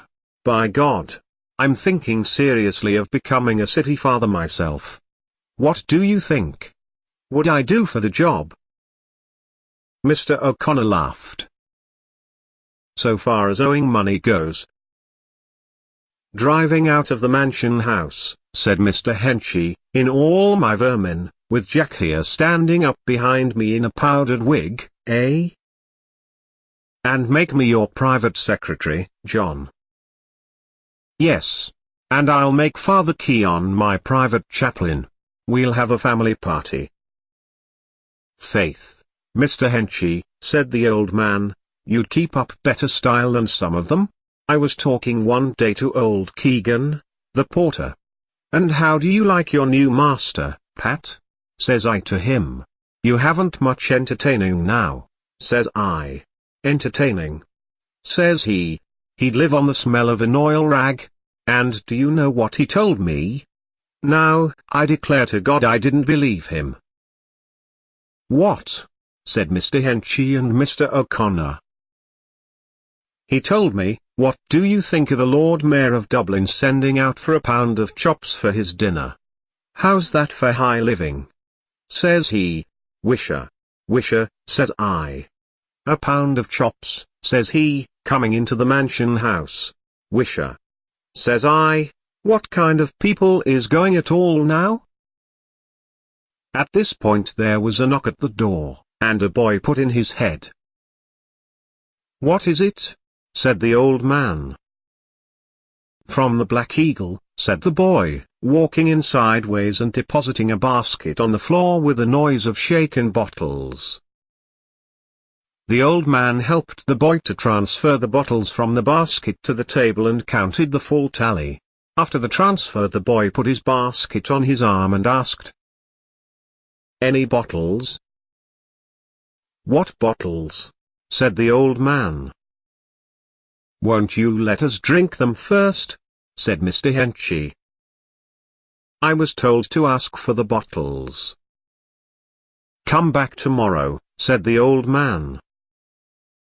"Here, boy," said Mr. Henchy, "will you run over to O'Farrell's and ask him to lend us a corkscrew, for Mr. Henchy, say. Tell him we won't keep it a minute. Leave the basket there." The boy went out and Mr. Henchy began to rub his hands cheerfully, saying, "Ah, well, he's not so bad after all. He's as good as his word, anyhow." "There's no tumblers," said the old man. "Oh, don't let that trouble you, Jack," said Mr. Henchy. "Many's the good man before now drank out of the bottle." "Anyway, it's better than nothing," said Mr. O'Connor. "He's not a bad sort," said Mr. Henchy, "only Fanning has such a loan of him. He means well, you know, in his own tin pot way." The boy came back with the corkscrew. The old man opened 3 bottles and was handing back the corkscrew when Mr. Henchy said to the boy, "Would you like a drink, boy?" "If you please, sir," said the boy. The old man opened another bottle grudgingly, and handed it to the boy. "What age are you?" he asked. 17, said the boy. As the old man said nothing further, the boy took the bottle and said, "Here's my best respects, sir," to Mr. Henchy, drank the contents, put the bottle back on the table and wiped his mouth with his sleeve. Then he took up the corkscrew and went out of the door sideways, muttering some form of salutation. "That's the way it begins," said the old man. "The thin edge of the wedge," said Mr. Henchy. The old man distributed the 3 bottles which he had opened, and the men drank from them simultaneously. After having drunk, each placed his bottle on the mantelpiece within hand's reach and drew in a long breath of satisfaction. "Well, I did a good day's work today," said Mr. Henchy, after a pause. "That so, John?" "Yes. I got him 1 or 2 sure things in Dawson Street, Crofton and myself. Between ourselves, you know, Crofton, he's a decent chap, of course, but he's not worth a damn as a canvasser. He hasn't a word to throw to a dog. He stands and looks at the people while I do the talking." Here 2 men entered the room. One of them was a very fat man whose blue serge clothes seemed to be in danger of falling from his sloping figure. He had a big face which resembled a young ox's face in expression, staring blue eyes and a grizzled moustache. The other man, who was much younger and frailer, had a thin, clean-shaven face. He wore a very high double collar and a wide-brimmed bowler hat. "Hello, Crofton," said Mr. Henchy to the fat man. "Talk of the devil." "Where did the booze come from?" asked the young man. "Did the cow calve?" "Oh, of course, Leon spots the drink first thing," said Mr. O'Connor, laughing. "Is that the way you chaps canvass?" said Mr. Leon, "and Crofton and I out in the cold and rain looking for votes?" "Why, blast your soul," said Mr. Henchy, "I'd get more votes in 5 minutes than you two'd get in a week." "Open 2 bottles of stout, Jack," said Mr. O'Connor. "How can I?" said the old man, "when there's no corkscrew?" Wait now," said Mr. Henchy, getting up quickly. "Did you ever see this little trick?" He took 2 bottles from the table and, carrying them to the fire, put them on the hob. Then he sat down again by the fire and took another drink from his bottle. Mr. Leon sat on the edge of the table, pushed his hat towards the nape of his neck and began to swing his legs. "Which is my bottle?" he asked. "This lad," said Mr. Henchy. Mr. Crofton sat down on a box and looked fixedly at the other bottle on the hob. He was silent for 2 reasons. The first reason, sufficient in itself, was that he had nothing to say. The second reason was that he considered his companions beneath him. He had been a canvasser for Wilkins, the Conservative, but when the Conservatives had withdrawn their man and, choosing the lesser of 2 evils, given their support to the nationalist candidate, he had been engaged to work for Mr. Tierney. In a few minutes an apologetic pock was heard as the cork flew out of Mr. Leon's bottle. Mr. Leon jumped off the table, went to the fire, took his bottle and carried it back to the table. "I was just telling them, Crofton," said Mr. Henchy, "that we got a good few votes today." "Who did you get?" asked Mr. Leon. "Well, I got Parks for 1, and I got Atkinson for 2, and got Ward of Dawson Street. Fine old chap he is, too, regular old toff, old Conservative. But isn't your candidate a nationalist?" said he. "He's a respectable man," said I. "He's in favor of whatever will benefit this country." "He's a big ratepayer," I said. He has extensive house property in the city and 3 places of business, and isn't it to his own advantage to keep down the rates?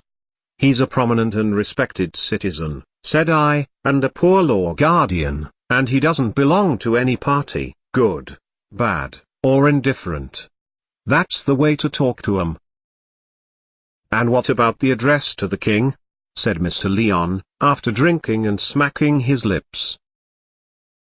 Listen to me, said Mr. Henchy. What we want in this country, as I said to old Ward, is capital. The king's coming here will mean an influx of money into this country. The citizens of Dublin will benefit by it. Look at all the factories down by the quays there, idle. Look at all the money there is in the country if we only worked the old industries, the mills, the shipbuilding yards and factories. It's capital we want. But look here, John, said Mr. O'Connor. Why should we welcome the King of England? Didn't Parnell himself? Parnell, said Mr. Henchy, is dead. Now, here's the way I look at it. Here's this chap come to the throne after his old mother keeping him out of it till the man was grey. He's a man of the world, and he means well by us. He's a jolly fine decent fellow, if you ask me, and no damn nonsense about him.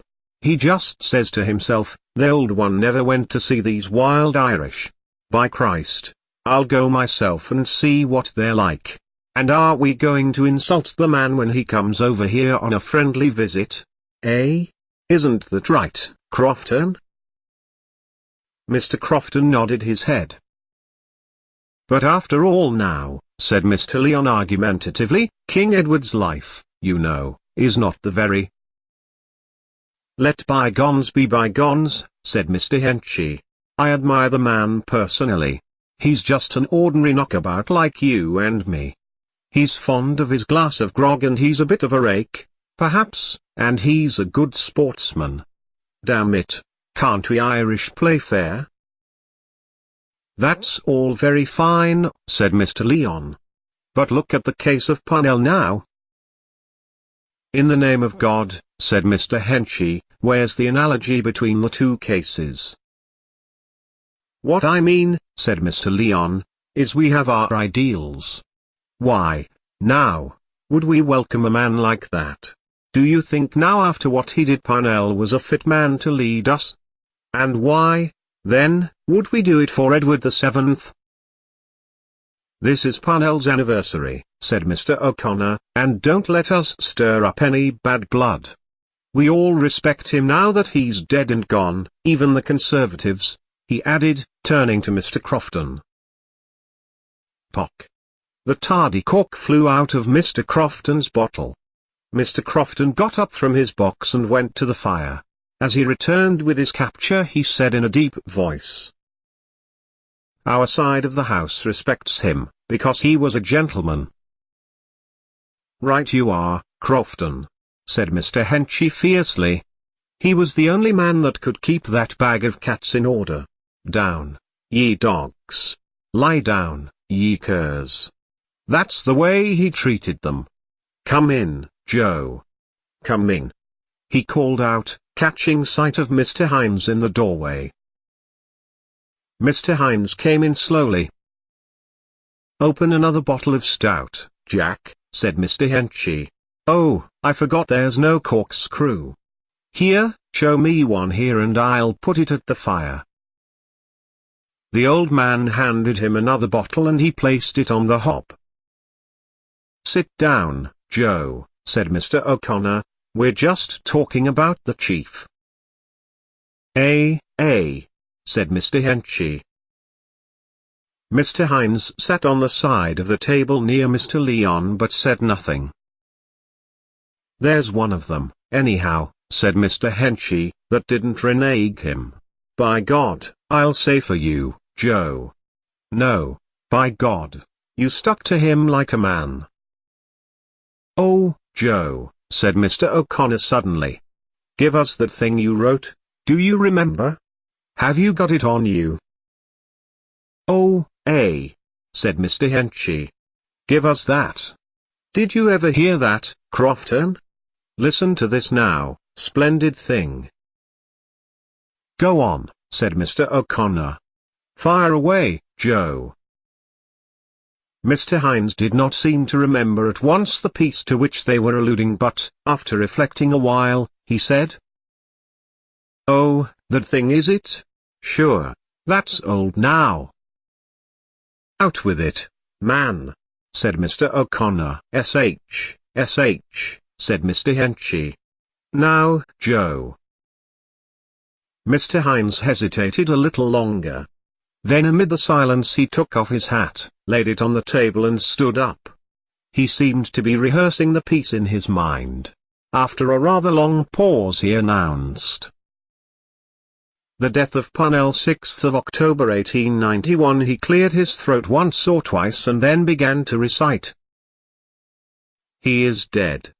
Our uncrowned king is dead. Oh, Erin, mourn with grief and woe, for he lies dead whom the fell gang of modern hypocrites laid low.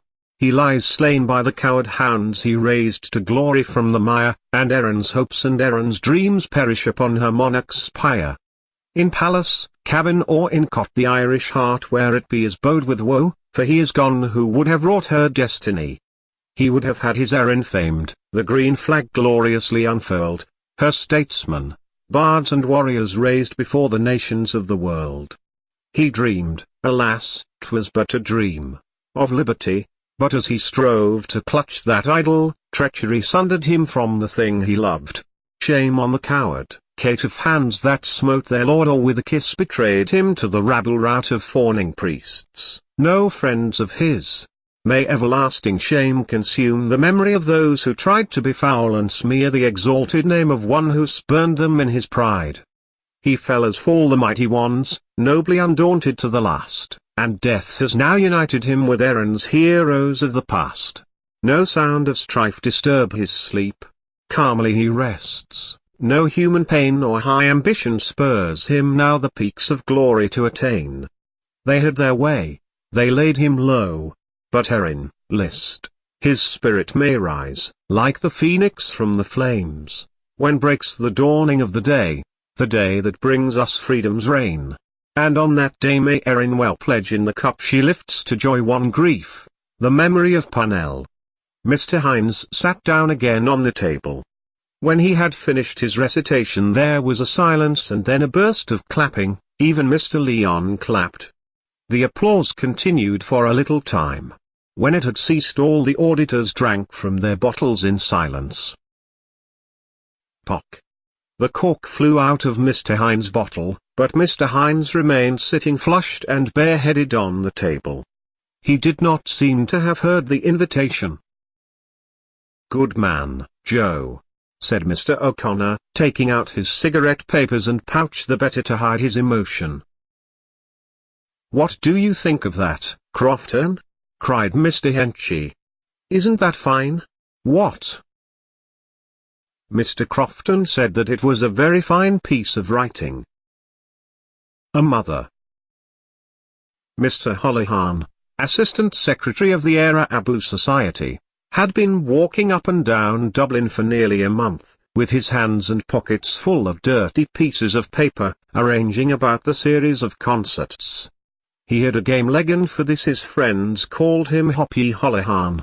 He walked up and down constantly, stood by the hour at street corners arguing the point and made notes, but in the end it was Mrs. Carney who arranged everything.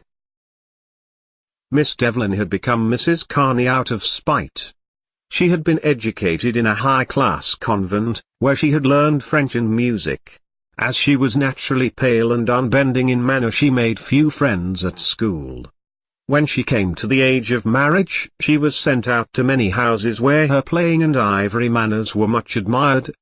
She sat amid the chilly circle of her accomplishments, waiting for some suitor to brave it and offer her a brilliant life. But the young men whom she met were ordinary and she gave them no encouragement, trying to console her romantic desires by eating a great deal of Turkish delight in secret. However, when she drew near the limit and her friends began to loosen their tongues about her, she silenced them by marrying Mr. Carney, who was a bootmaker on Ormond Quay. He was much older than she. His conversation, which was serious, took place at intervals in his great brown beard. After the first year of married life, Mrs. Carney perceived that such a man would wear better than a romantic person, but she never put her own romantic ideas away. He was sober, thrifty and pious. He went to the altar every first Friday, sometimes with her, oftener by himself. But she never weakened in her religion and was a good wife to him. At some party in a strange house, when she lifted her eyebrow ever so slightly, he stood up to take his leave, and, when his cough troubled him, she put the eider-down quilt over his feet and made a strong rum punch. For his part, he was a model father. By paying a small sum every week into a society, he insured for both his daughters a dowry of £100 each when they came to the age of 24.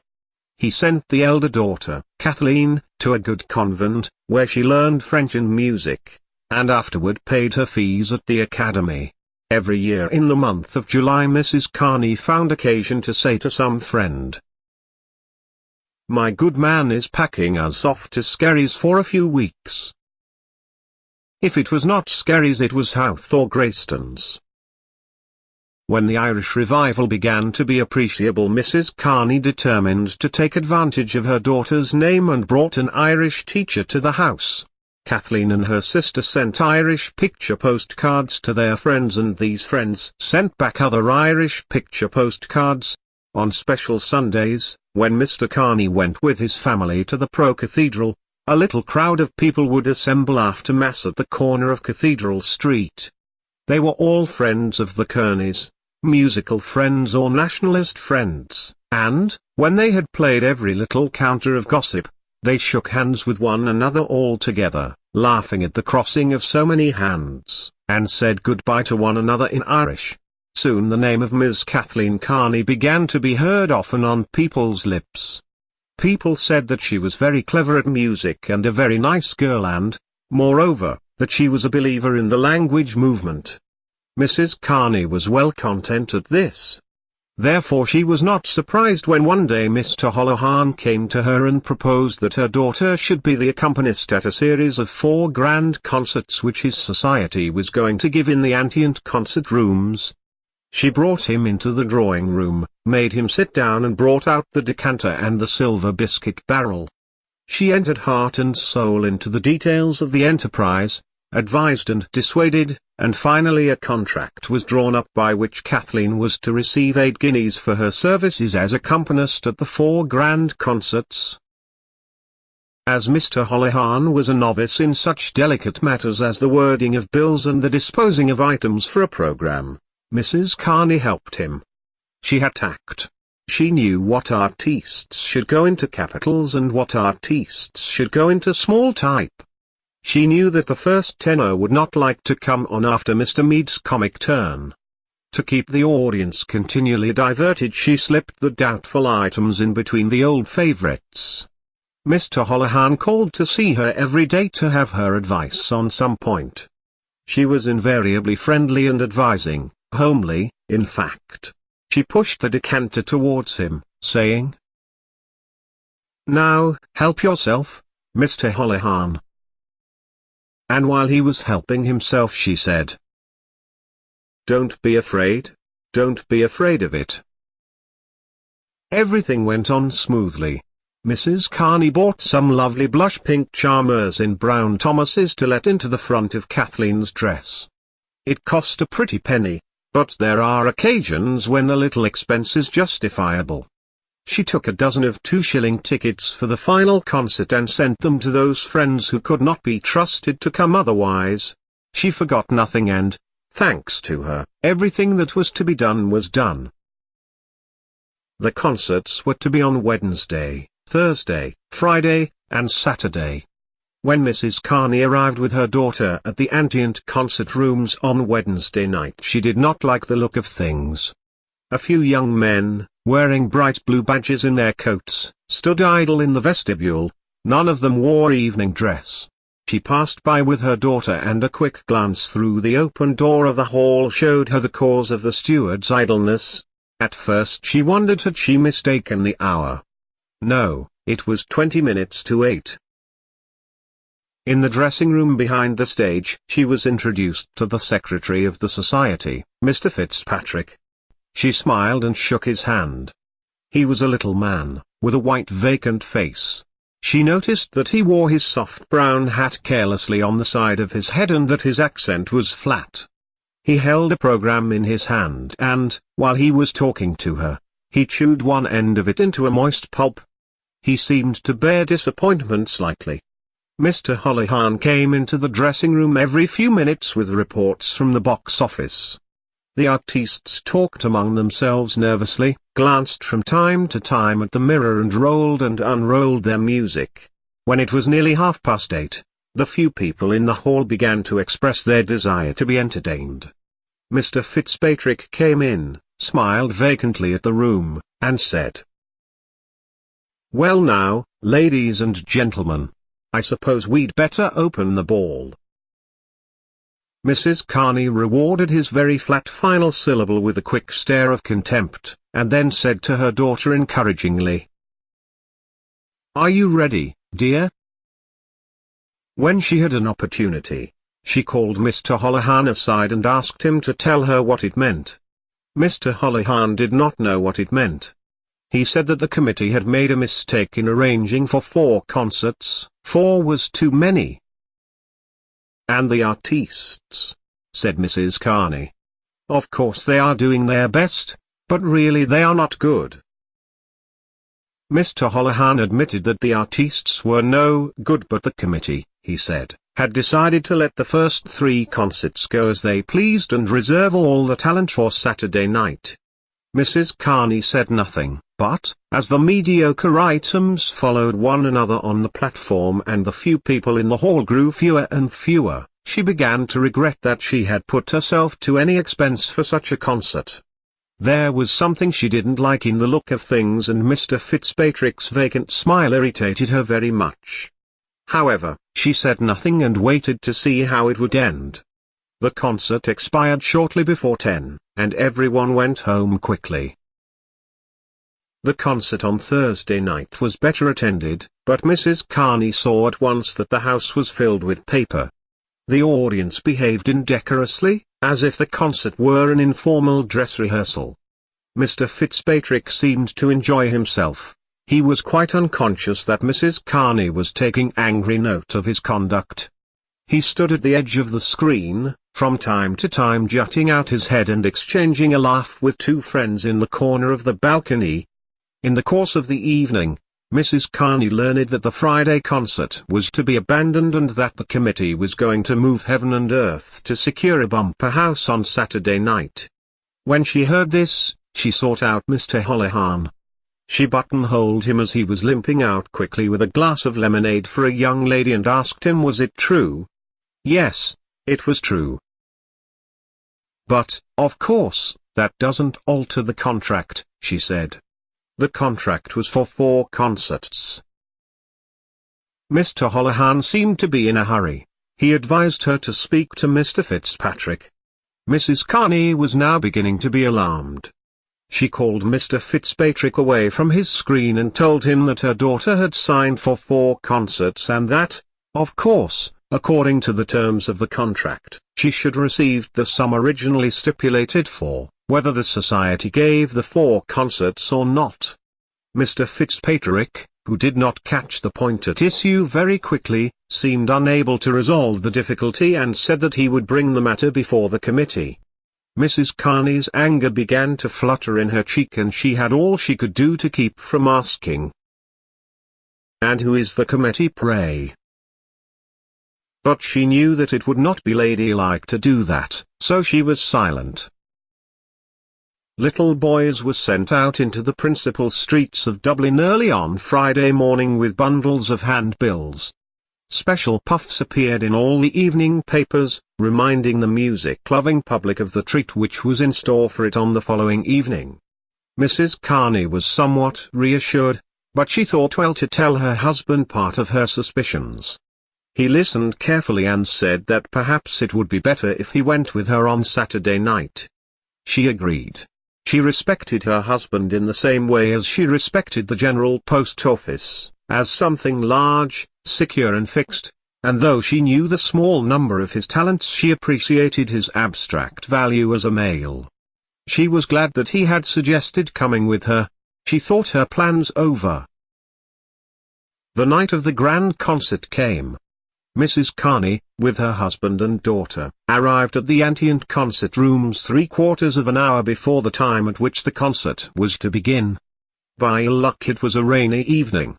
Mrs. Carney placed her daughter's clothes and music in charge of her husband and went all over the building looking for Mr. Holohan or Mr. Fitzpatrick. She could find neither. She asked the stewards was any member of the committee in the hall, and, after a great deal of trouble, a steward brought out a little woman named Miss Bairn, to whom Mrs. Carney explained that she wanted to see one of the secretaries. Miss Bairn expected them any minute and asked could she do anything. Mrs. Carney looked searchingly at the oldish face, which was screwed into an expression of trustfulness and enthusiasm, and answered, "No, thank you." The little woman hoped they would have a good house. She looked out at the rain until the melancholy of the wet street effaced all the trustfulness and enthusiasm from her twisted features. Then she gave a little sigh and said, "Ah, well, we did our best, the dear knows." Mrs. Carney had to go back to the dressing room. The artistes were arriving. The bass and the second tenor had already come. The bass, Mr. Duggan, was a slender young man with a scattered black moustache. He was the son of a hall porter in an office in the city, and, as a boy, he had sung prolonged bass notes in the resounding hall. From this humble state he had raised himself until he had become a first-rate artiste. He had appeared in grand opera. One night, when an operatic artiste had fallen ill, he had undertaken the part of the king in the opera of Maritano at the Queen's Theatre. He sang his music with great feeling and volume and was warmly welcomed by the gallery, but, unfortunately, he marred the good impression by wiping his nose in his gloved hand once or twice out of thoughtlessness. He was unassuming and spoke little. He said "use" so softly that it passed unnoticed, and he never drank anything stronger than milk for his voice's sake. Mr. Bell, the second tenor, was a fair-haired little man who competed every year for prizes at the Feshki Owl. On his fourth trial he had been awarded a bronze medal. He was extremely nervous and extremely jealous of other tenors, and he covered his nervous jealousy with an ebullient friendliness. It was his humor to have people know what an ordeal a concert was to him. Therefore when he saw Mr. Duggan he went over to him and asked, "Are you in it too?" "Yes," said Mr. Duggan. Mr. Bell laughed at his fellow sufferer, held out his hand and said, "Shake." Mrs. Carney passed by these two young men and went to the edge of the screen to view the house. The seats were being filled up rapidly and a pleasant noise circulated in the auditorium. She came back and spoke to her husband privately. Their conversation was evidently about Kathleen, for they both glanced at her often as she stood chatting to one of her nationalist friends, Miss Healy, the contralto. An unknown solitary woman with a pale face walked through the room. The women followed with keen eyes the faded blue dress which was stretched upon a meagre body. Someone said that she was Madame Glynn, the soprano. "I wonder where did they dig her up," said Kathleen to Miss Healy. "I'm sure I never heard of her." Miss Healy had to smile. Mr. Holohan limped into the dressing room at that moment, and the two young ladies asked him who was the unknown woman. Mr. Holohan said that she was Madame Glynn from London. Madame Glynn took her stand in a corner of the room, holding a roll of music stiffly before her and from time to time changing the direction of her startled gaze. The shadow took her faded dress into shelter but fell revengefully into the little cup behind her collarbone. The noise of the hall became more audible. The first tenor and the baritone arrived together. They were both well dressed, stout and complacent, and they brought a breath of opulence among the company. Mrs. Carney brought her daughter over to them, and talked to them amiably. She wanted to be on good terms with them, but, while she strove to be polite, her eyes followed Mr. Holohan in his limping and devious courses. As soon as she could, she excused herself and went out after him. "Mr. Holohan, I want to speak to you for a moment," she said. They went down to a discreet part of the corridor. Mrs. Carney asked him when was her daughter going to be paid. Mr. Holohan said that Mr. Fitzpatrick had charge of that. Mrs. Carney said that she didn't know anything about Mr. Fitzpatrick. Her daughter had signed a contract for 8 guineas and she would have to be paid. Mr. Holohan said that it wasn't his business. "Why isn't it your business?" asked Mrs. Carney. "Didn't you yourself bring her the contract? Anyway, if it's not your business, it's my business and I mean to see to it." "You'd better speak to Mr. Fitzpatrick," said Mr. Holohan distantly. "I don't know anything about Mr. Fitzpatrick," repeated Mrs. Carney. "I have my contract, and I intend to see that it is carried out." When she came back to the dressing room, her cheeks were slightly suffused. The room was lively. 2 men in outdoor dress had taken possession of the fireplace and were chatting familiarly with Miss Healy and the baritone. They were the Freeman man and Mr. O'Madden Burke. The Freeman man had come in to say that he could not wait for the concert as he had to report the lecture which an American priest was giving in the Mansion House. He said they were to leave the report for him at the Freeman office and he would see that it went in. He was a grey-haired man, with a plausible voice and careful manners. He held an extinguished cigar in his hand and the aroma of cigar smoke floated near him. He had not intended to stay a moment because concerts and artistes bored him considerably, but he remained leaning against the mantelpiece. Miss Healy stood in front of him, talking and laughing. He was old enough to suspect one reason for her politeness, but young enough in spirit to turn the moment to account. The warmth, fragrance and color of her body appealed to his senses. He was pleasantly conscious that the bosom which he saw rise and fall slowly beneath him rose and fell at that moment for him, that the laughter and fragrance and wilful glances were his tribute. When he could stay no longer, he took leave of her regretfully. "O'Madden Burke will write the notice," he explained to Mr. Holohan, "and I'll see it in." "Thank you very much, Mr. Hendrick," said Mr. Holohan. "You'll see it in, I know. Now, won't you have a little something before you go?" "I don't mind," said Mr. Hendrick. The 2 men went along some tortuous passages and up a dark staircase and came to a secluded room where one of the stewards was uncorking bottles for a few gentlemen. One of these gentlemen was Mr. O'Madden Burke, who had found out the room by instinct. He was a suave, elderly man who balanced his imposing body, when at rest, upon a large silk umbrella. His magniloquent Western name was the moral umbrella upon which he balanced the fine problem of his finances. He was widely respected. While Mr. Holohan was entertaining the Freeman man, Mrs. Carney was speaking so animatedly to her husband that he had to ask her to lower her voice. The conversation of the others in the dressing room had become strained. Mr. Bell, the first item, stood ready with his music, but the accompanist made no sign. Evidently something was wrong. Mr. Carney looked straight before him, stroking his beard, while Mrs. Carney spoke into Kathleen's ear with subdued emphasis. From the hall came sounds of encouragement, clapping and stamping of feet. The first tenor and the baritone and Miss Healy stood together, waiting tranquilly, but Mr. Bell's nerves were greatly agitated because he was afraid the audience would think that he had come late. Mr. Holohan and Mr. O'Madden Burke came into the room.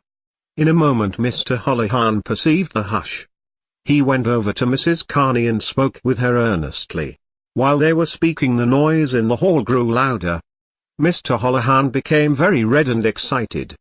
He spoke volubly, but Mrs. Carney said curtly at intervals, "She won't go on. She must get her 8 guineas.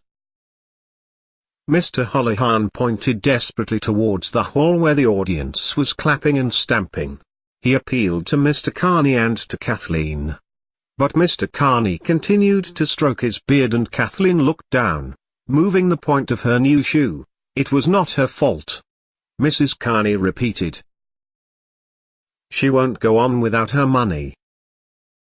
After a swift struggle of tongues, Mr. Holohan hobbled out in haste. The room was silent.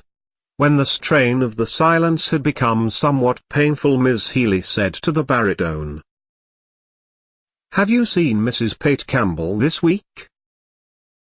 The baritone had not seen her, but he had been told that she was very fine. The conversation went no further. The first tenor bent his head and began to count the links of the gold chain which was extended across his waist, smiling and humming random notes to observe the effect on the frontal sinus. From time to time everyone glanced at Mrs. Carney. The noise in the auditorium had risen to a clamour when Mr. Fitzpatrick burst into the room, followed by Mr. Holohan, who was panting. The clapping and stamping in the hall were punctuated by whistling. Mr. Fitzpatrick held a few banknotes in his hand. He counted out 4 into Mrs. Carney's hand and said she would get the other half at the interval. Mrs. Carney said, "This is 4 shillings short." But Kathleen gathered in her skirt and said, "Now, Mr. Bell," to the first item, who was shaking like an aspen. The singer and the accompanist went out together. The noise in hall died away. There was a pause of a few seconds, and then the piano was heard. The first part of the concert was very successful except for Madame Glynn's item.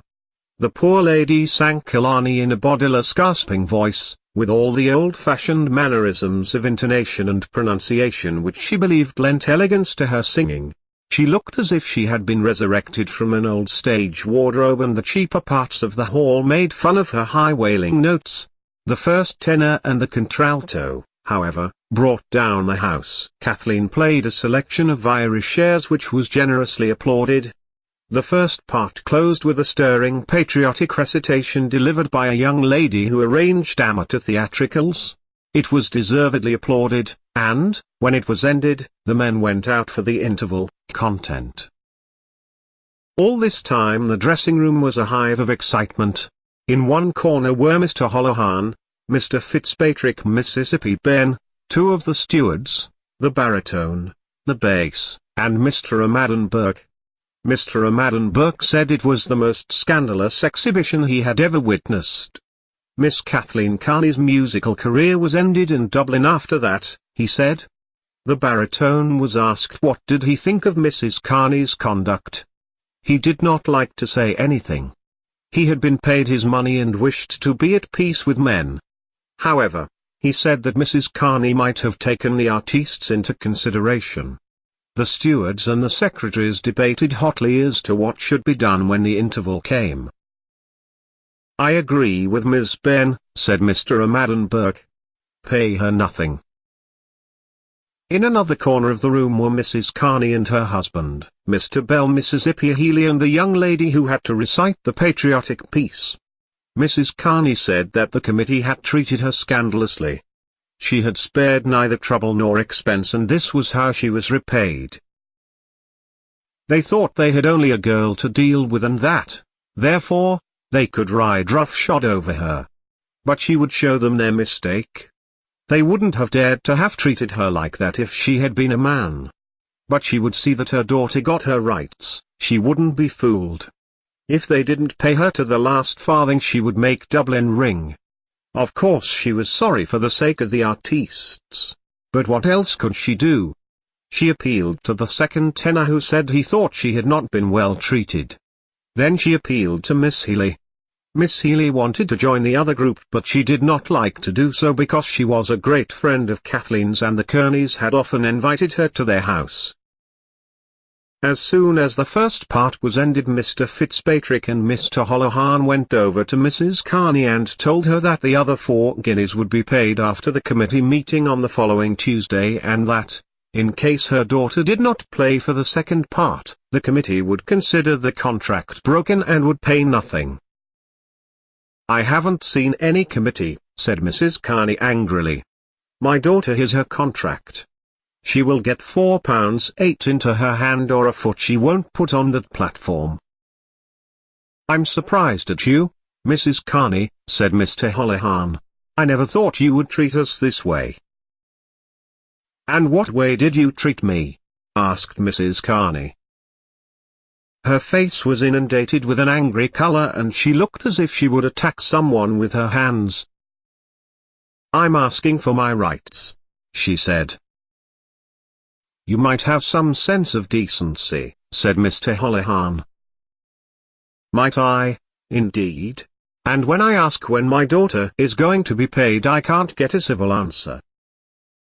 She tossed her head and assumed a haughty voice. "You must speak to the secretary.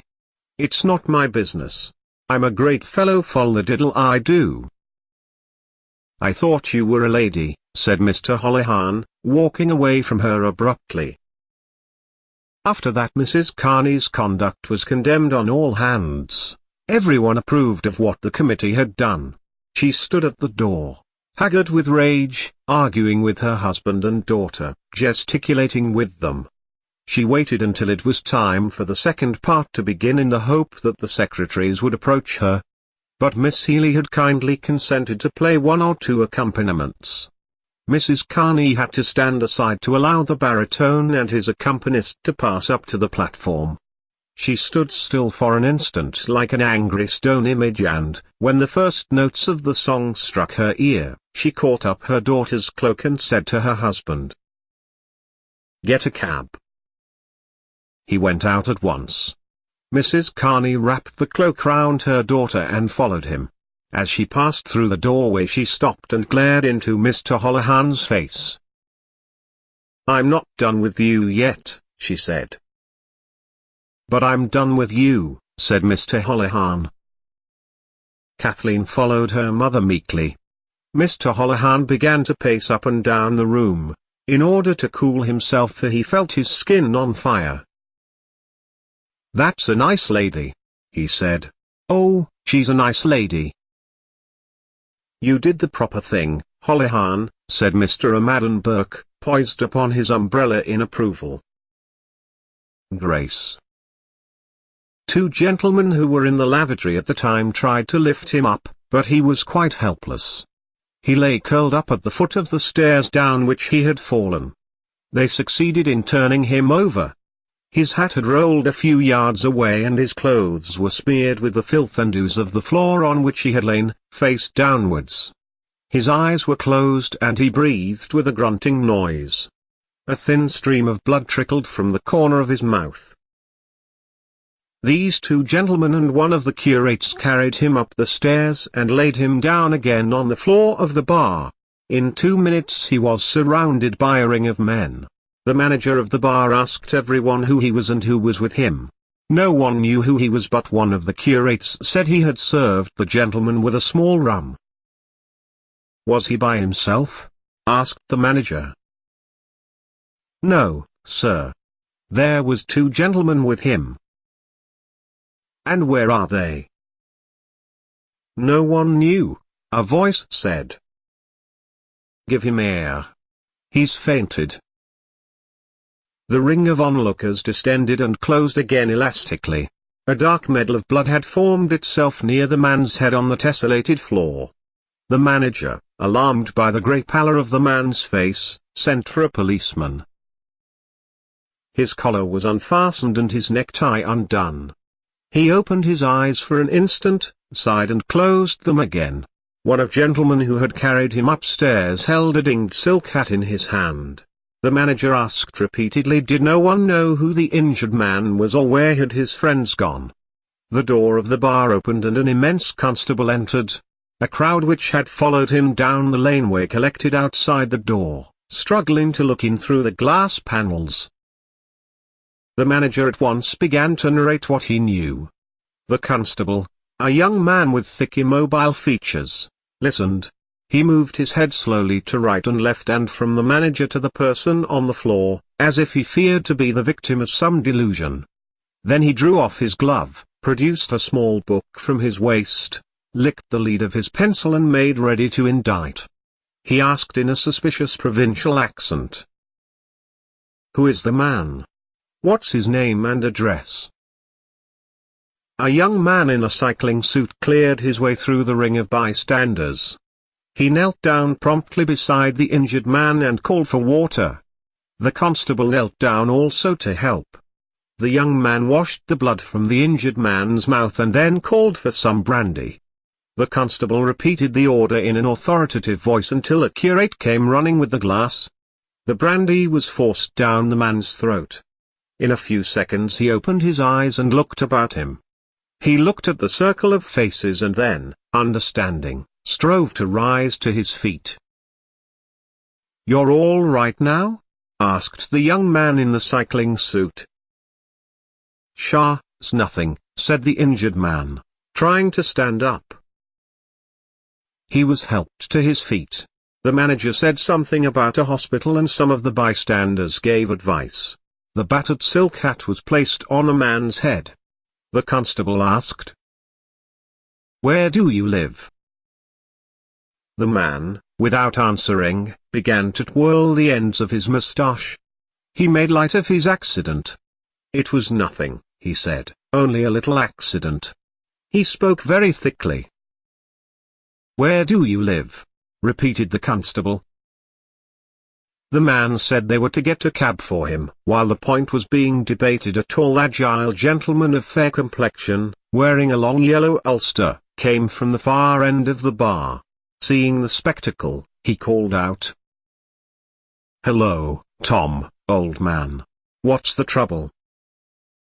"It's nothing," said the man. The newcomer surveyed the deplorable figure before him and then turned to the constable, saying, "It's all right, constable. I'll see him home." The constable touched his helmet and answered, "All right, Mr. Power." "Come now, Tom," said Mr. Power, taking his friend by the arm. "No bones broken. What? Can you walk?" The young man in the cycling suit took the man by the other arm and the crowd divided. "How did you get yourself into this mess?" asked Mr. Power. "The gentleman fell down the stairs," said the young man. "I am obliged to you, sir," said the injured man. "Not at all. And we have a little." "Not now. Not now." The three men left the bar and the crowd sifted through the doors into the laneway. The manager brought the constable to the stairs to inspect the scene of the accident. They agreed that the gentleman must have missed his footing. The customers returned to the counter and a curate set about removing the traces of blood from the floor. When they came out into Grafton Street, Mr. Power whistled for an outsider. The injured man said again as well as he could, "I am obliged to you, sir. I hope we'll eat again. Whiney is Kernan." The shock and the incipient pain had partly sobered him. "Don't mention it," said the young man. They shook hands. Mr. Kernan was hoisted onto the car and, while Mr. Power was giving directions to the carman, he expressed his gratitude to the young man and regretted that they could not have a little drink together. "Another time," said the young man.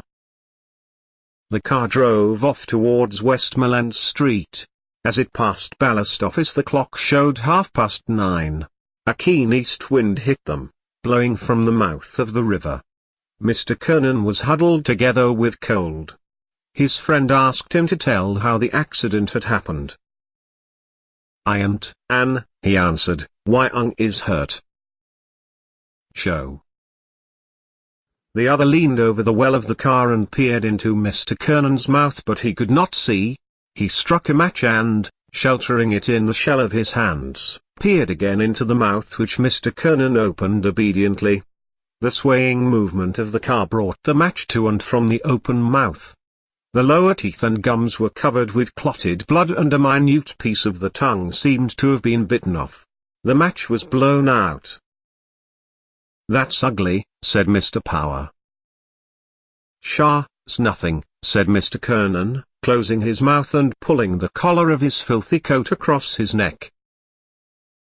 Mr. Kernan was a commercial traveller of the old school which believed in the dignity of its calling. He had never been seen in the city without a silk hat of some decency and a pair of gaiters. By grace of these two articles of clothing, he said, a man could always pass muster. He carried on the tradition of his Napoleon, the great Black White, whose memory he evoked at times by legend and mimicry. Modern business methods had spared him only so far as to allow him a little office in Crow Street, on the window blind of which was written the name of his firm with the address, London, EC. On the mantelpiece of this little office a little leaden battalion of canisters was drawn up, and on the table before the window stood 4 or 5 china bowls which were usually half full of a black liquid. From these bowls Mr. Kernan tasted tea. He took a mouthful, drew it up, saturated his palate with it, and then spat it forth into the grate. Then he paused to judge. Mr. Power, a much younger man, was employed in the Royal Irish Constabulary Office in Dublin Castle. The arc of his social rise intersected the arc of his friend's decline, but Mr. Kernan's decline was mitigated by the fact that certain of those friends who had known him at his highest point of success still esteemed him as a character. Mr. Power was one of these friends. His inexplicable debts were a byword in his circle. He was a debonair young man. The car halted before a small house on the Glasnevin road, and Mr. Kernan was helped into the house. His wife put him to bed while Mr. Power sat downstairs in the kitchen asking the children where they went to school and what book they were in. The children, 2 girls and a boy, conscious of their father's helplessness and of their mother's absence, began some horseplay with him. He was surprised at their manners and at their accents, and his brow grew thoughtful. After a while Mrs. Kernan entered the kitchen, exclaiming, "Such a sight! Oh, he'll do for himself one day, and that's the holy alls of it. He's been drinking since Friday." Mr. Power was careful to explain to her that he was not responsible, that he had come on the scene by the merest accident. Mrs. Kernan, remembering Mr. Power's good offices during domestic quarrels, as well as many small, but opportune loans, said, "Oh, you needn't tell me that, Mr. Power. I know you're a friend of his, not like some of the others he does be with. They're all right so long as he has money in his pocket to keep him out from his wife and family. Nice friends. Who was he with tonight, I'd like to know?" Mr. Power shook his head but said nothing. "I'm so sorry," she continued, "that I've nothing in the house to offer you. But if you wait a minute I'll send round to Fogarty's at the corner." Mr. Power stood up. "We were waiting for him to come home with the money. He never seems to think he has a home at all." "Oh, now, Mrs. Kernan," said Mr. Power, "we'll make him turn over a new leaf. I'll talk to Martin. He's the man. We'll come here one of these nights and talk it over." She saw him to the door.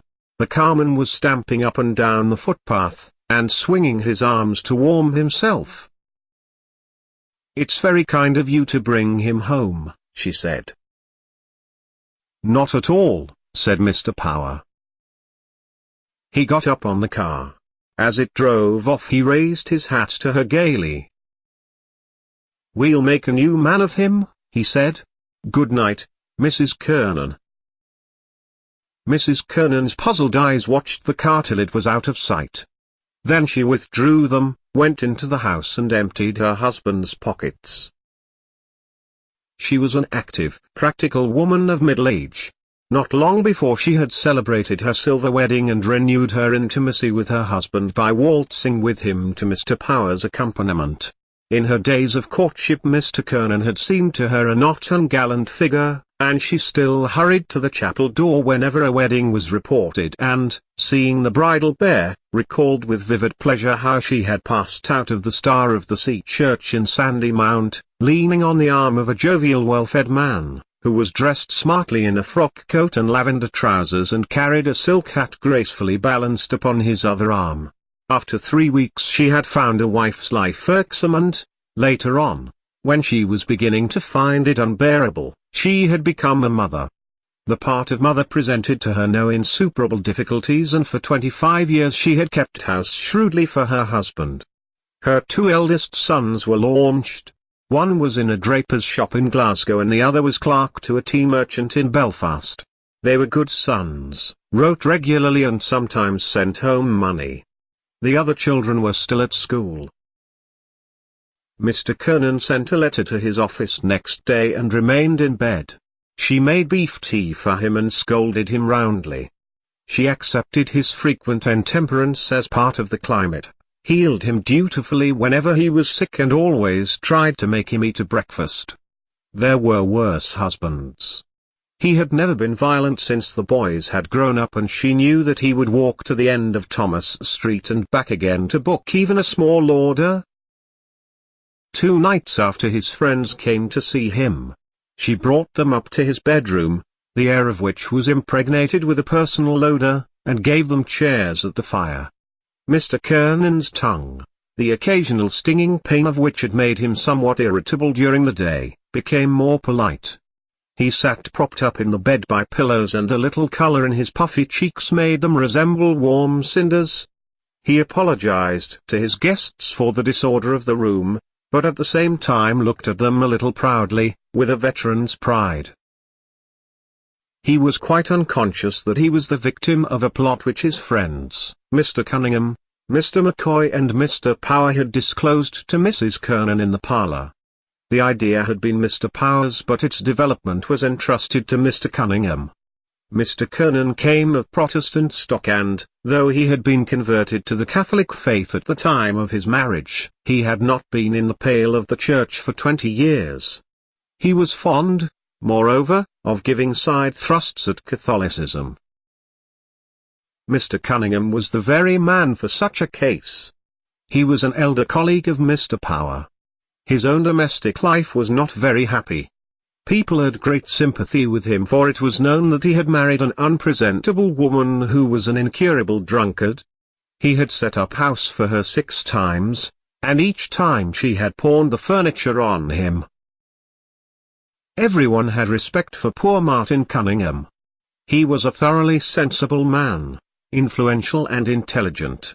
His blade of human knowledge, natural astuteness particularized by long association with cases in the police courts, had been tempered by brief immersions in the waters of general philosophy. He was well informed. His friends bowed to his opinions and considered that his face was like Shakespeare's.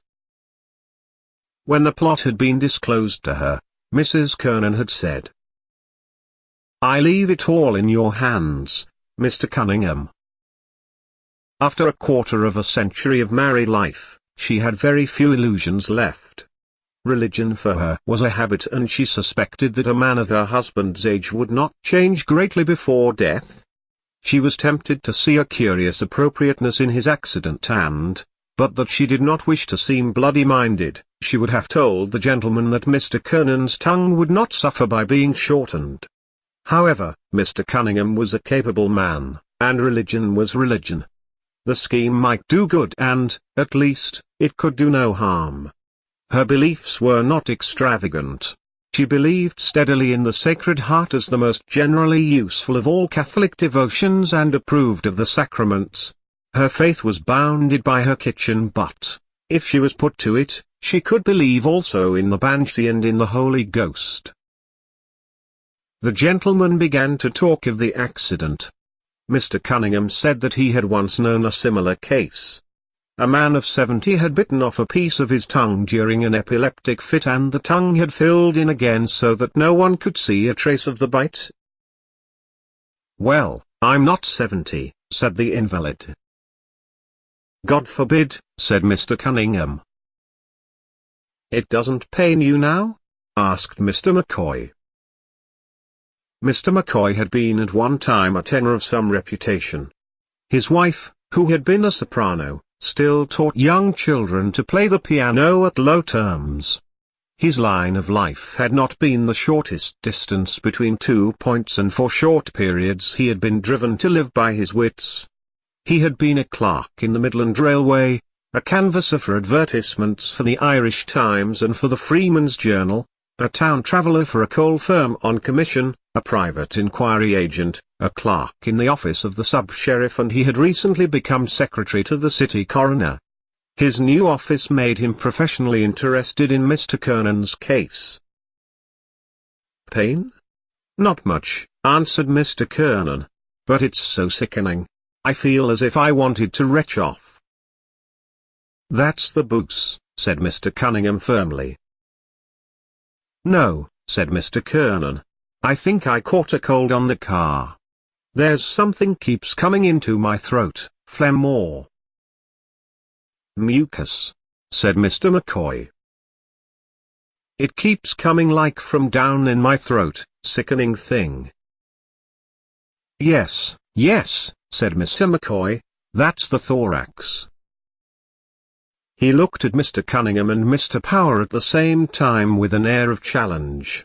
Mr. Cunningham nodded his head rapidly and Mr. Power said, "Ah, well, all's well that ends well." "I'm very much obliged to you, old man," said the invalid. Mr. Power waved his hand. "Those are the two fellows I was with." "Who were you with?" asked Mr. Cunningham. "A chap. I don't know his name. Damn it now, what's his name? Little chap with sandy hair." "And who else?" "Harford," said Mr. Cunningham. When Mr. Cunningham made that remark, people were silent. It was known that the speaker had secret sources of information. In this case the monosyllable had a moral intention. Mr. Harford sometimes formed one of a little detachment which left the city shortly after noon on Sunday with the purpose of arriving as soon as possible at some public house on the outskirts of the city where its members duly qualified themselves as bona fide travellers. But his fellow travellers had never consented to overlook his origin. He had begun life as an obscure financier by lending small sums of money to workmen at usurious interest. Later on he had become the partner of a very fat short gentleman, Mr. Goldberg, in the Liffey Loan Bank. Though he had never embraced more than the Jewish ethical code, his fellow Catholics, whenever they had smarted in person or by proxy under his exactions, spoke of him bitterly as an Irish Jew and an illiterate, and saw divine disapproval of usury made manifest through the person of his idiot son. At other times they remembered his good points. "I wonder where did he go to?" said Mr. Kernan. He wished the details of the incident to remain vague. He wished his friends to think there had been some mistake, that Mr. Harford and he had missed each other. His friends, who knew quite well Mr. Harford's manners in drinking, were silent. Mr. Power said again, "All's well that ends well." Mr. Kernan changed the subject at once. "That was a decent young chap, that medical fellow," he said. "Only for him." "Oh, only for him," said Mr. Power. "It might have been a case of 7 days, without the option of a fine." "Yes, yes," said Mr. Kernan, trying to remember. "I remember now, there was a policeman. Decent young fellow, he seemed. How did it happen at all?" "It happened that you were pelathered, Tom," said Mr. Cunningham gravely. "True, Bill," said Mr. Kernan, equally gravely. "I suppose you squared the constable, Jack," said Mr. McCoy. Mr. Power did not relish the use of his Christian name. He was not straight-laced, but he could not forget that Mr. McCoy had recently made a crusade in search of valises and portmanteaus to enable Mrs. McCoy to fulfill imaginary engagements in the country. More than he resented the fact that he had been victimized, he resented such low playing of the game. He answered the question, therefore, as if Mr. Kernan had asked it. The narrative made Mr. Kernan indignant. He was keenly conscious of his citizenship, wished to live with his city on terms mutually honorable, and resented any affront put upon him by those whom he called country bumpkins. "Is this what we pay rates for?" he asked. to feed and clothe these ignorant bosthoons, and they're nothing else." Mr. Cunningham laughed. He was a castle official only during office hours. "How could they be anything else, Tom?" he said. He assumed a thick provincial accent and said in a tone of command, 65, catch your cabbage." Everyone laughed. Mr. McCoy, who wanted to enter the conversation by any door, pretended that he had never heard the story. Mr. Cunningham said, "It is supposed, they say, you know, to take place in the depot where they get these thundering big country fellows, mad horns, you know, to drill. The sergeant makes them stand in a row against the wall and hold up their plates." He illustrated the story by grotesque gestures. "At dinner, you know. Then he has a bloody big bowl of cabbage before him on the table and a bloody big spoon like a shovel. He takes up a wad of cabbage on the spoon and pegs it across the room, and the poor devils have to try and catch it on their plates. 65, catch your cabbage." Everyone laughed again, but Mr. Kernan was somewhat indignant still. He talked of writing a letter to the papers. "These yahoos coming up here," he said, "think they can boss the people. I needn't tell you, Martin, what kind of men they are." Mr. Cunningham gave a qualified assent. "It's like everything else in this world," he said. "You get some bad ones and you get some good ones." "Oh yes, you get some good ones, I admit," said Mr. Kernan, satisfied. "It's better to have nothing to say to them," said Mr. McCoy. "That's my opinion." Mrs. Kernan entered the room and, placing a tray on the table, said, "Help yourselves, gentlemen."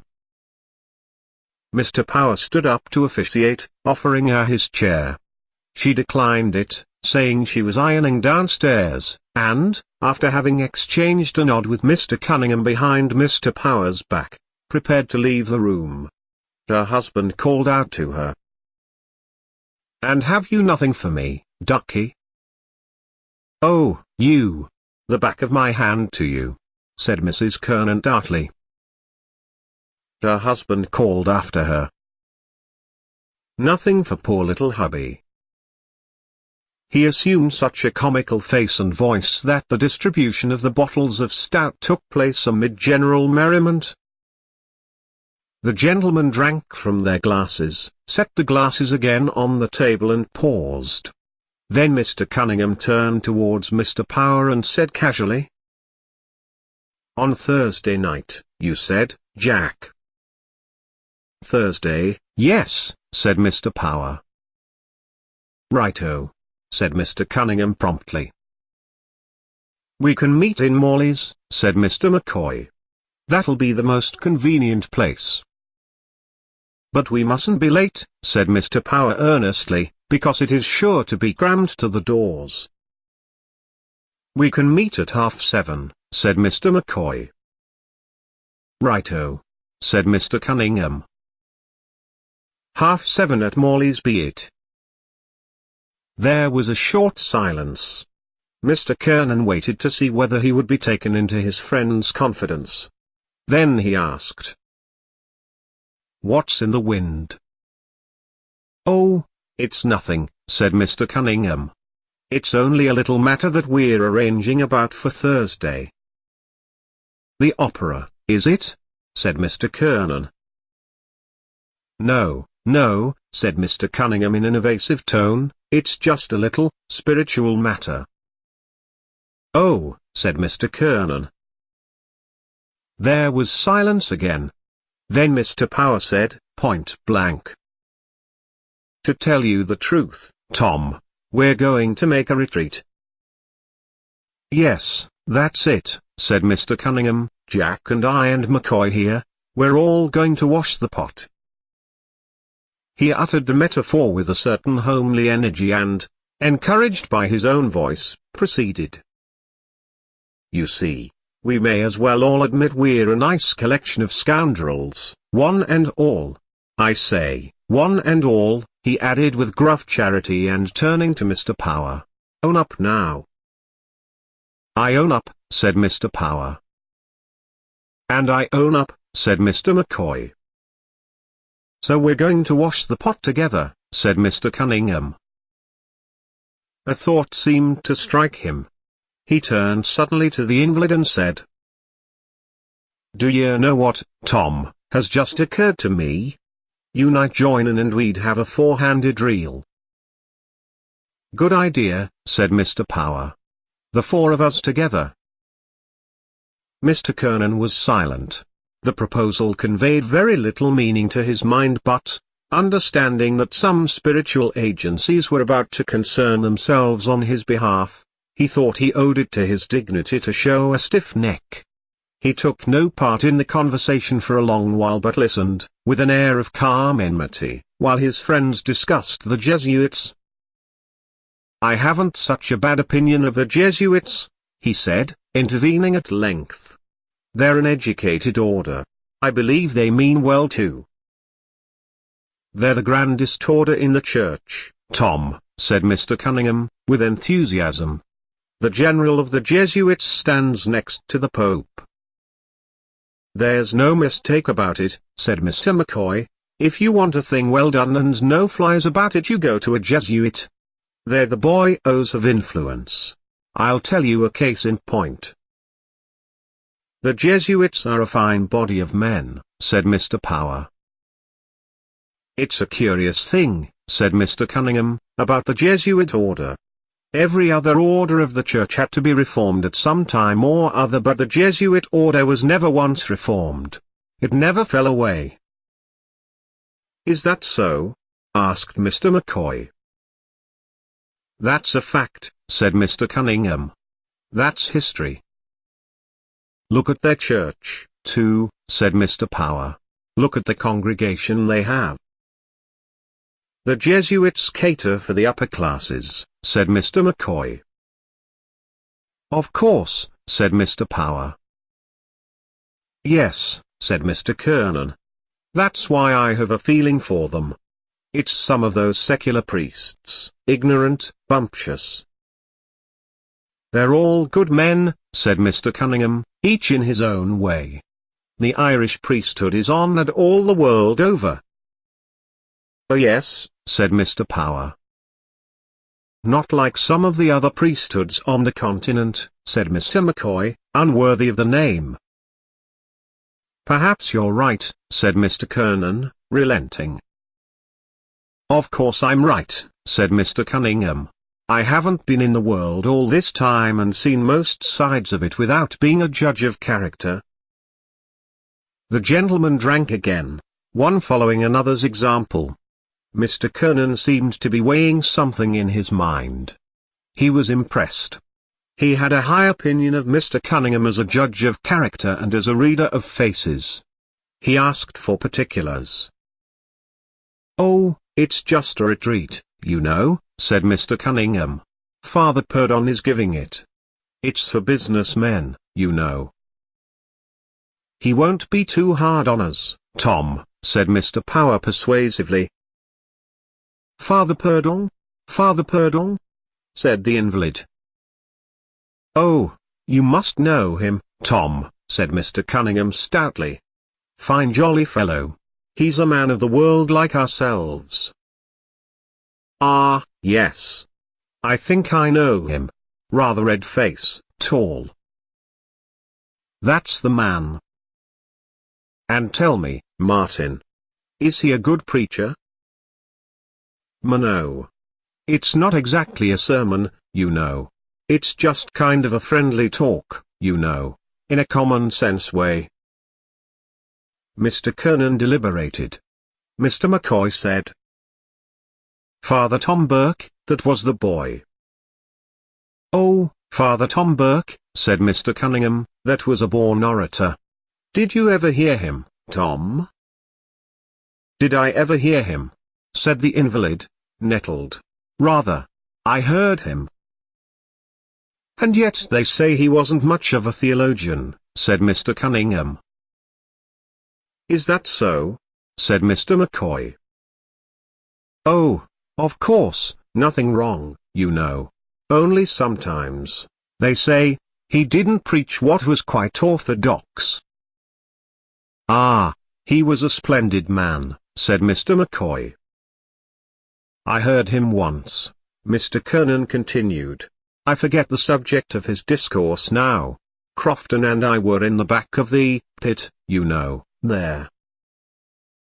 The body, said Mr. Cunningham.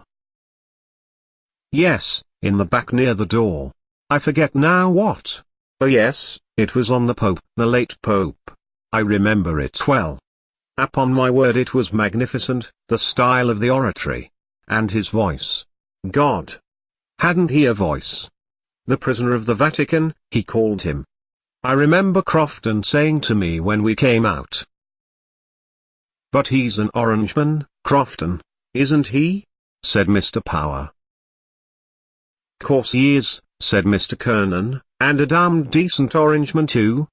We went into Butler's in Moore Street, faith, I was genuinely moved, tell you the God's truth, and I remember well his very words.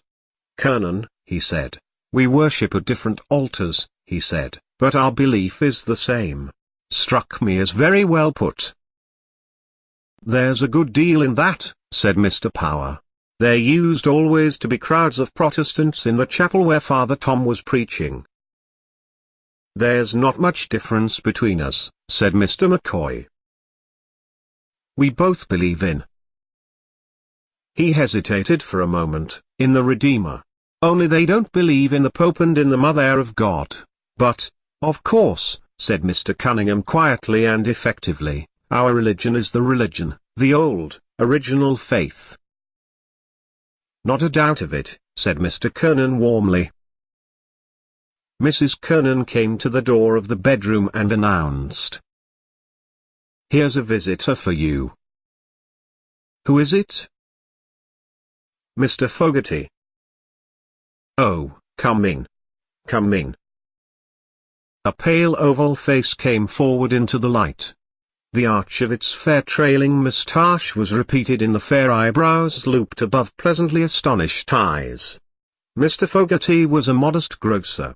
He had failed in business in a licensed house in the city because his financial condition had constrained him to tie himself to second-class distillers and brewers.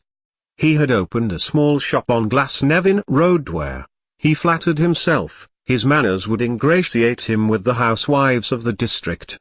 He bore himself with a certain grace, complimented little children and spoke with a neat enunciation. He was not without culture. Mr. Fogarty brought a gift with him, a half-pint of special whiskey. He inquired politely for Mr. Kernan, placed his gift on the table and sat down with the company on equal terms. Mr. Kernan appreciated the gift all the more since he was aware that there was a small account for groceries unsettled between him and Mr. Fogarty. He said, I wouldn't doubt you, old man. Open that, Jack, will you? Mr. Power again officiated. Glasses were rinsed and 5 small measures of whiskey were poured out. This new influence enlivened the conversation. Mr. Fogarty, sitting on a small area of the chair, was specially interested. Pope Leo XIII, said Mr. Cunningham, was one of the lights of the age. His great idea, you know, was the union of the Latin and Greek churches. That was the aim of his life. I often heard he was one of the most intellectual men in Europe, said Mr. Power. I mean, apart from his being Pope. So he was, said Mr. Cunningham, if not the most so. His motto, you know, as Pope, was lux upon lux, light upon light. No, no, said Mr. Fogarty eagerly. I think you're wrong there. It was lux in tenebrae, I think, light in darkness. Oh yes, said Mr. McCoy, tenebrae. Allow me, said Mr. Cunningham positively, it was lux upon lux. And Pius IX. His predecessor's motto was crux upon crux, that is, cross upon cross, to show the difference between their two pontificates. The inference was allowed. Mr. Cunningham continued. Pope Leo, you know, was a great scholar and a poet. He had a strong face, said Mr. Kernan. Yes, said Mr. Cunningham. He wrote Latin poetry. Is that so? Said Mr. Fogarty. Mr. McCoy tasted his whiskey contentedly and shook his head with a double intention, saying, That's no joke, I can tell you. We didn't learn that, Tom, said Mr. Power, following Mr. McCoy's example, when we went to the penny-a-week school. There was many a good man went to the penny-a-week school with a sod of turf under his oxter, said Mr. Kernan sententiously. The old system was the best, plain honest education. None of your modern trumpery. Quite right, said Mr. Power. No superfluities, said Mr. Fogarty. He enunciated the word and then drank gravely. I remember reading, said Mr. Cunningham, that one of Pope Leo's poems was on the invention of the photograph. In Latin, of course. On the photograph, exclaimed Mr. Kernan. Yes, said Mr. Cunningham. He also drank from his glass. Well, you know, said Mr. McCoy, isn't the photograph wonderful when you come to think of it? Oh, of course, said Mr. Power, great minds can see things. As the poet says, great minds are very near to madness, said Mr. Fogarty. Mr. Kernan seemed to be troubled in mind. He made an effort to recall the Protestant theology on some thorny points and in the end addressed Mr. Cunningham. Tell me, Martin, he said, weren't some of the popes, of course, not our present man, or his predecessor, but some of the old popes, not exactly, you know, up to the knocker? There was a silence. Mr. Cunningham said, Oh, of course, there were some bad lots. But the astonishing thing is this.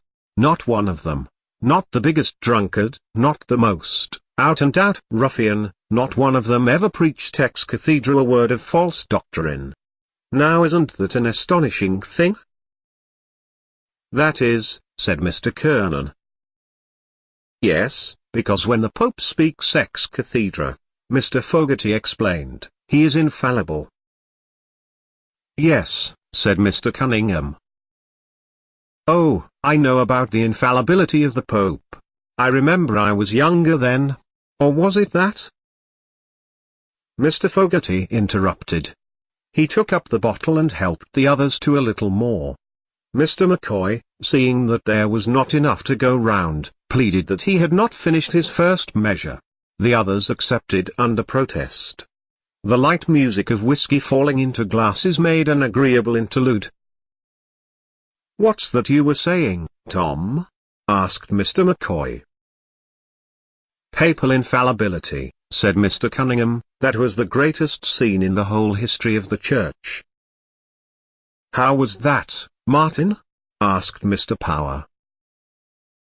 Mr. Cunningham held up two thick fingers.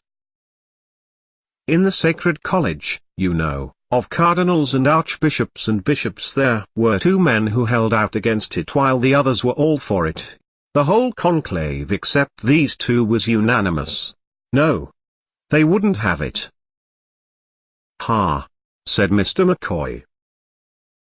And they were a German cardinal by the name of Dowling, or Dowling, or... Dowling was no German, and that's a sure five, said Mr. Power, laughing. Well, this great German cardinal, whatever his name was one, and the other was John McHale.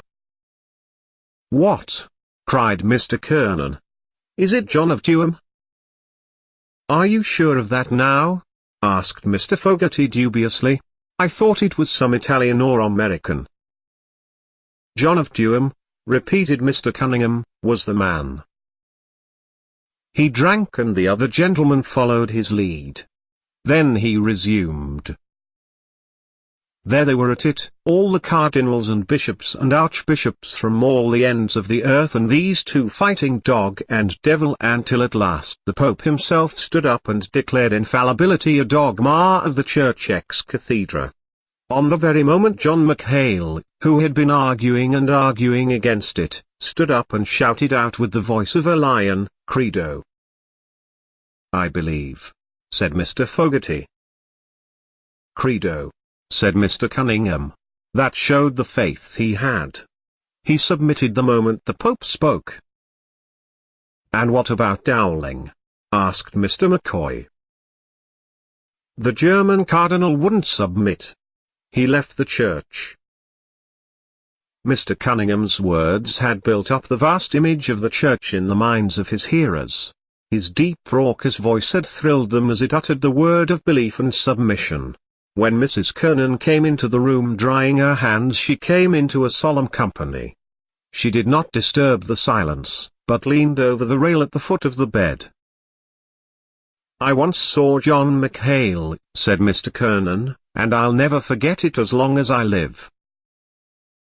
He turned towards his wife to be confirmed. "I often told you that?" Mrs. Kernan nodded. It was at the unveiling of Sir John Gray's statue.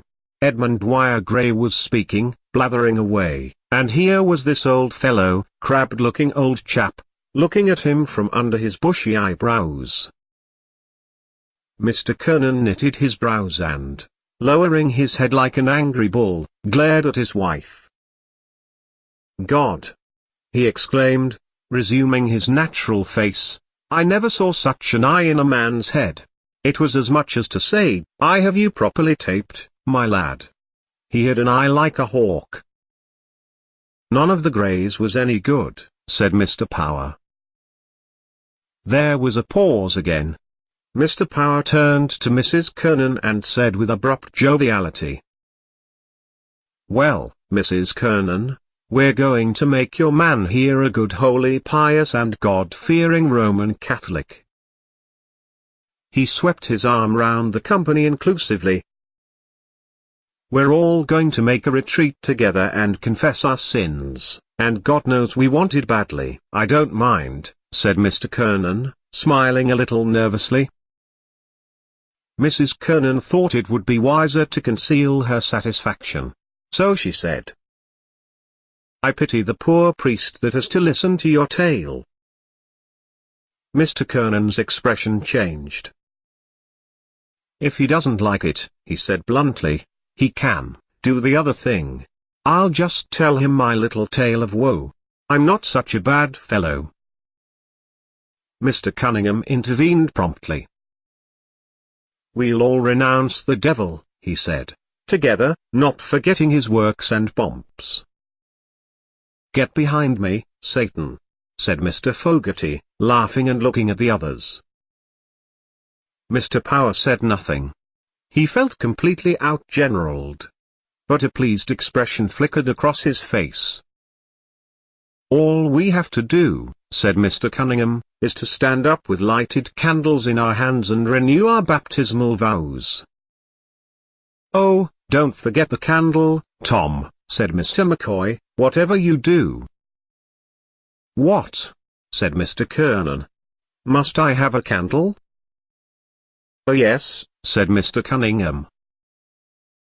"No, damn it all," said Mr. Kernan sensibly, "I draw the line there. I'll do the job right enough. I'll do the retreat business and confession, and all that business. But, no candles. No, damn it all, I bar the candles." He shook his head with farcical gravity. "Listen to that," said his wife. "I bar the candles," said Mr. Kernan, conscious of having created an effect on his audience and continuing to shake his head to and fro. "I bar the magic lantern business." Everyone laughed heartily. "There's a nice Catholic for you," said his wife. "No candles?" repeated Mr. Kernan obdurately. "That's off." The transept of the Jesuit church in Gardner Street was almost full, and still at every moment gentlemen entered from the side door and, directed by the lay brother, walked on tiptoe along the aisles until they found seating accommodation. The gentlemen were all well dressed and orderly. The light of the lamps of the church fell upon an assembly of black clothes and white collars, relieved here and there by tweeds, on dark mottled pillars of green marble and on lugubrious canvases. The gentlemen sat in the benches, having hitched their trousers slightly above their knees and laid their hats in security. They sat well back and gazed formally at the distant speck of red light which was suspended before the high altar. In one of the benches near the pulpit sat Mr. Cunningham and Mr. Kernan. In the bench behind sat Mr. McCoy alone, and in the bench behind him sat Mr. Power and Mr. Fogarty. Mr. McCoy had tried unsuccessfully to find a place in the bench with the others and, when the party had settled down in the form of a quincunx, he had tried unsuccessfully to make comic remarks.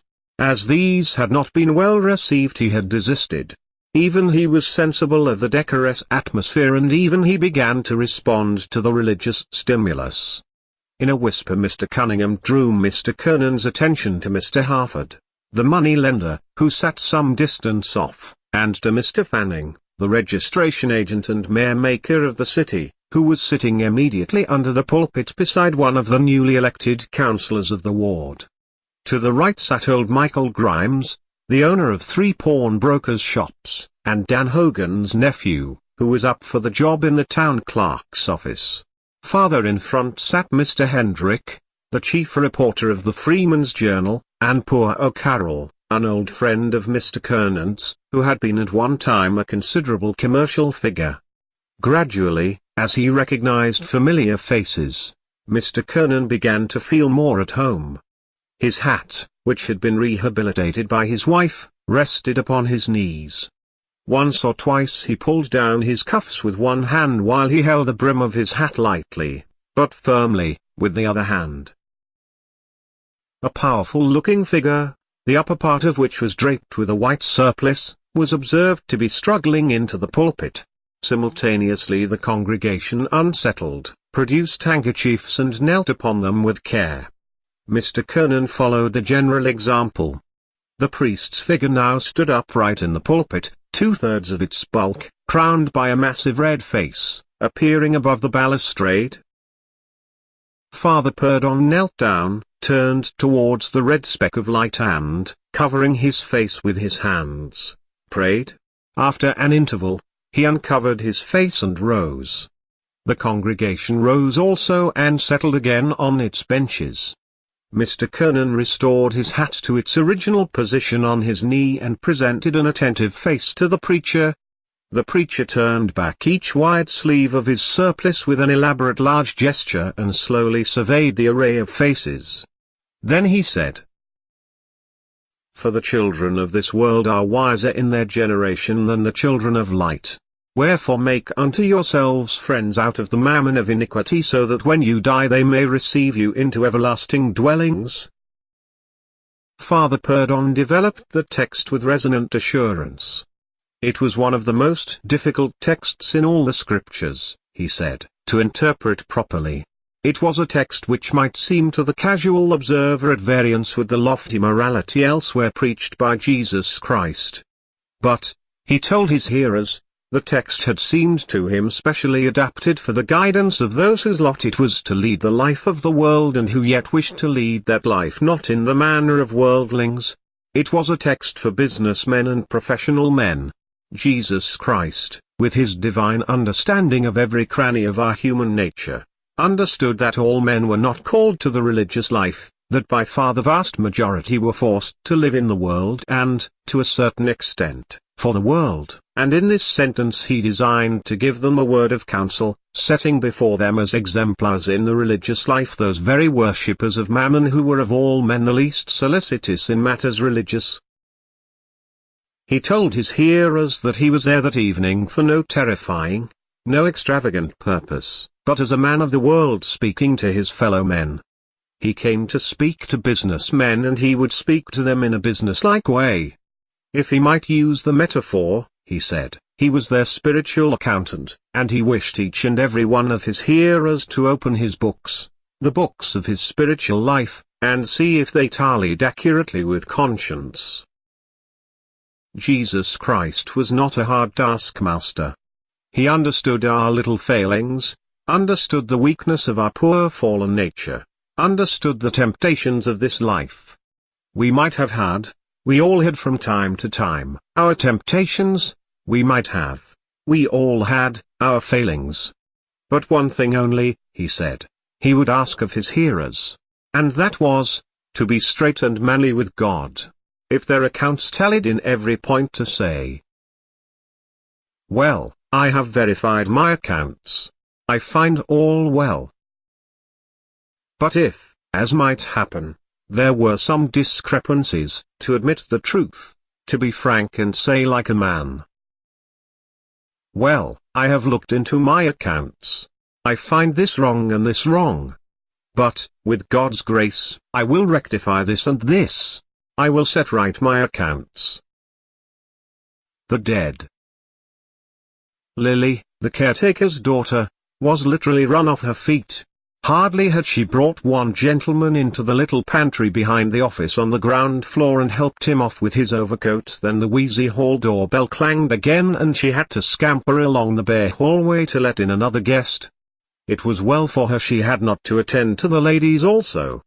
But Miss Kate and Miss Julia had thought of that and had converted the bathroom upstairs into a ladies' dressing room.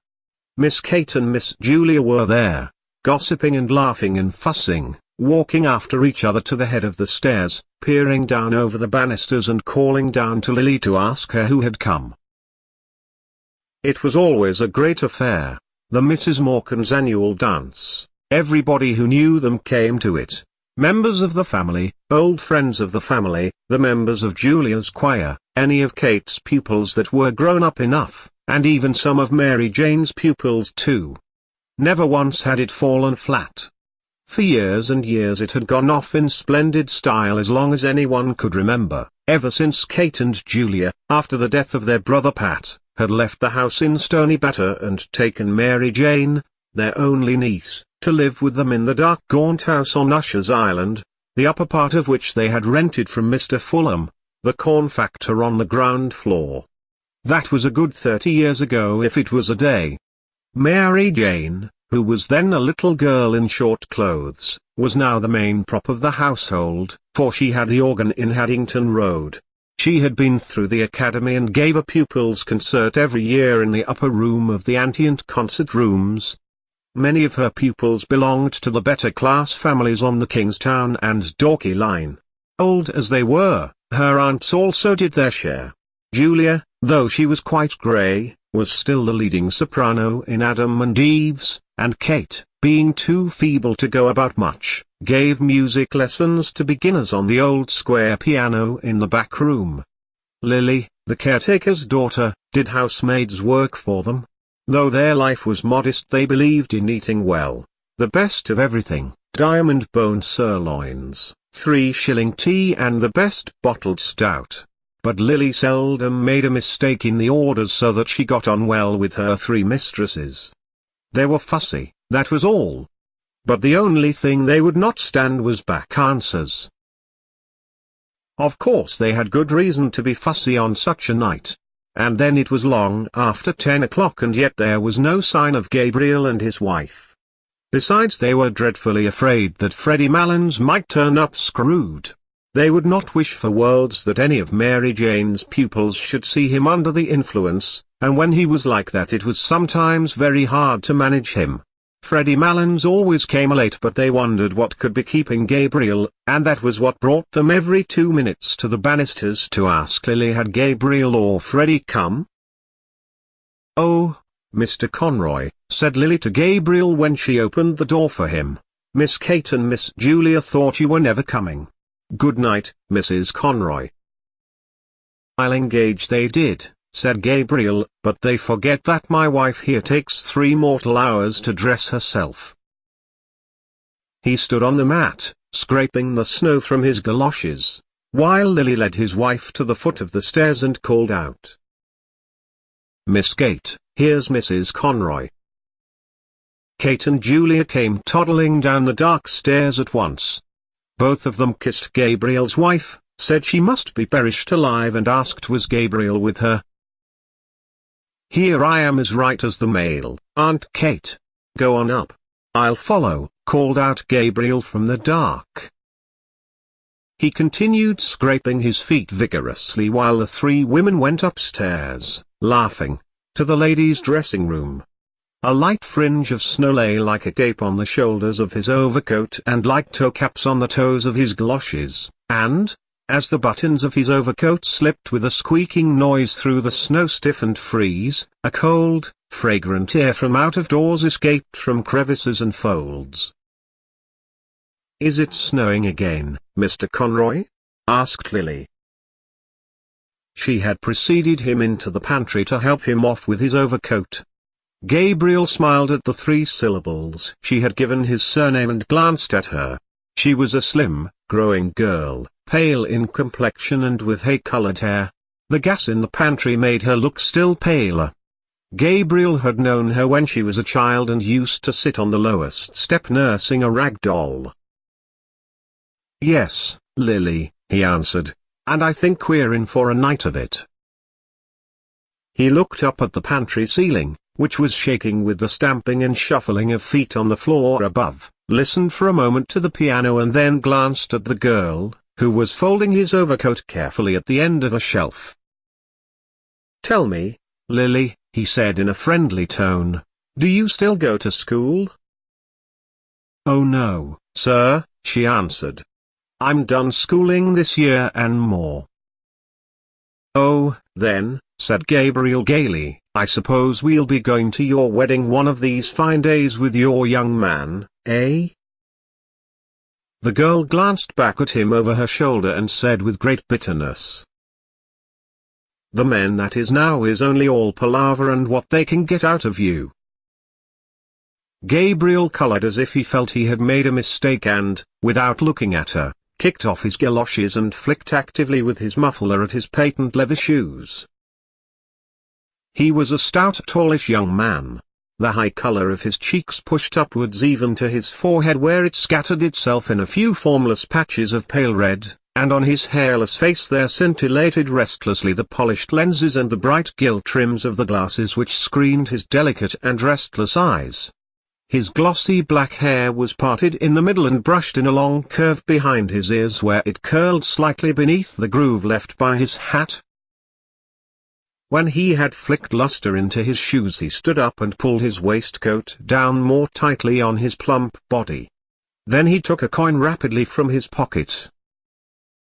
"Oh Lily," he said, thrusting it into her hands, "it's Christmas time, isn't it? Just, here's a little." He walked rapidly towards the door. "Oh no, sir," cried the girl, following him.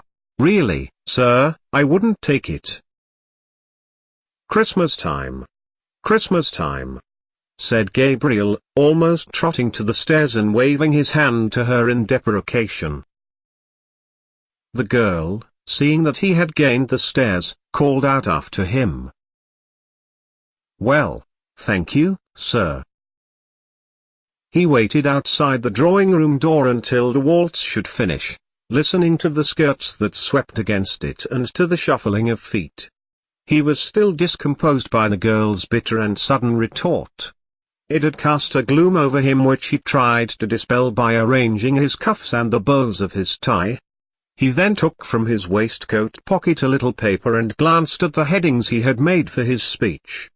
He was undecided about the lines from Robert Browning, for he feared they would be above the heads of his hearers. Some quotation that they would recognize from Shakespeare or from the melodies would be better.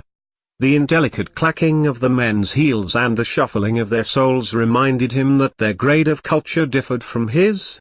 He would only make himself ridiculous by quoting poetry to them which they could not understand. They would think that he was airing his superior education. He would fail with them just as he had failed with the girl in the pantry. He had taken up a wrong tone. His whole speech was a mistake from first to last, an utter failure. Just then his aunts and his wife came out of the ladies' dressing room. His aunts were two small plainly dressed old women. Aunt Julia was an inch or so the taller. Her hair, drawn low over the tops of her ears, was grey, and grey also, with darker shadows, was her large flaccid face.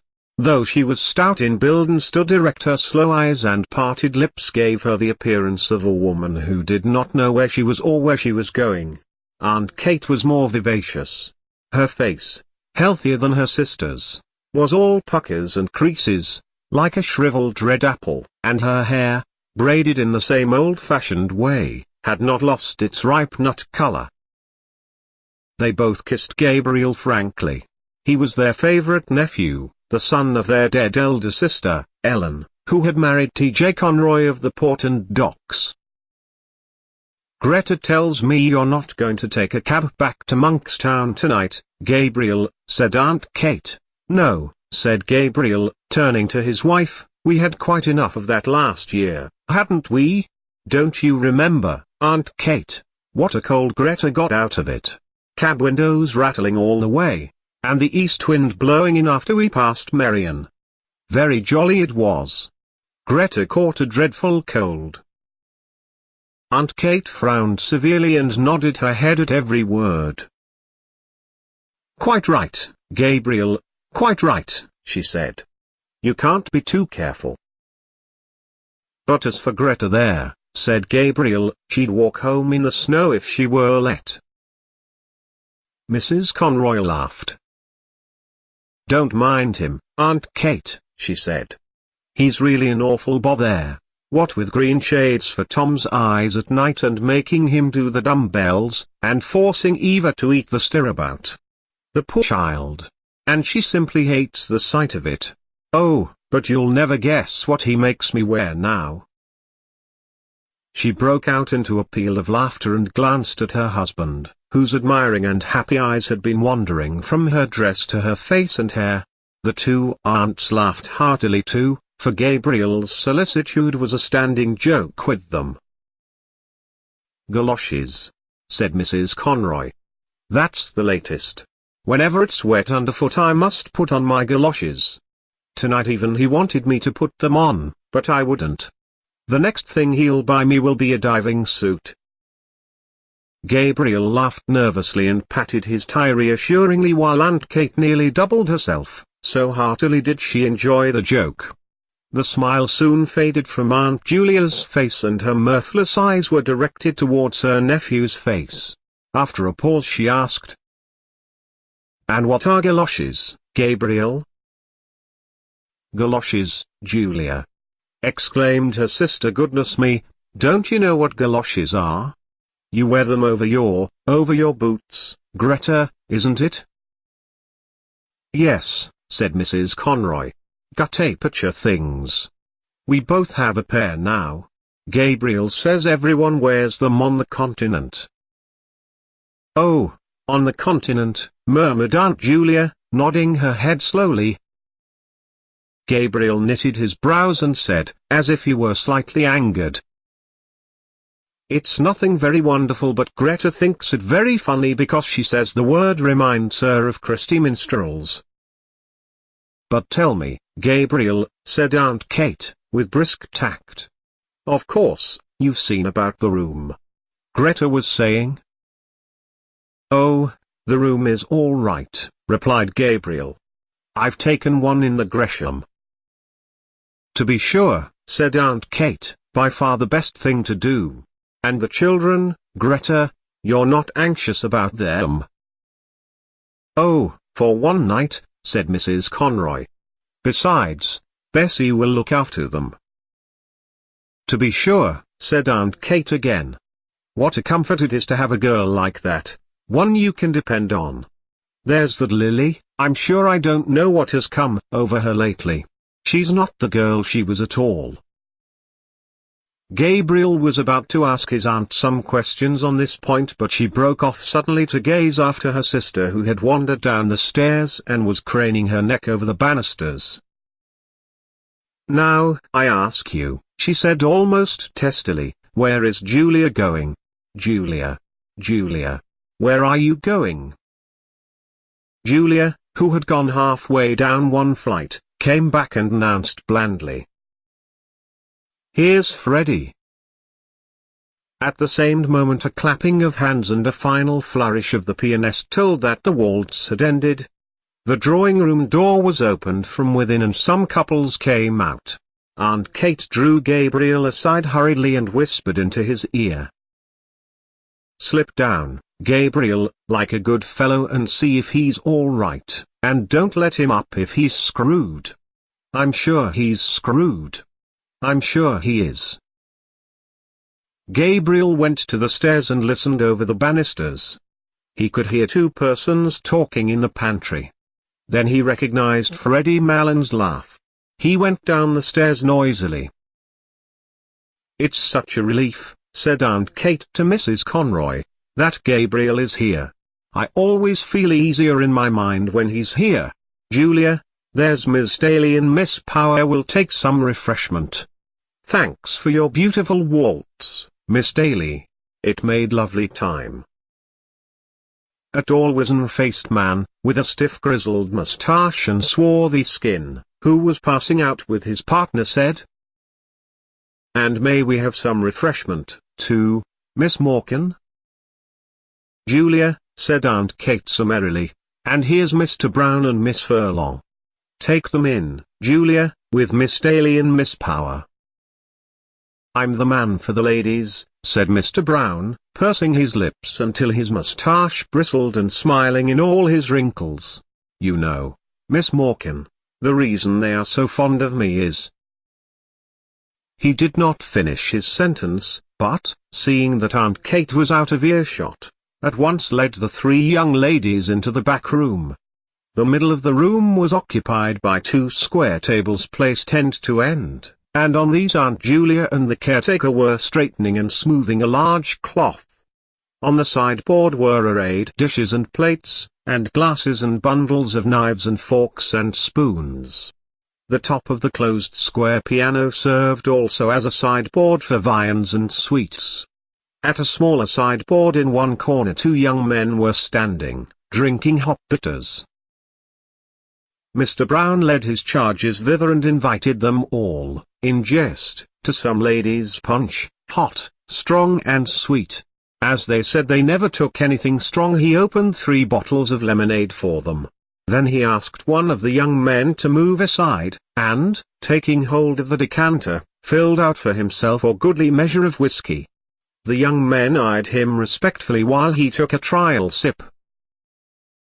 "God help me," he said, smiling, "it's the doctor's orders." His wizened face broke into a broader smile, and the 3 young ladies laughed in musical echo to his pleasantry, swaying their bodies to and fro, with nervous jerks of their shoulders.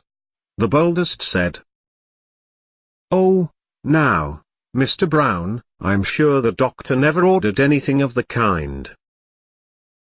Mr. Brown took another sip of his whiskey and said, with sidling mimicry, "Well, you see, I'm like the famous Mrs. Cassidy, who is reported to have said, 'Now, Mary Grimes, if I don't take it, make me take it, for I feel I want it.'" His hot face had leaned forward a little too confidentially and he had assumed a very low Dublin accent so that the young ladies, with one instinct, received his speech in silence. Miss Furlong, who was one of Mary Jane's pupils, asked Miss Daly what was the name of the pretty waltz she had played, and Mr. Brown, seeing that he was ignored, turned promptly to the 2 young men who were more appreciative. A red-faced young woman, dressed in pansy, came into the room, excitedly clapping her hands and crying, "Quadrilles! Quadrilles!" Close on her heels came Aunt Kate, crying, "2 gentlemen and 3 ladies, Mary Jane." "Oh, here's Mr. Bergin and Mr. Kerrigan," said Mary Jane. "Mr. Kerrigan, will you take Miss Power? Miss Furlong, may I get you a partner, Mr. Bergin? Oh, that'll just do now." "3 ladies, Mary Jane," said Aunt Kate. The 2 young gentlemen asked the ladies if they might have the pleasure, and Mary Jane turned to Miss Daly. "Oh, Miss Daly, you're really awfully good, after playing for the last 2 dances, but really we're so short of ladies tonight." "I don't mind in the least, Ms. Morkan. But I've a nice partner for you, Mr. Bartell Darcy, the tenor. I'll get him to sing later on. All Dublin is raving about him." Lovely voice," said Aunt Kate. As the piano had twice begun the prelude to the first figure, Mary Jane led her recruits quickly from the room. They had hardly gone when Aunt Julia wandered slowly into the room, looking behind her at something. "What is the matter, Julia?" asked Aunt Kate anxiously. "Who is it?" Julia, who was carrying in a column of table napkins, turned to her sister and said, simply, as if the question had surprised her, "It's only Freddie, Kate, and Gabriel with him." In fact, right behind her Gabriel could be seen piloting Freddie Malins across the landing. The latter, a young man of about 40, was of Gabriel's size and build, with very round shoulders. His face was fleshy and pallid, touched with color only at the thick hanging lobes of his ears and at the wide wings of his nose. He had coarse features, a blunt nose, a convex and receding brow, tumored and protruded lips. His heavy-lidded eyes and the disorder of his scanty hair made him look sleepy. He was laughing heartily in a high key at a story which he had been telling Gabriel on the stairs, and at the same time rubbing the knuckles of his left fist backwards and forwards into his left eye. "Good evening, Freddie," said Aunt Julia. Freddie Malins bade the Misses Morkan good evening in what seemed an off-hand fashion by reason of the habitual catch in his voice, and then, seeing that Mr. Brown was grinning at him from the sideboard, crossed the room on rather shaky legs and began to repeat in an undertone the story he had just told to Gabriel. "He's not so bad, is he?" said Aunt Kate to Gabriel. Gabriel's brows were dark, but he raised them quickly and answered, "Oh, no, hardly noticeable." "Now, isn't he a terrible fellow?" she said. "And his poor mother made him take the pledge on New Year's Eve. But come on, Gabriel, into the drawing room." Before leaving the room with Gabriel, she signalled to Mr. Brown by frowning and shaking her forefinger in warning to and fro. Mr. Brown nodded in answer and, when she had gone, said to Freddie Malins, "Now, then, Teddy, I'm going to fill you out a good glass of lemonade just to buck you up." Freddie Malins, who was nearing the climax of his story, waved the offer aside impatiently, but Mr. Brown, having first called Freddie Malins' attention to a disarray in his dress, filled out and handed him a full glass of lemonade. Freddie Malins' left hand accepted the glass mechanically, his right hand being engaged in the mechanical readjustment of his dress. Mr. Brown, whose face was once more inkling with mirth, poured out for himself a glass of whiskey while Freddie Malins exploded, before he had well reached the climax of his story, in a kink of high-pitched bronchitic laughter and, setting down his untasted and overflowing glass, began to rub the knuckles of his left fist backwards and forwards into his left eye, repeating words of his last phrase as well as his fit of laughter would allow him. Gabriel could not listen while Mary Jane was playing her Academy piece, full of runs and difficult passages, to the hushed drawing room. He liked music, but the piece she was playing had no melody for him, and he doubted whether it had any melody for the other listeners, though they had begged Mary Jane to play something. 4 young men, who had come from the refreshment room to stand in the doorway at the sound of the piano, had gone away quietly in couples after a few minutes. The only persons who seemed to follow the music were Mary Jane herself, her hands racing along the keyboard or lifted from it at the pauses like those of a priestess in momentary imprecation, and Aunt Kate standing at her elbow to turn the page. Gabriel's eyes, irritated by the floor, which glittered with beeswax under the heavy chandelier, wandered to the wall above the piano. A picture of the balcony scene in Romeo and Juliet hung there, and beside it was a picture of the two murdered princes in the tower, which Aunt Julia had worked in red, blue and brown walls when she was a girl. Probably in the school they had gone to as girls that kind of work had been taught for 1 year. His mother had worked for him as a birthday present a waistcoat of purple tabinet, with little foxes' heads upon it, lined with brown satin and having round mulberry buttons. It was strange that his mother had had no musical talent, though Aunt Kate used to call her the brains carrier of the Morkan family. Both she and Julia had always seemed a little proud of their serious and matronly sister. Her photograph stood before the bioglass. She held an open book on her knees and was pointing out something in it to Constantine, who, dressed in a man o' war suit, lay at her feet. It was she who had chosen the name of her son, for she was very sensible of the dignity of family life. Thanks to her, Constantine was now senior curate in Balbriggan, and, thanks to her, Gabriel himself had taken his degree in the Royal University. A shadow passed over his face as he remembered her sullen opposition to his marriage. Some slighting phrases she had used still rankled in his memory. She had once spoken of Greta as being country cute, and that was not true of Greta at all.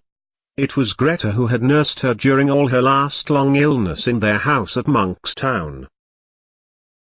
He knew that Mary Jane must be near the end of her piece, for she was playing again the opening melody with runs of scales after every bar, and while he waited for the end the resentment died down in his heart. The piece ended with a trail of octaves in the treble and a final deep octave in the bass.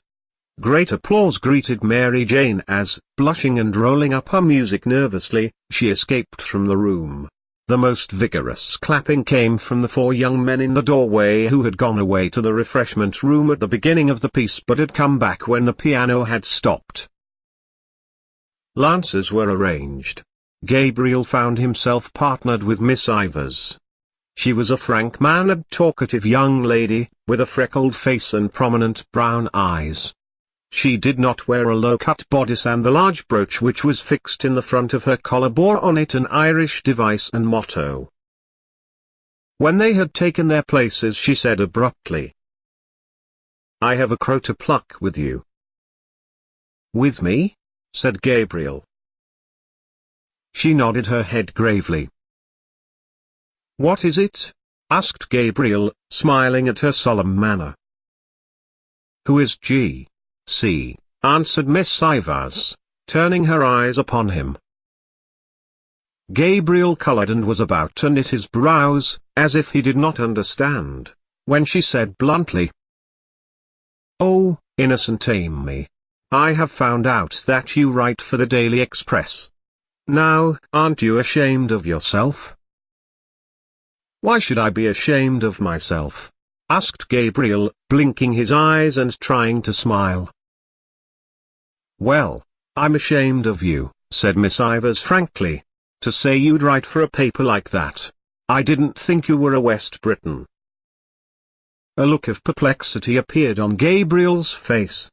It was true that he wrote a literary column every Wednesday in the Daily Express, for which he was paid 15 shillings. But that did not make him a West Briton, surely. The books he received for review were almost more welcome than the paltry cheque. He loved to feel the covers and turn over the pages of newly printed books. Nearly every day when his teaching in the college was ended, he used to wander down the quays to the second-hand booksellers, to Hickey's on Bachelor's Walk, to Webb's or Massey's on Aston's Quay, or to O'Clohissey's in the By Street. He did not know how to meet her charge. He wanted to say that literature was above politics. But they were friends of many years' standing, and their careers had been parallel, first at the university and then as teachers. He could not risk a grandiose phrase with her. He continued blinking his eyes and trying to smile, and murmured lamely that he saw nothing political in writing reviews of books. When their turn to cross had come, he was still perplexed and inattentive. Miss Ivers promptly took his hand in a warm grasp and said in a soft, friendly tone, "Of course, I was only joking. Come, we cross now." When they were together again she spoke of the university question and Gabriel felt more at ease. A friend of hers had shown her his review of Browning's poems. That was how she had found out the secret, but she liked the review immensely. Then she said suddenly, "Oh, Mr. Conroy, will you come for an excursion to the Aran Isles this summer? We're going to stay there a whole month. It will be splendid out in the Atlantic. You ought to come. Mr. Clancy is coming, and Mr. Kilkelly and Kathleen Carney. It would be splendid for Greta too if she'd come. She's from Connacht, isn't she?" "Her people are," said Gabriel shortly. "But you will come, won't you?" said Miss Ivars, laying her warm hand eagerly on his arm. "The fact is," said Gabriel, "I have just arranged to go." "Go where?" asked Miss Ivars. "Well, you know, every year I go for a cycling tour with some fellows and so." "But where?" asked Miss Ivars. "Well, we usually go to France or Belgium or perhaps Germany," said Gabriel awkwardly. "And why do you go to France and Belgium," said Miss Ivars, "instead of visiting your own land?" "Well," said Gabriel, "it's partly to keep in touch with the languages and partly for a change." "And haven't you your own language to keep in touch with, Irish?" asked Miss Ivars. "Well," said Gabriel, "if it comes to that, you know, Irish is not my language." Their neighbors had turned to listen to the cross-examination. Gabriel glanced right and left nervously and tried to keep his good humor under the ordeal which was making a blush invade his forehead. "And haven't you your own land to visit," continued Miss Ivars, "that you know nothing of, your own people, and your own country?" "Oh, to tell you the truth," retorted Gabriel suddenly, "I'm sick of my own country, sick of it." "Why?" asked Miss Ivars. Gabriel did not answer, for his retort had heated him. "Why?" repeated Miss Ivars. They had to go visiting together and, as he had not answered her, Miss Ivars said warmly, "Of course, you've no answer." Gabriel tried to cover his agitation by taking part in the dance with great energy. He avoided her eyes, for he had seen a sour expression on her face. But when they met in the long chain he was surprised to feel his hand firmly pressed. She looked at him from under her brows for a moment quizzically until he smiled. Then, just as the chain was about to start again, she stood on tiptoe and whispered into his ear. "West Britain." When the Lancers were over, Gabriel went away to a remote corner of the room where Freddie Malon's mother was sitting. She was a stout, feeble old woman with white hair. Her voice had a catch in it like her son's and she stuttered slightly. She had been told that Freddie had come and that he was nearly all right. Gabriel asked her whether she had had a good crossing. She lived with her married daughter in Glasgow and came to Dublin on a visit once a year. She answered placidly that she had had a beautiful crossing and that the captain had been most attentive to her. She spoke also of the beautiful house her daughter kept in Glasgow, and of all the friends they had there. While her tongue rambled on, Gabriel tried to banish from his mind all memory of the unpleasant incident with Miss Ivars. Of course the girl or woman, or whatever she was an enthusiast, but there was a time for all things. Perhaps he ought not to have answered her like that. But she had no right to call him a West Briton before people, even in joke.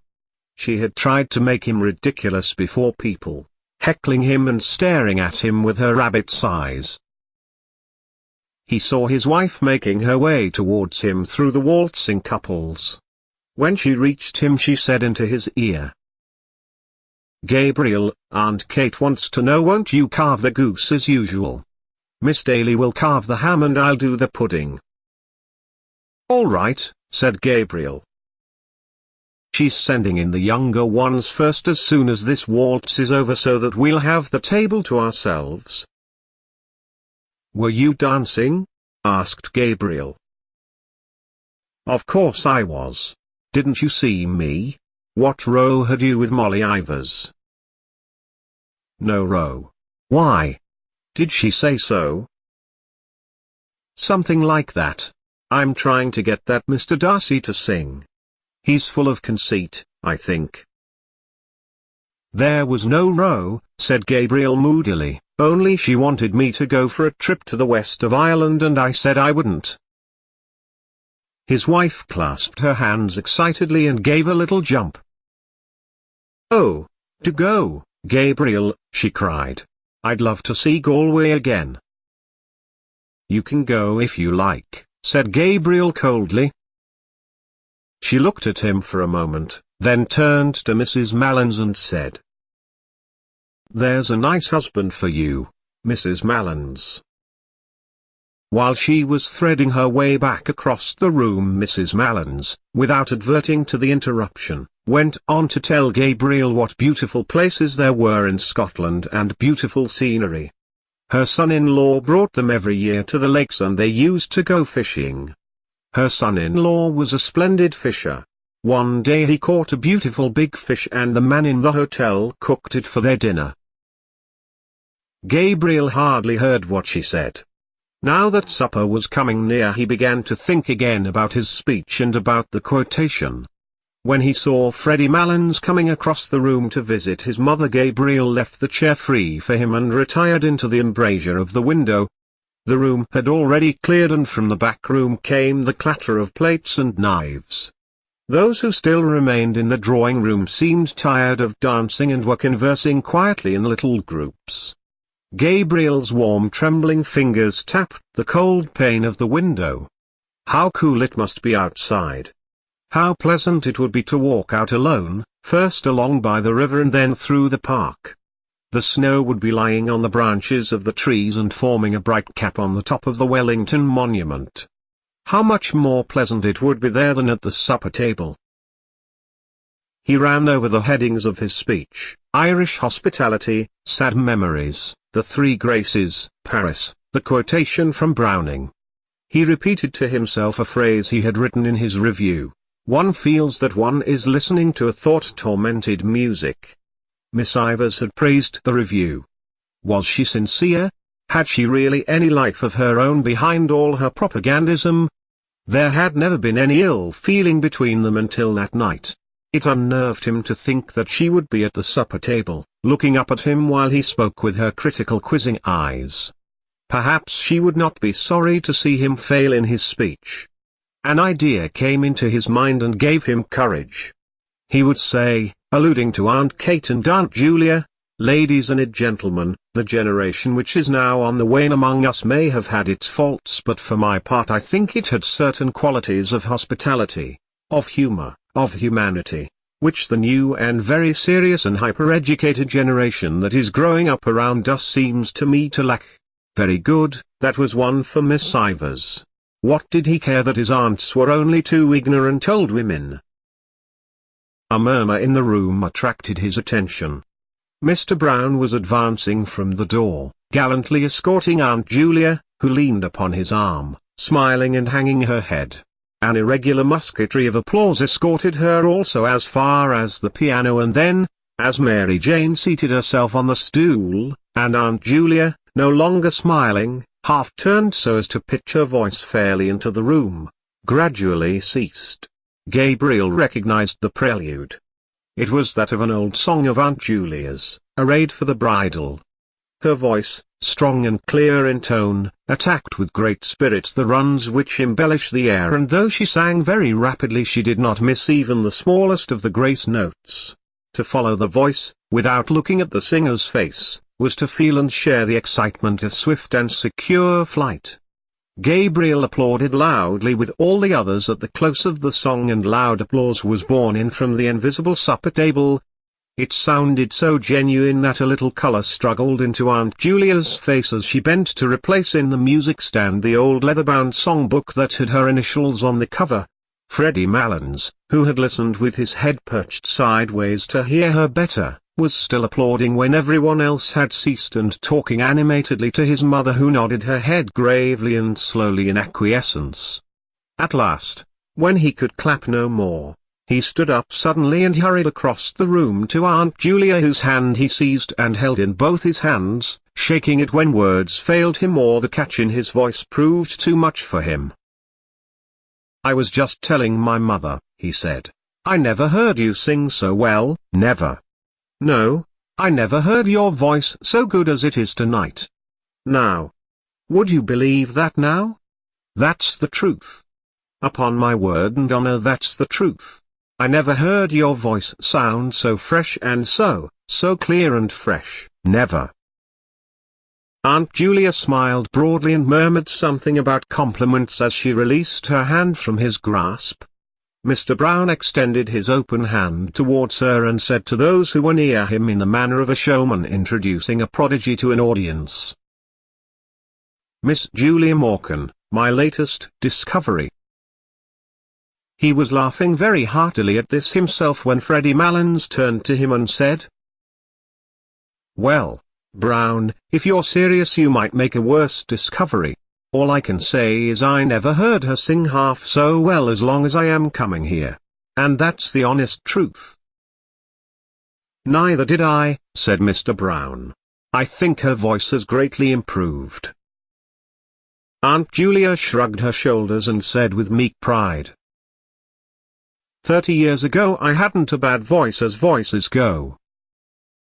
"I often told Julia," said Aunt Kate emphatically, "that she was simply thrown away in that choir. But she never would be said by me."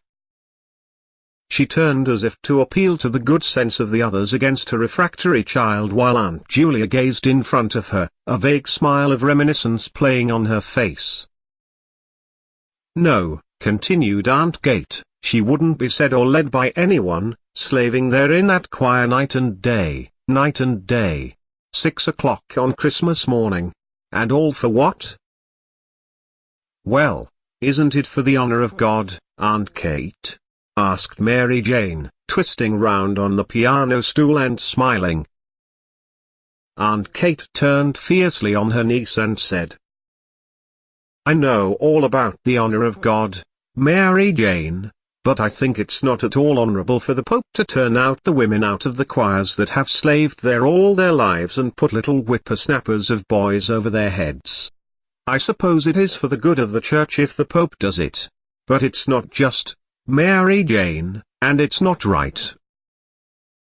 She had worked herself into a passion and would have continued in defense of her sister, for it was a sore subject with her, but Mary Jane, seeing that all the dancers had come back, intervened pacifically. "Now, Aunt Kate, you're giving scandal to Mr. Brown, who is of the other persuasion." Aunt Kate turned to Mr. Brown, who was grinning at this allusion to his religion, and said hastily, "Oh, I don't question the Pope's being right. I'm only a stupid old woman and I wouldn't presume to do such a thing. But there's such a thing as common everyday politeness and gratitude. And if I were in Julia's place I'd tell that Father Healy straight up to his face." "And besides, Aunt Kate," said Mary Jane, "we really are all hungry, and when we are hungry we are all very quarrelsome." "And when we are thirsty we are also quarrelsome," added Mr. Brown. "So that we had better go to supper," said Mary Jane, and finished the discussion afterwards. On the landing outside the drawing-room Gabriel found his wife and Mary Jane trying to persuade Miss Ivors to stay for supper. But Miss Ivors, who had put on her hat and was buttoning her cloak, would not stay. She did not feel in the least hungry and she had already overstayed her time. "But only for 10 minutes, Molly," said Mrs. Conroy. "That won't delay you." "To take a pic itself," said Mary Jane, "after all your dancing." "I really couldn't," said Miss Ivors. "I am afraid you didn't enjoy yourself at all," said Mary Jane hopelessly. "Ever so much, I assure you," said Miss Ivors, "but you really must let me run off now." "But how can you get home?" asked Mrs. Conroy. "Oh, it's only 2 steps up the quay." Gabriel hesitated a moment and said, If you will allow me, Miss Ivers, I'll see you home if you are really obliged to go." But Miss Ivers broke away from them. "I won't hear of it," she cried. "For goodness sake go into your suppers and don't mind me. I'm quite well able to take care of myself." "Well, you're the comical girl, Molly," said Mrs. Conroy frankly. "Been knacked lib," cried Miss Ivers, with a laugh, as she ran down the staircase.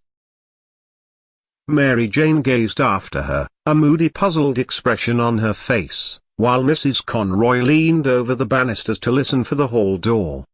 Gabriel asked himself, was he the cause of her abrupt departure? But she did not seem to be in ill humor, she had gone away laughing. He stared blankly down the staircase. At the moment Aunt Kate came toddling out of the supper room, almost wringing her hands in despair. "Where is Gabriel?" she cried. "Where on earth is Gabriel? There's everyone waiting in there, stage to let, and nobody to carve the goose." "Here I am, Aunt Kate," cried Gabriel, with sudden animation, ready to carve a flock of geese, if necessary. A fat brown goose lay at one end of the table, and at the other end, on a bed of creased paper strewn with sprigs of parsley, lay a great ham, stripped of its outer skin and peppered over with crust crumbs, a neat paper frill round its shin, and beside this was a round of spiced beef. Between these rival ends ran parallel lines of side dishes, 2 little minsters of jelly, red and yellow, a shallow dish full of blocks of blancmange and red jam, a large green leaf-shaped dish with a stalk-shaped handle, on which lay bunches of purple raisins and peeled almonds, a companion dish on which lay a solid rectangle of Smyrna figs, a dish of custard topped with grated nutmeg, a small bowl full of chocolates and sweets wrapped in gold and silver papers, and a glass vase in which stood some tall celery stalks. In the center of the table there stood, as sentries to a fruit stand which upheld a pyramid of oranges and American apples, 2 squat old-fashioned decanters of cut glass, one containing port and the other dark sherry. On the closed square piano a pudding in a huge yellow dish lay in waiting, and behind it were 3 squads of bottles of stout and ale and minerals, drawn up according to the colors of their uniforms, the first 2 black, with brown and red labels, the third and smallest squad white, with transverse green sashes. Gabriel took his seat boldly at the head of the table and, having looked to the edge of the carver, plunged his fork firmly into the goose. He felt quite at ease now, for he was an expert carver and liked nothing better than to find himself at the head of a well-laden table. "Miss Furlong, what shall I send you?" he asked. "A wing or a slice of the breast?"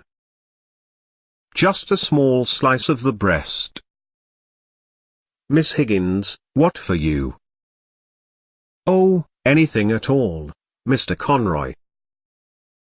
While Gabriel and Miss Daly exchanged plates of goose and plates of ham and spiced beef, Lily went from guest to guest with a dish of hot floury potatoes wrapped in a white napkin.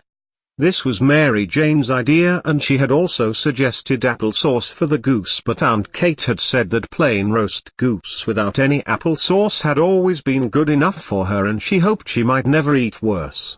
Mary Jane waited on her pupils and saw that they got the best slices, and Aunt Kate and Aunt Julia opened and carried across from the piano bottles of stout and ale for the gentlemen and bottles of minerals for the ladies. There was a great deal of confusion and laughter and noise, the noise of orders and counter-orders, of knives and forks, of corks and glass stoppers. Gabriel began to carve second helpings as soon as he had finished the first round without serving himself. Everyone protested loudly, so that he compromised by taking a long draught of stout, for he had found the carving hot work. Mary Jane settled down quietly to her supper, but Aunt Kate and Aunt Julia were still toddling round the table, walking on each other's heels, getting in each other's way and giving each other unheeded orders. Mr. Brown begged of them to sit down and eat their suppers, and so did Gabriel, but they said they were time enough, so that, at last, Freddie Malins stood up and, capturing Aunt Kate, plumped her down on her chair amid general laughter.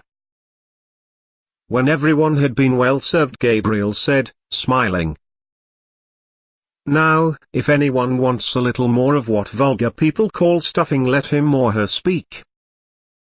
A chorus of voices invited him to begin his own supper, and Lily came forward with 3 potatoes which she had reserved for him.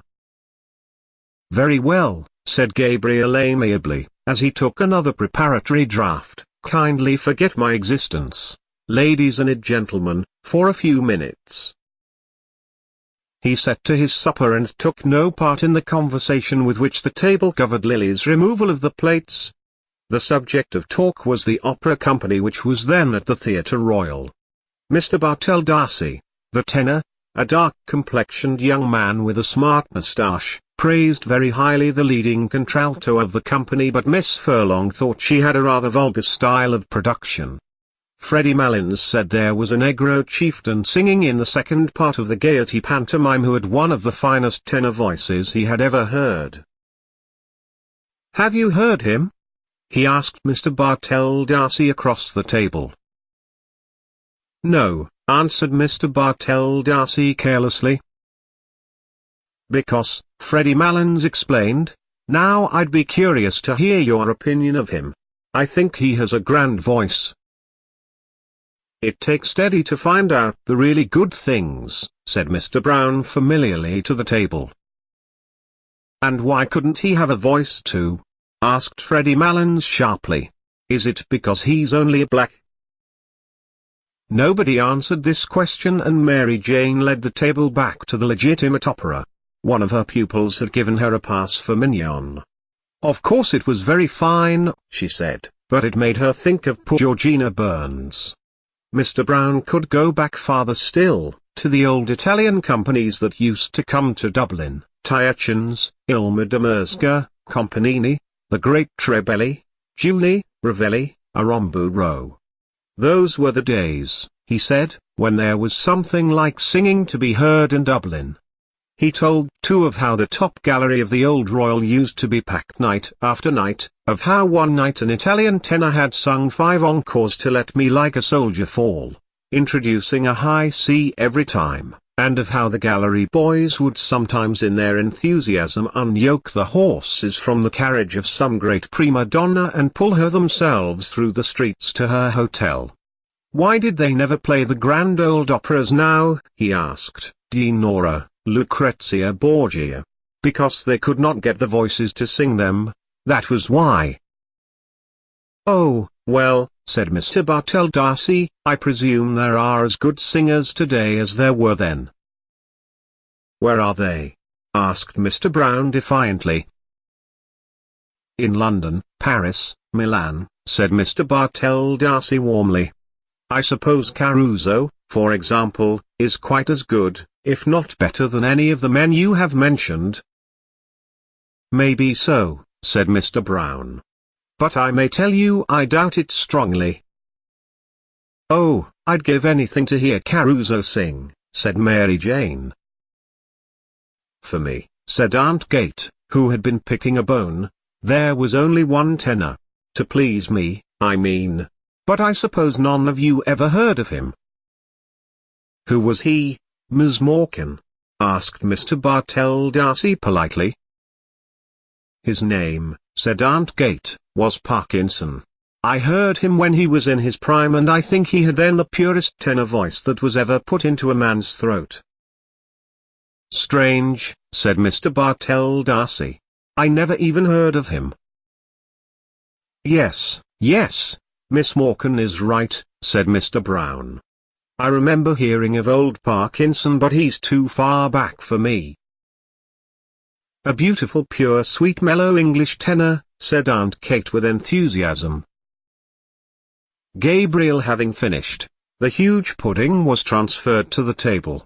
The clatter of forks and spoons began again. Gabriel's wife served out spoonfuls of the pudding and passed the plates down the table.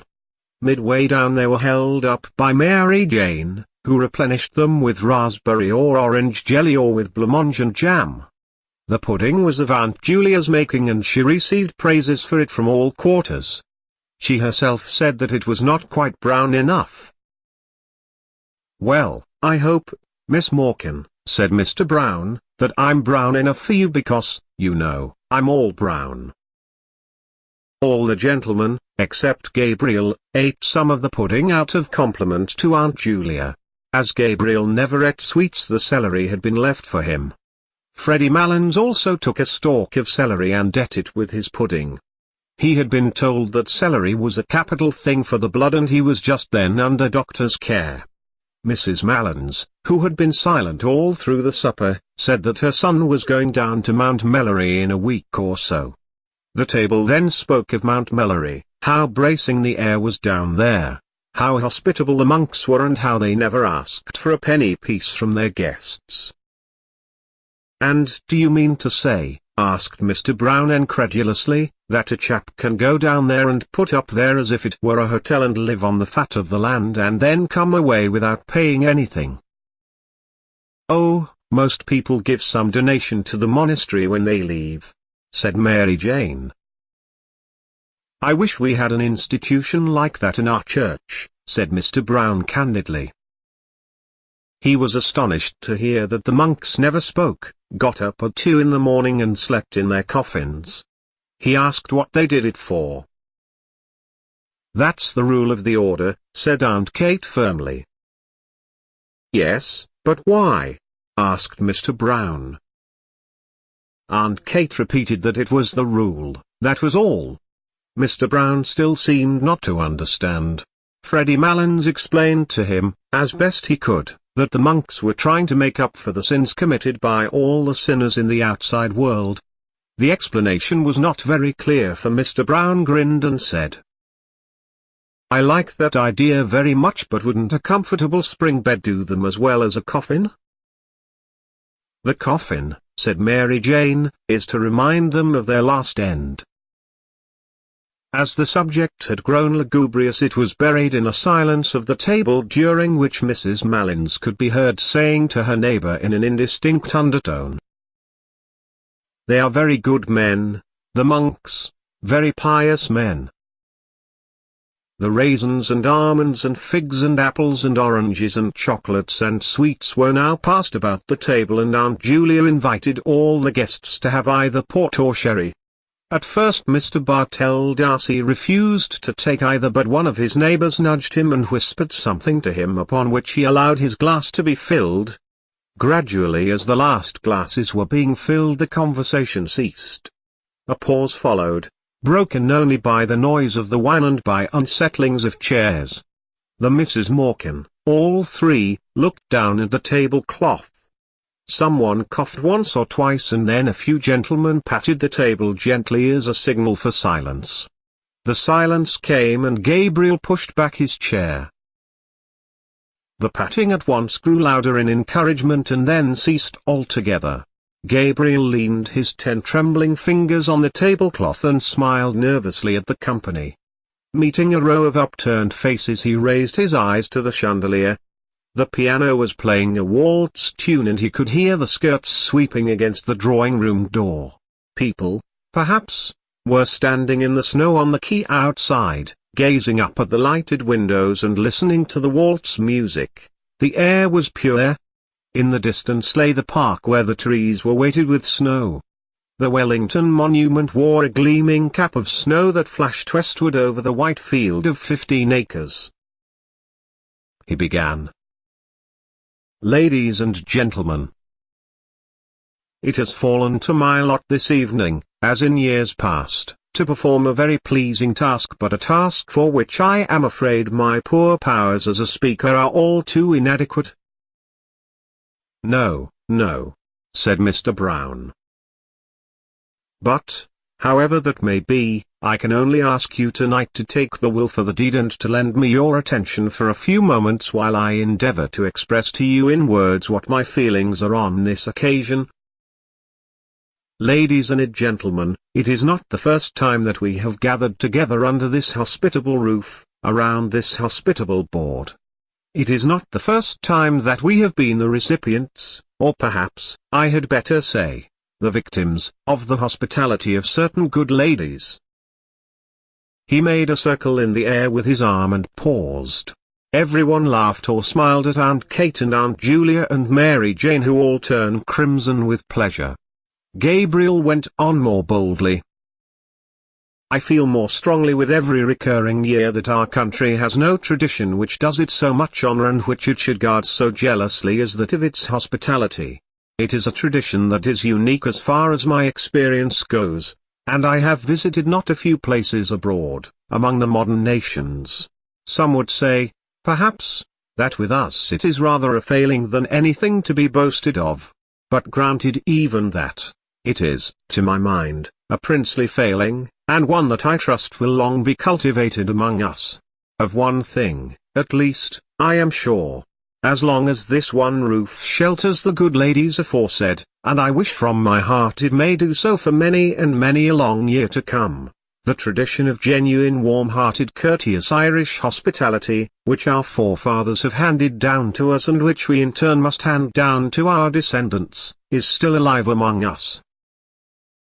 A hearty murmur of assent ran round the table. It shot through Gabriel's mind that Miss Ivors was not there and that she had gone away discourteously, and he said with confidence in himself, "Ladies and gentlemen, a new generation is growing up in our midst, a generation actuated by new ideas and new principles. It is serious and enthusiastic, for these new ideas and its enthusiasm, even when it is misdirected, is, I believe, in the main sincere.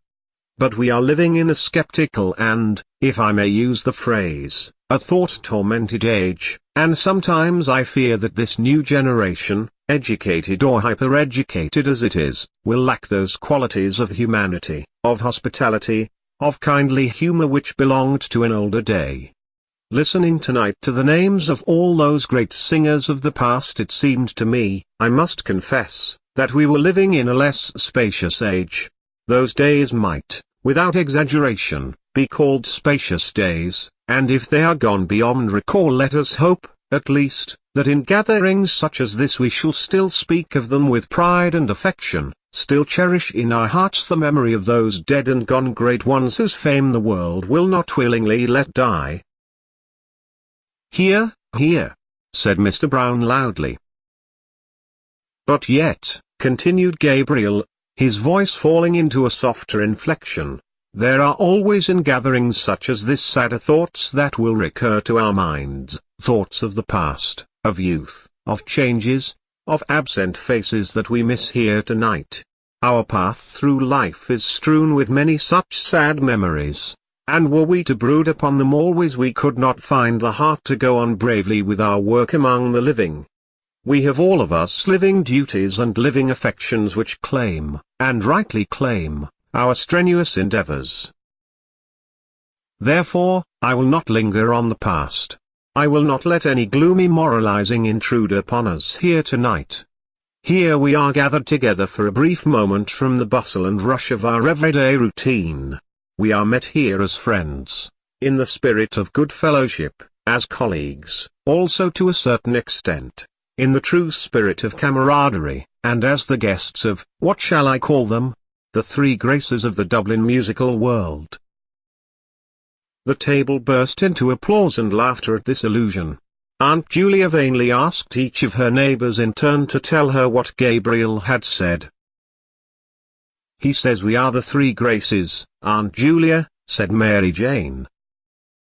Aunt Julia did not understand, but she looked up, smiling, at Gabriel, who continued in the same vein. "Ladies and gentlemen, I will not attempt to play tonight the part that Paris played on another occasion. I will not attempt to choose between them.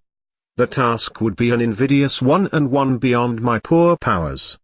For when I view them in turn, whether it be our chief hostess herself, whose good heart, whose too good heart, has become a byword with all who know her, or her sister, who seems to be gifted with perennial youth and whose singing must have been a surprise and a revelation to us all tonight, or, last but not least, when I consider our youngest hostess, talented, cheerful, hard-working and the best of nieces, I confess, ladies and gentlemen, that I do not know to which of them I should award the prize." Gabriel glanced down at his aunts and, seeing the large smile on Aunt Julia's face and the tears which had risen to Aunt Kate's eyes, hastened to his close. He raised his glass of port gallantly, while every member of the company fingered a glass expectantly, and said loudly, "Let us toast them all three together. Let us drink to their health, wealth, long life, happiness and prosperity, and may they long continue to hold the proud and self-won position which they hold in their profession and the position of honor and affection which they hold in our hearts." All the guests stood up, glass in hand, and turning towards the three seated ladies, sang in unison, with Mr. Brown as leader. "For they are jolly gay fellows, for they are jolly gay fellows, for they are jolly gay fellows, which nobody can deny." Aunt Kate was making frank use of her handkerchief, and even Aunt Julia seemed moved. Freddie Malins beat time with his pudding fork, and the singers turned towards one another, as if in melodious conference, while they sang with emphasis, "Unless he tells a lie, unless he tells a lie." Then, turning once more towards their hostesses, they sang, "For they are jolly gay fellows, for they are jolly gay fellows, for they are jolly gay fellows, which nobody can deny." The acclamation which followed was taken up beyond the door of the supper room by many of the other guests and renewed time after time, Freddie Malins acting as officer with his fork on high. The piercing morning air came into the hall where they were standing, so that Aunt Kate said, "Close the door, somebody. Mrs. Malins will get her death of cold." "Brown is out there, Aunt Kate," said Mary Jane.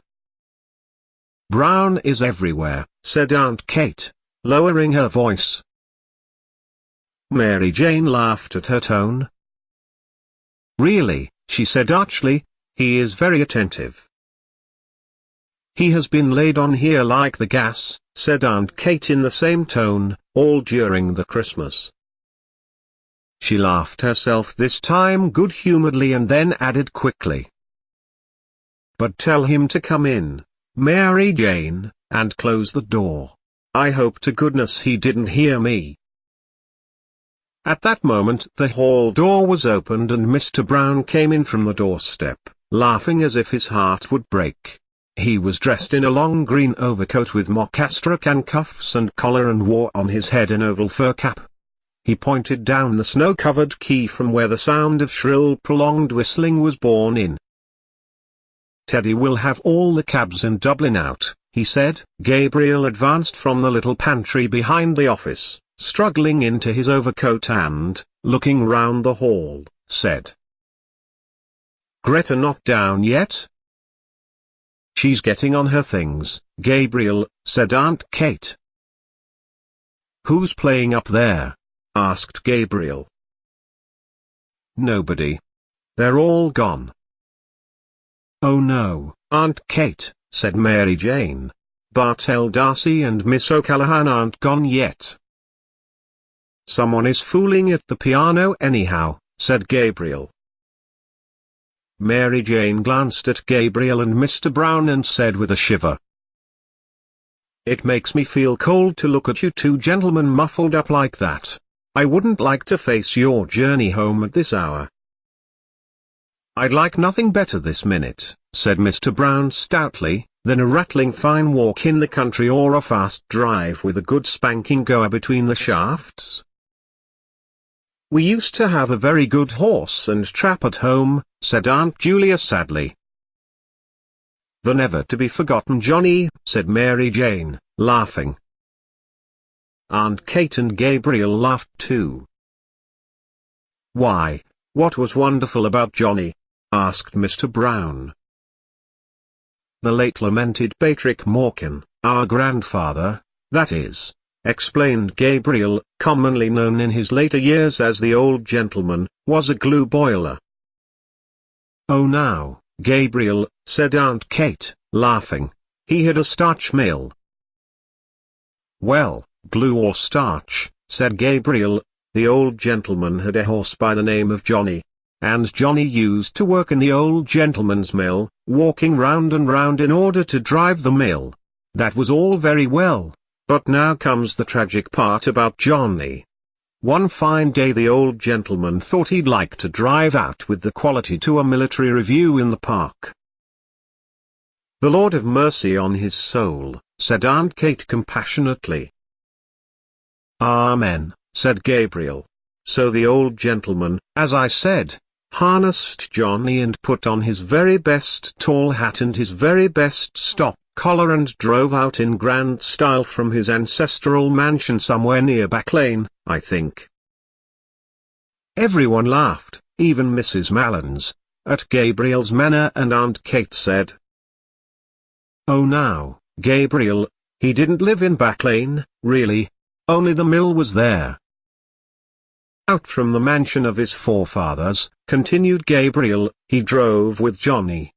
And everything went on beautifully until Johnny came in sight of King Billy's statue, and whether he fell in love with the horse King Billy sits on or whether he thought he was back again in the mill, anyhow he began to walk round the statue.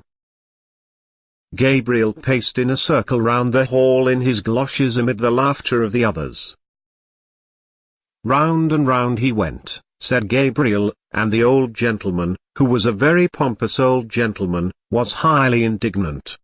"Go on, sir." "What do you mean, sir? Johnny. Johnny. Most extraordinary conduct. Can't understand the horse." The peal of laughter which followed Gabriel's imitation of the incident was interrupted by a resounding knock at the hall door.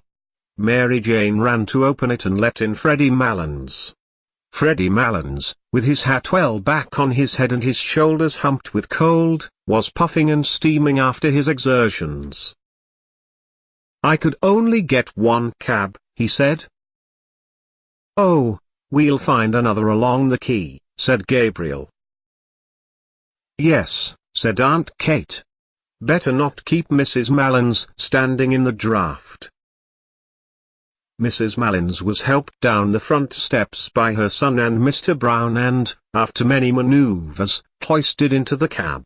Freddie Malins clambered in after her and spent a long time settling her on the seat, Mr. Brown helping him with advice. At last she was settled comfortably and Freddie Malins invited Mr. Brown into the cab. There was a good deal of confused talk, and then Mr. Brown got into the cab. The cabman settled his rug over his knees, and bent down for the address. The confusion grew greater and the cabman was directed differently by Freddie Malins and Mr. Brown, each of whom had his head out through a window of the cab. The difficulty was to know where to drop Mr. Brown along the route, and Aunt Kate, Aunt Julia and Mary Jane helped the discussion from the doorstep with cross-directions and contradictions and abundance of laughter. As for Freddie Malins, he was speechless with laughter. He popped his head in and out of the window every moment to the great danger of his hat, and told his mother how the discussion was progressing, till at last Mr. Brown shouted to the bewildered cabman above the din of everybody's laughter. "Do you know Trinity College?" "Yes, sir," said the cabman. "Well, drive bang up against Trinity College gates," said Mr. Brown, "and then we'll tell you where to go. You understand now?" "Yes, sir," said the cabman. "Make like a bird for Trinity College." "Right, sir," said the cabman. The horse was whipped up and the cab rattled off along the quay amid a chorus of laughter and adieus. Gabriel had not gone to the door with the others. He was in a dark part of the hall gazing up the staircase. A woman was standing near the top of the first flight, in the shadow also. He could not see her face but he could see the terracotta and salmon-pink panels of her skirt which the shadow made appear black and white. It was his wife. She was leaning on the banisters, listening to something. Gabriel was surprised at her stillness and strained his ear to listen also. But he could hear little save the noise of laughter and dispute on the front steps, a few chords struck on the piano and a few notes of a man's voice singing. He stood still in the gloom of the hall, trying to catch the air that the voice was singing and gazing up at his wife. There was grace and mystery in her attitude as if she were a symbol of something. He asked himself, what is a woman standing on the stairs in the shadow, listening to distant music, a symbol of? If he were a painter he would paint her in that attitude. Her blue felt hat would show off the bronze of her hair against the darkness, and the dark panels of her skirt would show off the light ones. Distant music he would call the picture if he were a painter. The hall door was closed, and Aunt Kate, Aunt Julia and Mary Jane came down the hall, still laughing. "Well, isn't Freddie terrible?" said Mary Jane. "He's really terrible." Gabriel said nothing but pointed up the stairs towards where his wife was standing. Now that the hall door was closed, the voice and the piano could be heard more clearly. Gabriel held up his hand for them to be silent. The song seemed to be in the old Irish tonality, and the singer seemed uncertain both of his words and of his voice. The voice, made plaintive by distance and by the singer's hoarseness, faintly illuminated the cadence of the air with words expressing grief. "Oh, the rain falls on my heavy locks and the dew wets my skin. My babe lies cold." "Oh," exclaimed Mary Jane. "It's Bartell D'Arcy singing, and he wouldn't sing all the night. Oh, I'll get him to sing a song before he goes."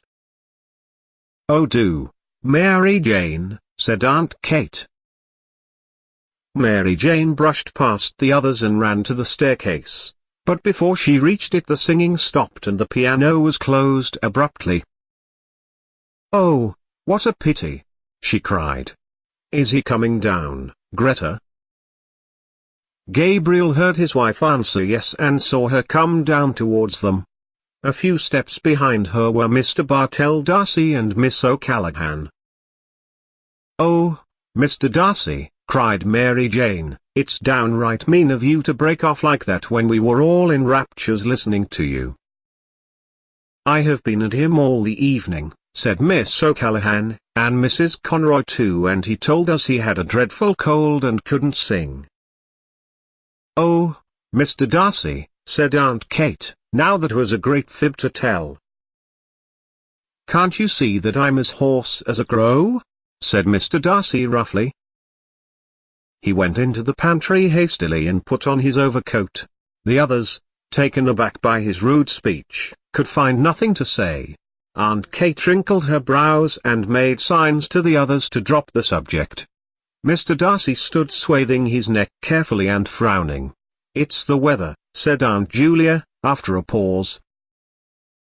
"Yes, everybody has colds," said Aunt Kate readily, "everybody." "They say," said Mary Jane, "we haven't had snow like it for 30 years, and I read this morning in the newspapers that the snow is general all over Ireland." "I love the look of snow," said Aunt Julia sadly. "So do I," said Miss O'Callaghan. "I think Christmas is never really Christmas unless we have the snow on the ground." "But poor Mr. D'Arcy doesn't like the snow," said Aunt Kate, smiling. Mr. D'Arcy came from the pantry, fully swathed and buttoned, and in a repentant tone told them the history of his cold. Everyone gave him advice and said it was a great pity and urged him to be very careful of his throat in the night air. Gabriel watched his wife, who did not join in the conversation. She was standing right under the dusty fanlight, and the flame of the gas lit up the rich bronze of her hair, which he had seen her drying at the fire a few days before. She was in the same attitude and seemed unaware of the talk about her. At last she turned towards them, and Gabriel saw that there was color on her cheeks and that her eyes were shining. A sudden tide of joy went leaping out of his heart. "Mr. D'Arcy," she said, "what is the name of that song you were singing?"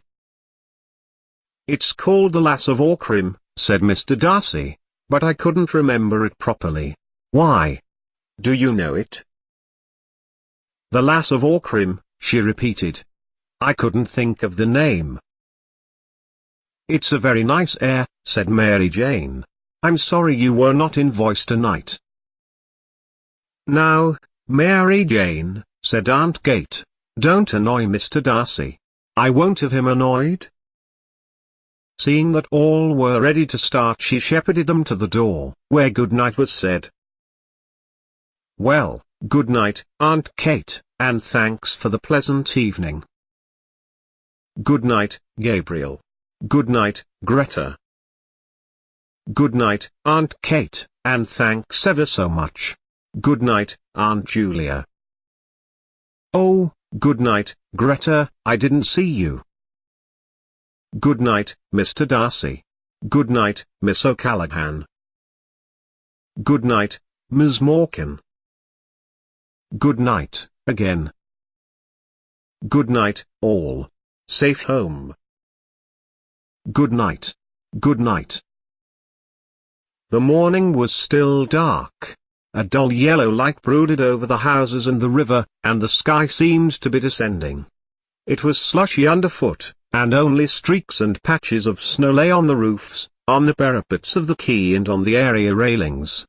The lamps were still burning redly in the murky air and, across the river, the palace of the Four Courts stood out menacingly against the heavy sky. She was walking on before him with Mr. Bartell Darcy, her shoes in a brown parcel tucked under one arm and her hands holding her skirt up from the slush. She had no longer any grace of attitude, but Gabriel's eyes were still bright with happiness. The blood went bounding along his veins, and the thoughts went rioting through his brain, proud, joyful, tender, valorous. She was walking on before him so lightly and so erect that he longed to run after her noiselessly, catch her by the shoulders and say something foolish and affectionate into her ear. She seemed to him so frail that he longed to defend her against something and then to be alone with her. Moments of their secret life together burst like stars upon his memory. A heliotrope envelope was lying beside his breakfast cup and he was caressing it with his hand. Birds were twittering in the ivy and the sunny web of the curtain was shimmering along the floor. He could not eat for happiness. They were standing on the crowded platform and he was placing a ticket inside the warm palm of her glove. He was standing with her in the cold, looking in through a grated window at a man making bottles in a roaring furnace. It was very cold. Her face, fragrant in the cold air, was quite close to his, and suddenly he called out to the man at the furnace. "Is the fire hot, sir?" But the man could not hear with the noise of the furnace. It was just as well. He might have answered rudely. A wave of yet more tender joy escaped from his heart and went coursing in warm flood along his arteries. Like the tender fire of stars, moments of their life together, that no one knew of or would ever know of, broke upon and illumined his memory. He longed to recall to her those moments, to make her forget the years of their dull existence together and remember only their moments of ecstasy. For the years, he felt, had not quenched his soul or hers. Their children, his writing, her household cares had not quenched all their soul's tender fire. In one letter that he had written to her then he had said, "Why is it that words like these seem to me so dull and cold? Is it because there is no word tender enough to be your name?" Like distant music, these words that he had written years before were borne towards him from the past. He longed to be alone with her. When the others had gone away, when he and she were in their room in the hotel, then they would be alone together. He would call her softly, "Greta." Perhaps she would not hear at once. She would be undressing. Then something in his voice would strike her. She would turn and look at him. At the corner of Wine Tavern Street they met a cab. He was glad of its rattling noise as it saved him from conversation. She was looking out of the window and seemed tired. The others spoke only a few words, pointing out some building or street. The horse galloped along wearily under the murky morning sky, dragging his old rattling box after his heels, and Gabriel was again in a cab with her, galloping to catch the boat, galloping to their honeymoon. As the cab drove across O'Connell Bridge, Miss O'Callaghan said, "They say you never cross O'Connell Bridge without seeing a white horse." "I see a white man this time," said Gabriel. "Where?" asked Mr. Bartell D'Arcy. Gabriel pointed to the statue, on which lay patches of snow. Then he nodded familiarly to it and waved his hand. "Good night, Dan," he said gaily. When the cab drew up before the hotel, Gabriel jumped out and, in spite of Mr. Bartell D'Arcy's protest, paid the driver. He gave the man a shilling over his fare. The man saluted and said, "A prosperous new year to you, sir." "The same to you," said Gabriel cordially. She leaned for a moment on his arm in getting out of the cabin while standing at the curbstone, bidding the others good night. She leaned lightly on his arm, as lightly as when she had danced with him a few hours before. He had felt proud and happy then, happy that she was his, proud of her grace and wifely carriage. But now, after the kindling again of so many memories, the first touch of her body, musical and strange and perfumed, sent through him a keen pang of lust. Under cover of her silence he pressed her arm closely to his side, and, as they stood at the hotel door, he felt that they had escaped from their lives and duties, escaped from home and friends and run away together with wild and radiant hearts to a new adventure. An old man was dozing in a great hooded chair in the hall. He lit a candle in the office and went before them to the stairs. They followed him in silence, their feet falling in soft thuds on the thickly carpeted stairs. She mounted the stairs behind the porter, her head bowed in the ascent, her frail shoulders curved as with a burden, her skirt girt tightly about her. He could have flung his arms about her hips and held her still, for his arms were trembling with desire to seize her, and only the stress of his nails against the palms of his hands held the wild impulse of his body in check. The porter halted on the stairs to settle his guttering candle. They halted too on the steps below him. In the silence Gabriel could hear the falling of the molten wax into the tray and the thumping of his own heart against his ribs. The porter led them along a corridor and opened a door. Then he set his unstable candle down on a toilet table and asked at what hour they were to be called in the morning. 8, said Gabriel. The porter pointed to the tap of the electric light and began a muttered apology, but Gabriel cut him short. "We don't want any light. We have light enough from the street. And I say," he added, pointing to the candle, "you might remove that handsome article, like a good man." The porter took up his candle again, but slowly, for he was surprised by such a novel idea. Then he mumbled good night and went out. Gabriel shot the lock to. A ghostly light from the street lamp lay in a long shaft from one window to the door. Gabriel threw his overcoat and hat on a couch and crossed the room towards the window. He looked down into the street in order that his emotion might calm a little. Then he turned and leaned against a chest of drawers with his back to the light. She had taken off her hat and cloak and was standing before a large swinging mirror, unhooking her waist. Gabriel paused for a few moments, watching her, and then said, "Greta." She turned away from the mirror slowly and walked along the shaft of light towards him. Her face looked so serious and weary that the words would not pass Gabriel's lips. No, it was not the moment yet.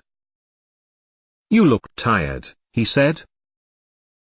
"I am a little," she answered. "You don't feel ill or weak?" "No, tired, that's all." She went on to the window and stood there, looking out. Gabriel waited again, and then, fearing that diffidence was about to conquer him, he said abruptly, "By the way, Greta." "What is it?" "You know that poor fellow Malins?" he said quickly. "Yes. What about him?" "Well, poor fellow, he's a decent sort of chap after all," continued Gabriel in a false voice. "He gave me back that sovereign I lent him, and I didn't expect it, really. It's a pity he wouldn't keep away from that Brown, because he's not a bad fellow, really." He was trembling now with annoyance. Why did she seem so abstracted? He did not know how he could begin. Was she annoyed, too, about something? If she would only turn to him or come to him of her own accord. To take her as she was would be brutal. No, he must see some ardor in her eyes first. He longed to be master of her strange mood. "When did you lend him the £1?" she asked, after a pause. Gabriel strove to restrain himself from breaking out into brutal language about the sottish Malins and his £1. He longed to cry to her from his soul, to crush her body against his, to overmaster her. But he said, "Oh, at Christmas, when he opened that little Christmas card shop in Henry Street." He was in such a fever of rage and desire that he did not hear her come from the window. She stood before him for an instant, looking at him strangely. Then, suddenly raising herself on tiptoe and resting her hands lightly on his shoulders, she kissed him. "You are a very generous person, Gabriel," she said. Gabriel, trembling with delight at her sudden kiss and at the quaintness of her phrase, put his hands on her hair and began smoothing it back, scarcely touching it with his fingers. The washing had made it fine and brilliant. His heart was brimming over with happiness. Just when he was wishing for it she had come to him of her own accord. Perhaps her thoughts had been running with his. Perhaps she had felt the impetuous desire that was in him, and then the yielding mood had come upon her. Now that she had fallen to him so easily, he wondered why he had been so diffident. He stood, holding her head between his hands. Then, slipping one arm swiftly about her body and drawing her towards him, he said softly, "Greta, dear, what are you thinking about?" She did not answer nor yield wholly to his arm. He said again, softly, "Tell me what it is, Greta. I think I know what is the matter. Do I know?" She did not answer at once. Then she said in an outburst of tears, "Oh, I am thinking about that song, 'The Lass of Aughrim.'" She broke loose from him and ran to the bed and, throwing her arms across the bed rail, hid her face. Gabriel stood stock still for a moment in astonishment and then followed her. As he passed in the way of the cheval glass he caught sight of himself in full length, his broad, well-filled shirt front, the face whose expression always puzzled him when he saw it in the mirror and his glimmering gilt-rimmed eyeglasses. He halted a few paces from her and said, "What about the song? Why does that make you cry?" She raised her head from her arms and dried her eyes with the back of her hand like a child. A kinder note than he had intended went into his voice. "Why, Greta?" he asked. "I am thinking about a person long ago who used to sing that song." "And who was the person long ago?" asked Gabriel, smiling. "It was a person I used to know in Galway when I was living with my grandmother," she said.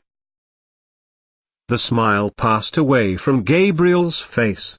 A dull anger began to gather again at the back of his mind and the dull fires of his lust began to glow angrily in his veins. "Someone you were in love with?"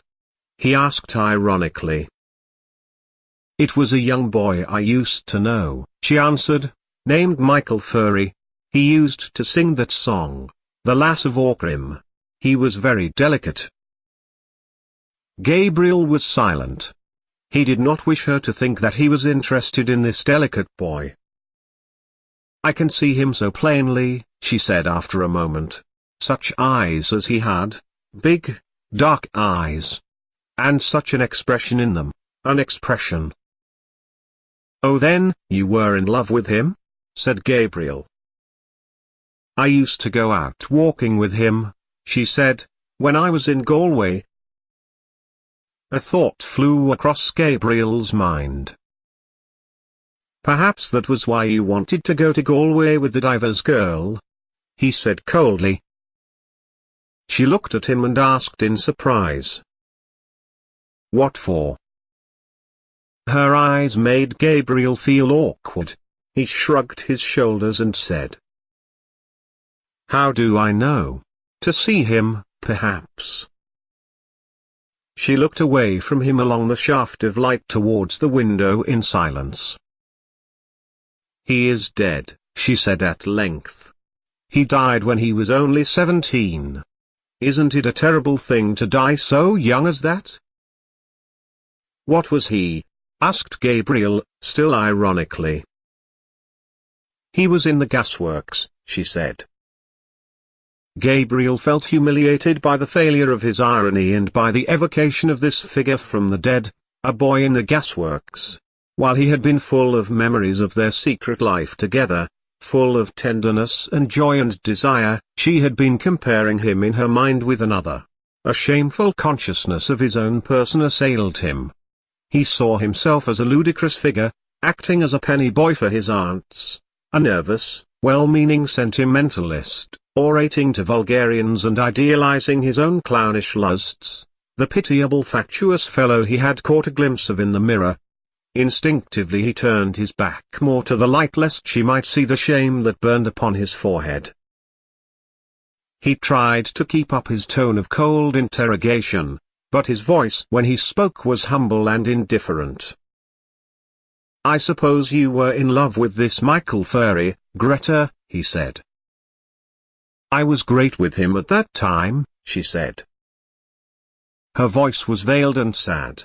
Gabriel, feeling now how vain it would be to try to lead her whither he had purposed, caressed one of her hands and said, also sadly, And what did he die of so young, Greta? Consumption, was it? I think he died for me, she answered.